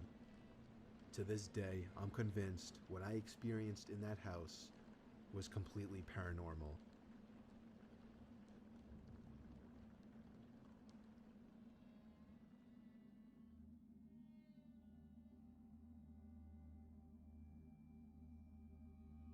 I used to work as a maid for some old lady for a couple of weeks when I was 20. She had a really big yet old house on a property that could have been beautiful if she had actually taken care of it.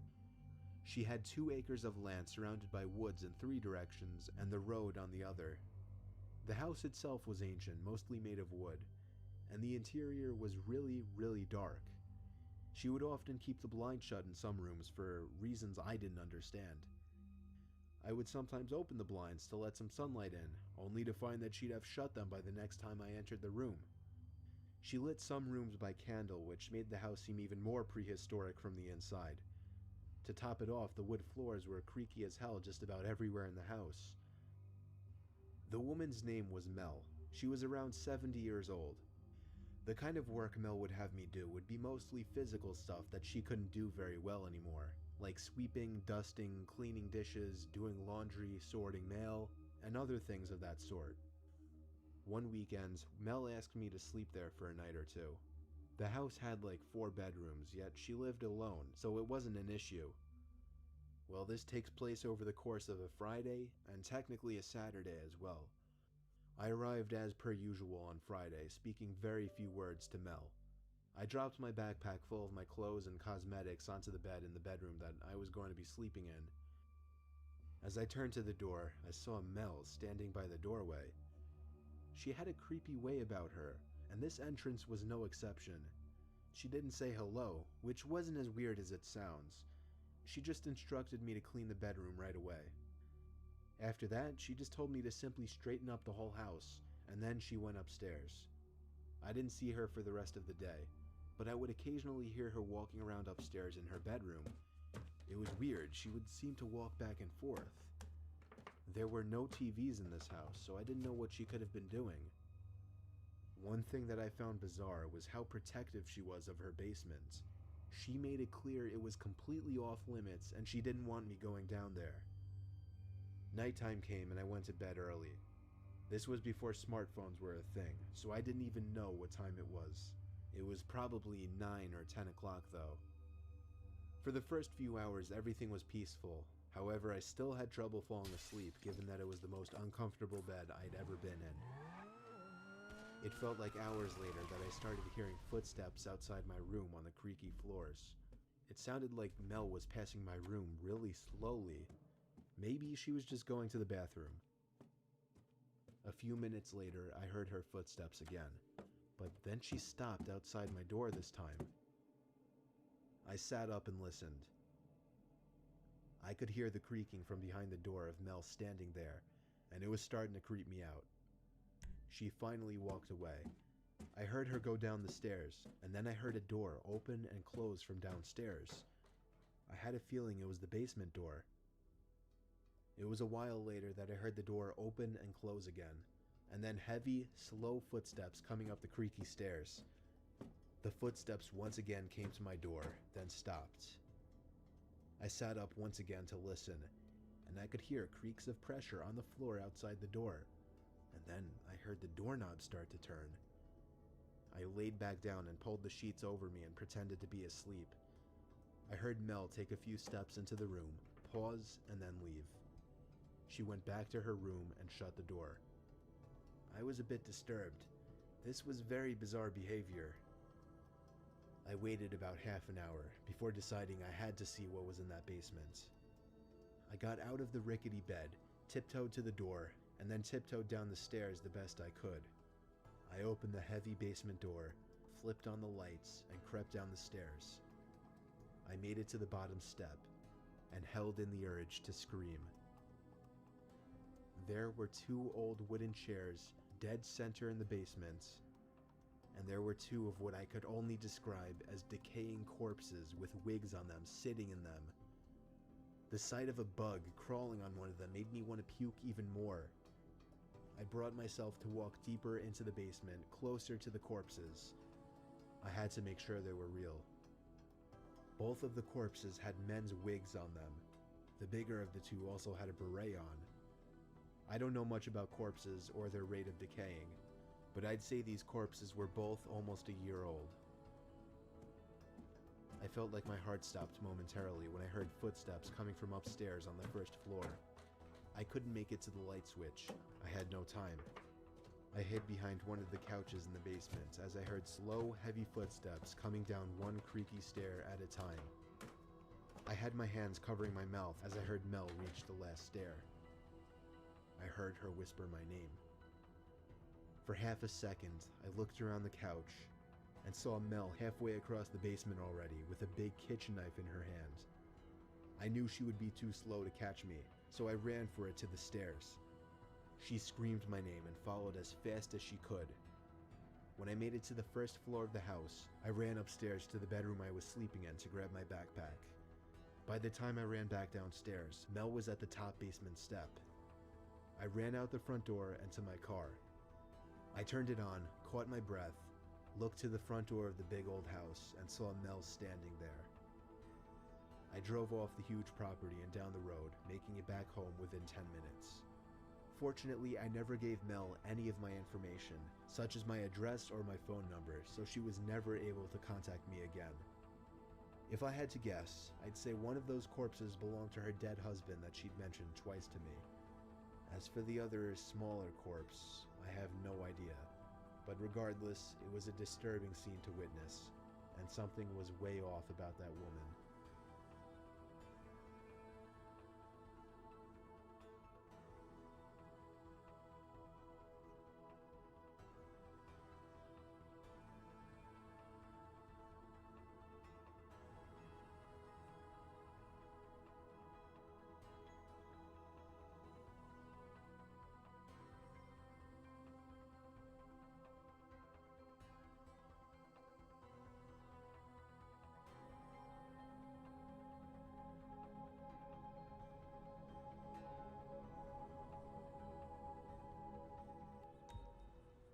I was home alone one night during winter break.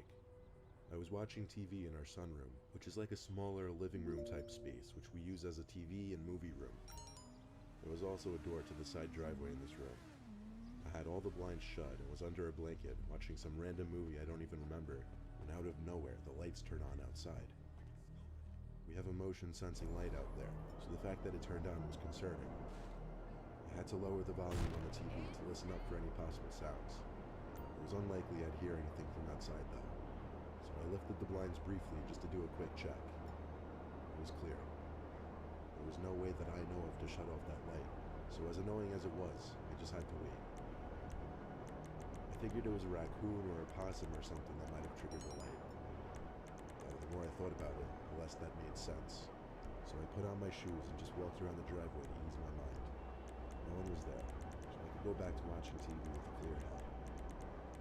Some time passed, and I suddenly heard a bucket full of something fall over outside, and then the motion sensing light turned back on.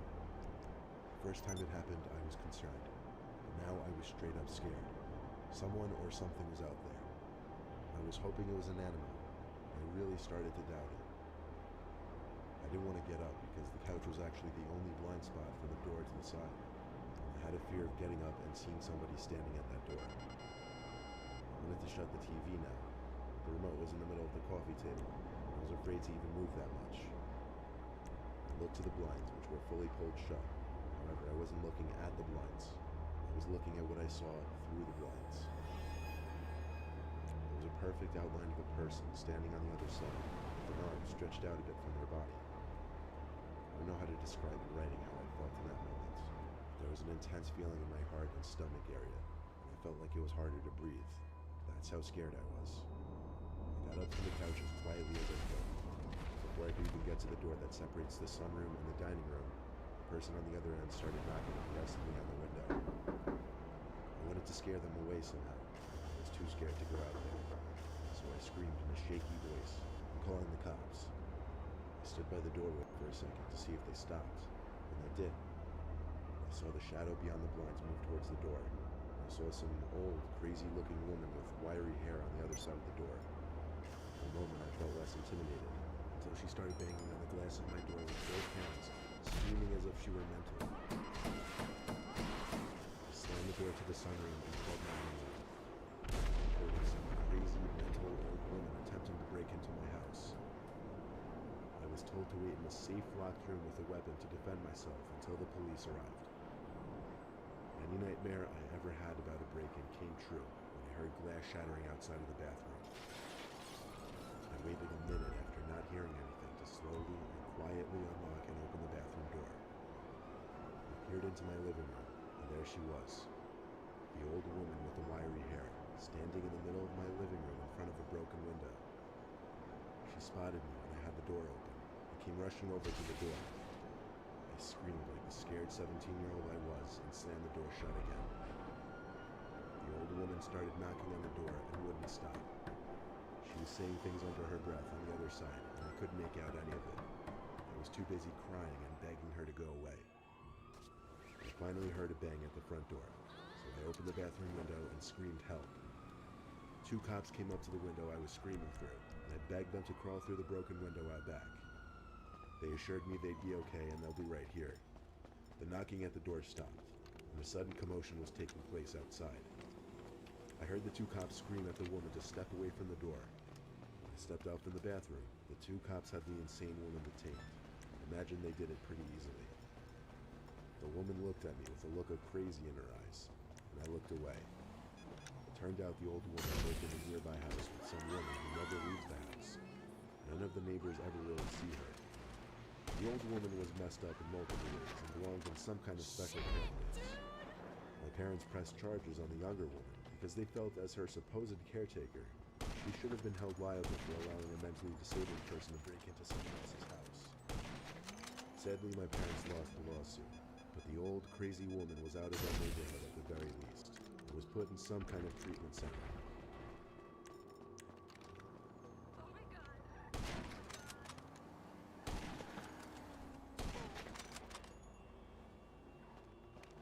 I own a small house on a big property in the rural part of New York, and I go up there a bunch of times a year in the winter months to go skiing. There's a neighbor up there that I'd never spoken to once. There's a fence that separates our 2 yards. Then on the other sides of my house is woods for miles. There's another neighbor further down the road, across the street, and I'd met him a number of times because he happens to go skiing too, so we got to know each other based off that. I went up this past January for the first time in the season. As I walked up to the front door, I heard a kid laughing nearby in the neighbor's house's direction. I figured they had kids, which was news to me. Stepping into the house for the first time each season was always weird. A house that would be empty for a majority of the year, so I'd have to turn on the water and heat and everything, of course. The first night, I slept like a baby after the 4-hour drive from Connecticut. The next morning, after eating breakfast and changing into my ski gear, I went outside and found a big red ball sitting in the snow on my front lawn. It wasn't there the day before, so I assumed it belonged to the neighbors. I took the ball and threw it over the fence separating our properties. Then I went off to the ski lodge to meet my friend, and we spent the day skiing. When I got back, it was dark out. I'd eaten dinner with my friend, so I was ready to go to bed. Walking to the front door, I noticed that once again, that big red ball was sitting on my front lawn. Now it was getting a bit odd. Once again, I threw that red ball over the fence. I woke up in the middle of that night to laughing outside. A kid's laughter. It was like 2 or 3 a.m. A kid playing outside made no sense. I went to look out my window.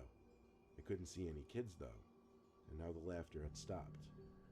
However, I did see something sitting on my front lawn. I couldn't tell from the window, so I went outside into the snow in my slippers and robe and saw that red ball once again sitting in the snow. I got chills as I saw it in the same spot once again. I took the ball, and this time instead of throwing it over the fence, I brought it inside my house. I went back to sleep, not hearing any laughter outside again that night. The next morning, before going skiing again, I walked over to the neighbor's house, knocked on the door, and finally introduced myself. Surprisingly, he was an elderly man who seemed completely innocent.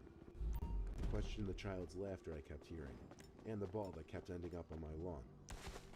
He told me there were no kids around there. I got chills again. I thanked him, shook his hand, and went back to my house. I left the red ball in my living room, and drove back up the mountain and had another day of skiing with my friend. When I got back to the house that night, I was completely exhausted and ready to go home the next day. I threw all my stuff on the couch and figured I'd pack it all up tomorrow. I literally crashed into the bed as my whole body was sore, and I fell asleep like a baby. Except I woke up to a quick laughter outside. I jumped out of bed and ran to the window to look outside. There was the red ball, sitting in the snow again. I ran to the living room and tore the room upside down looking for the ball. I still know to this day I left it in there when I left, but it wasn't there now. I suddenly didn't feel alone in the house. I turned on every light as I packed up all my wet gear into my bag. I threw everything in the bag so I'd be ready to go if shit hit the fan. I made sure all the doors and windows were locked, and they were, so it made no sense. I left the lights on and went back to my room, shutting off only those lights. I looked out the window, and far behind the red ball out in the snow was what looked like a kid. A kid just standing stiff, looking towards my window. I ducked down and closed the blinds. I closed the blinds to every window in my house. I tried my best to just go to sleep and ignore it. It was a long hour before my exhaustion overcame my fear, and I fell asleep. I woke up the next morning, skipped breakfast, packed up the car, and sped the hell away from it, not looking back at the red ball that was still on my front lawn. I've never had anything to be stolen in that house, so I was okay with leaving it in this situation. Either way, I can't figure out how whoever was out there got into my house to take the ball out in the first place. And that child's laughter still haunts me. The scariest part of the whole experience is seeing that child standing outside in the cold snow in the middle of the night. Had that ball not been taken out of my living room somehow, this whole thing would be different. But because of that, I don't know what to think.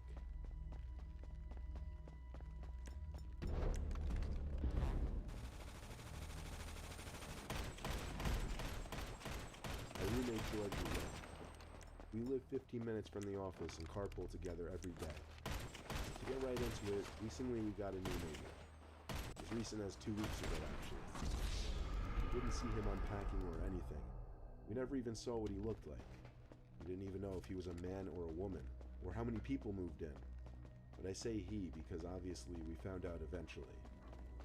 So on the third day, George and I actually went next door to introduce ourselves. He didn't answer the door. He was home. His car was in the driveway. We figured maybe he just couldn't answer it for whatever reason. As we were walking back down the driveway, George stopped me and told me under his breath to look at the window next to the front door. George's door. Apparently he was already awake from the noise too. We had work early the next morning, and what this guy was doing was nuts, and it went on for some time. We agreed to go over and ask him politely to stop. Since he was outside, we knocked on the gate instead of the door. Just as we did, the song stopped. We expected the gate to open, but it never did. At least the song stopped though, so we went back to sleep. It wasn't until a few nights later, noises in the middle of the night again. I woke up, but couldn't figure out what the sounds were right away. Not until I got to the window and realized the sounds were screaming. The screaming seemed to be coming from inside the house next door, and I saw the neighbor outside in his backyard again. He was hurrying into his house, but he was dragging something. I couldn't tell what. Then he stopped and looked up.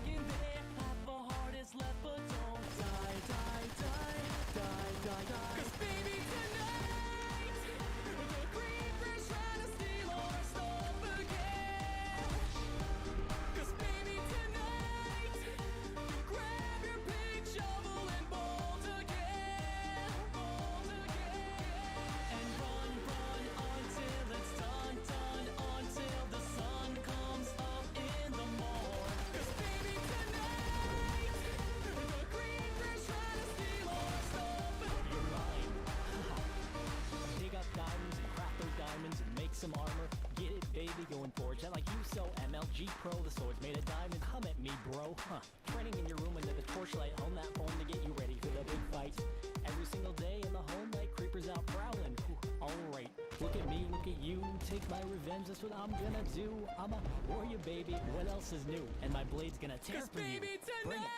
tonight, the creepers trying to steal all our stuff again. Gather your stuff. Yeah, let's take back the world. Baby, tonight, have your sword, armor, and gold. Baton.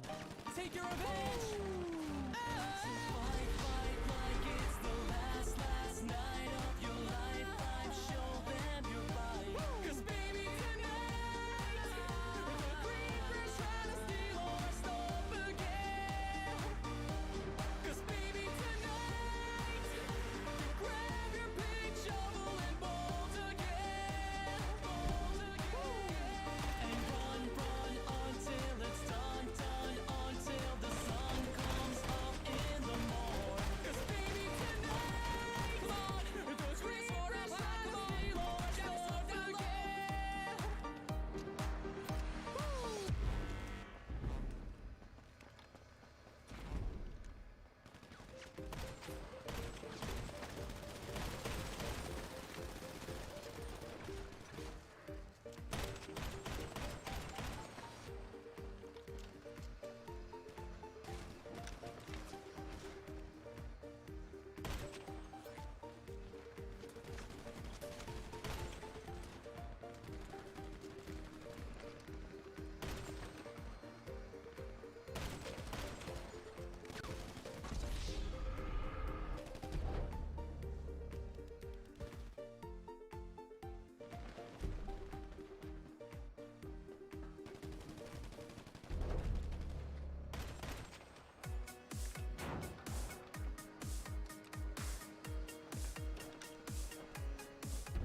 Got my helmet on my head. Figure out what that zombie said. Lava on roof. Got a half heart left, man. I'm doomed. Don't have any iron bars. My pick just broke into some shards. Scary noise. What should I do? Go left or right? I'll have to choose. Visions of last time flash inside my mind. I'm scared. Oh well.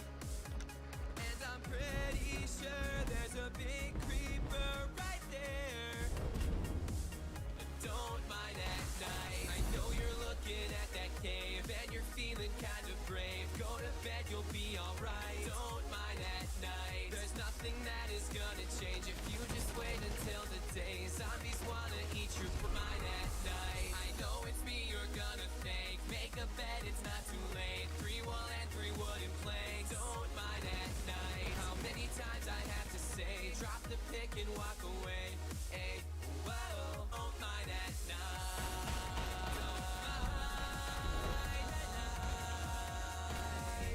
Don't mind at night.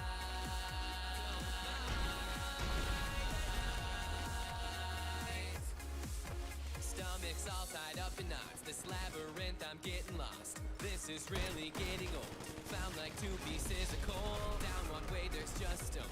Monsters won't leave me alone. Down another, there's some lava, and of course I get pwned. Remember last time I tried to mine at night? I failed so bad. I lost all my stuff, it was really tough. That's it.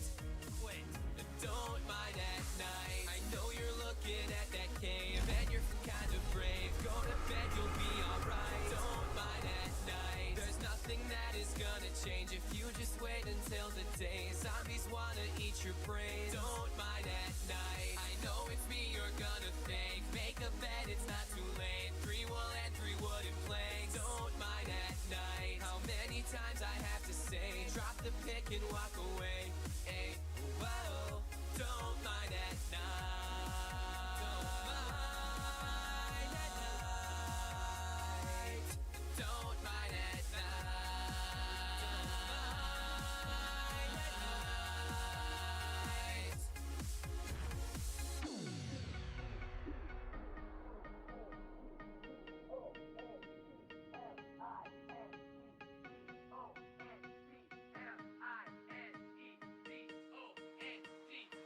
Don't mind at night. I know you're looking at that cave and you're feeling kind of brave. Go to bed, you'll be alright. Don't mind at night. There's nothing that is gonna change if you just wait until the day. Zombies wanna eat your brains. Don't mind at night. I know it's me you're gonna thank. Make a bed, it's not too late. 3 wool and 3 wooden planks. Don't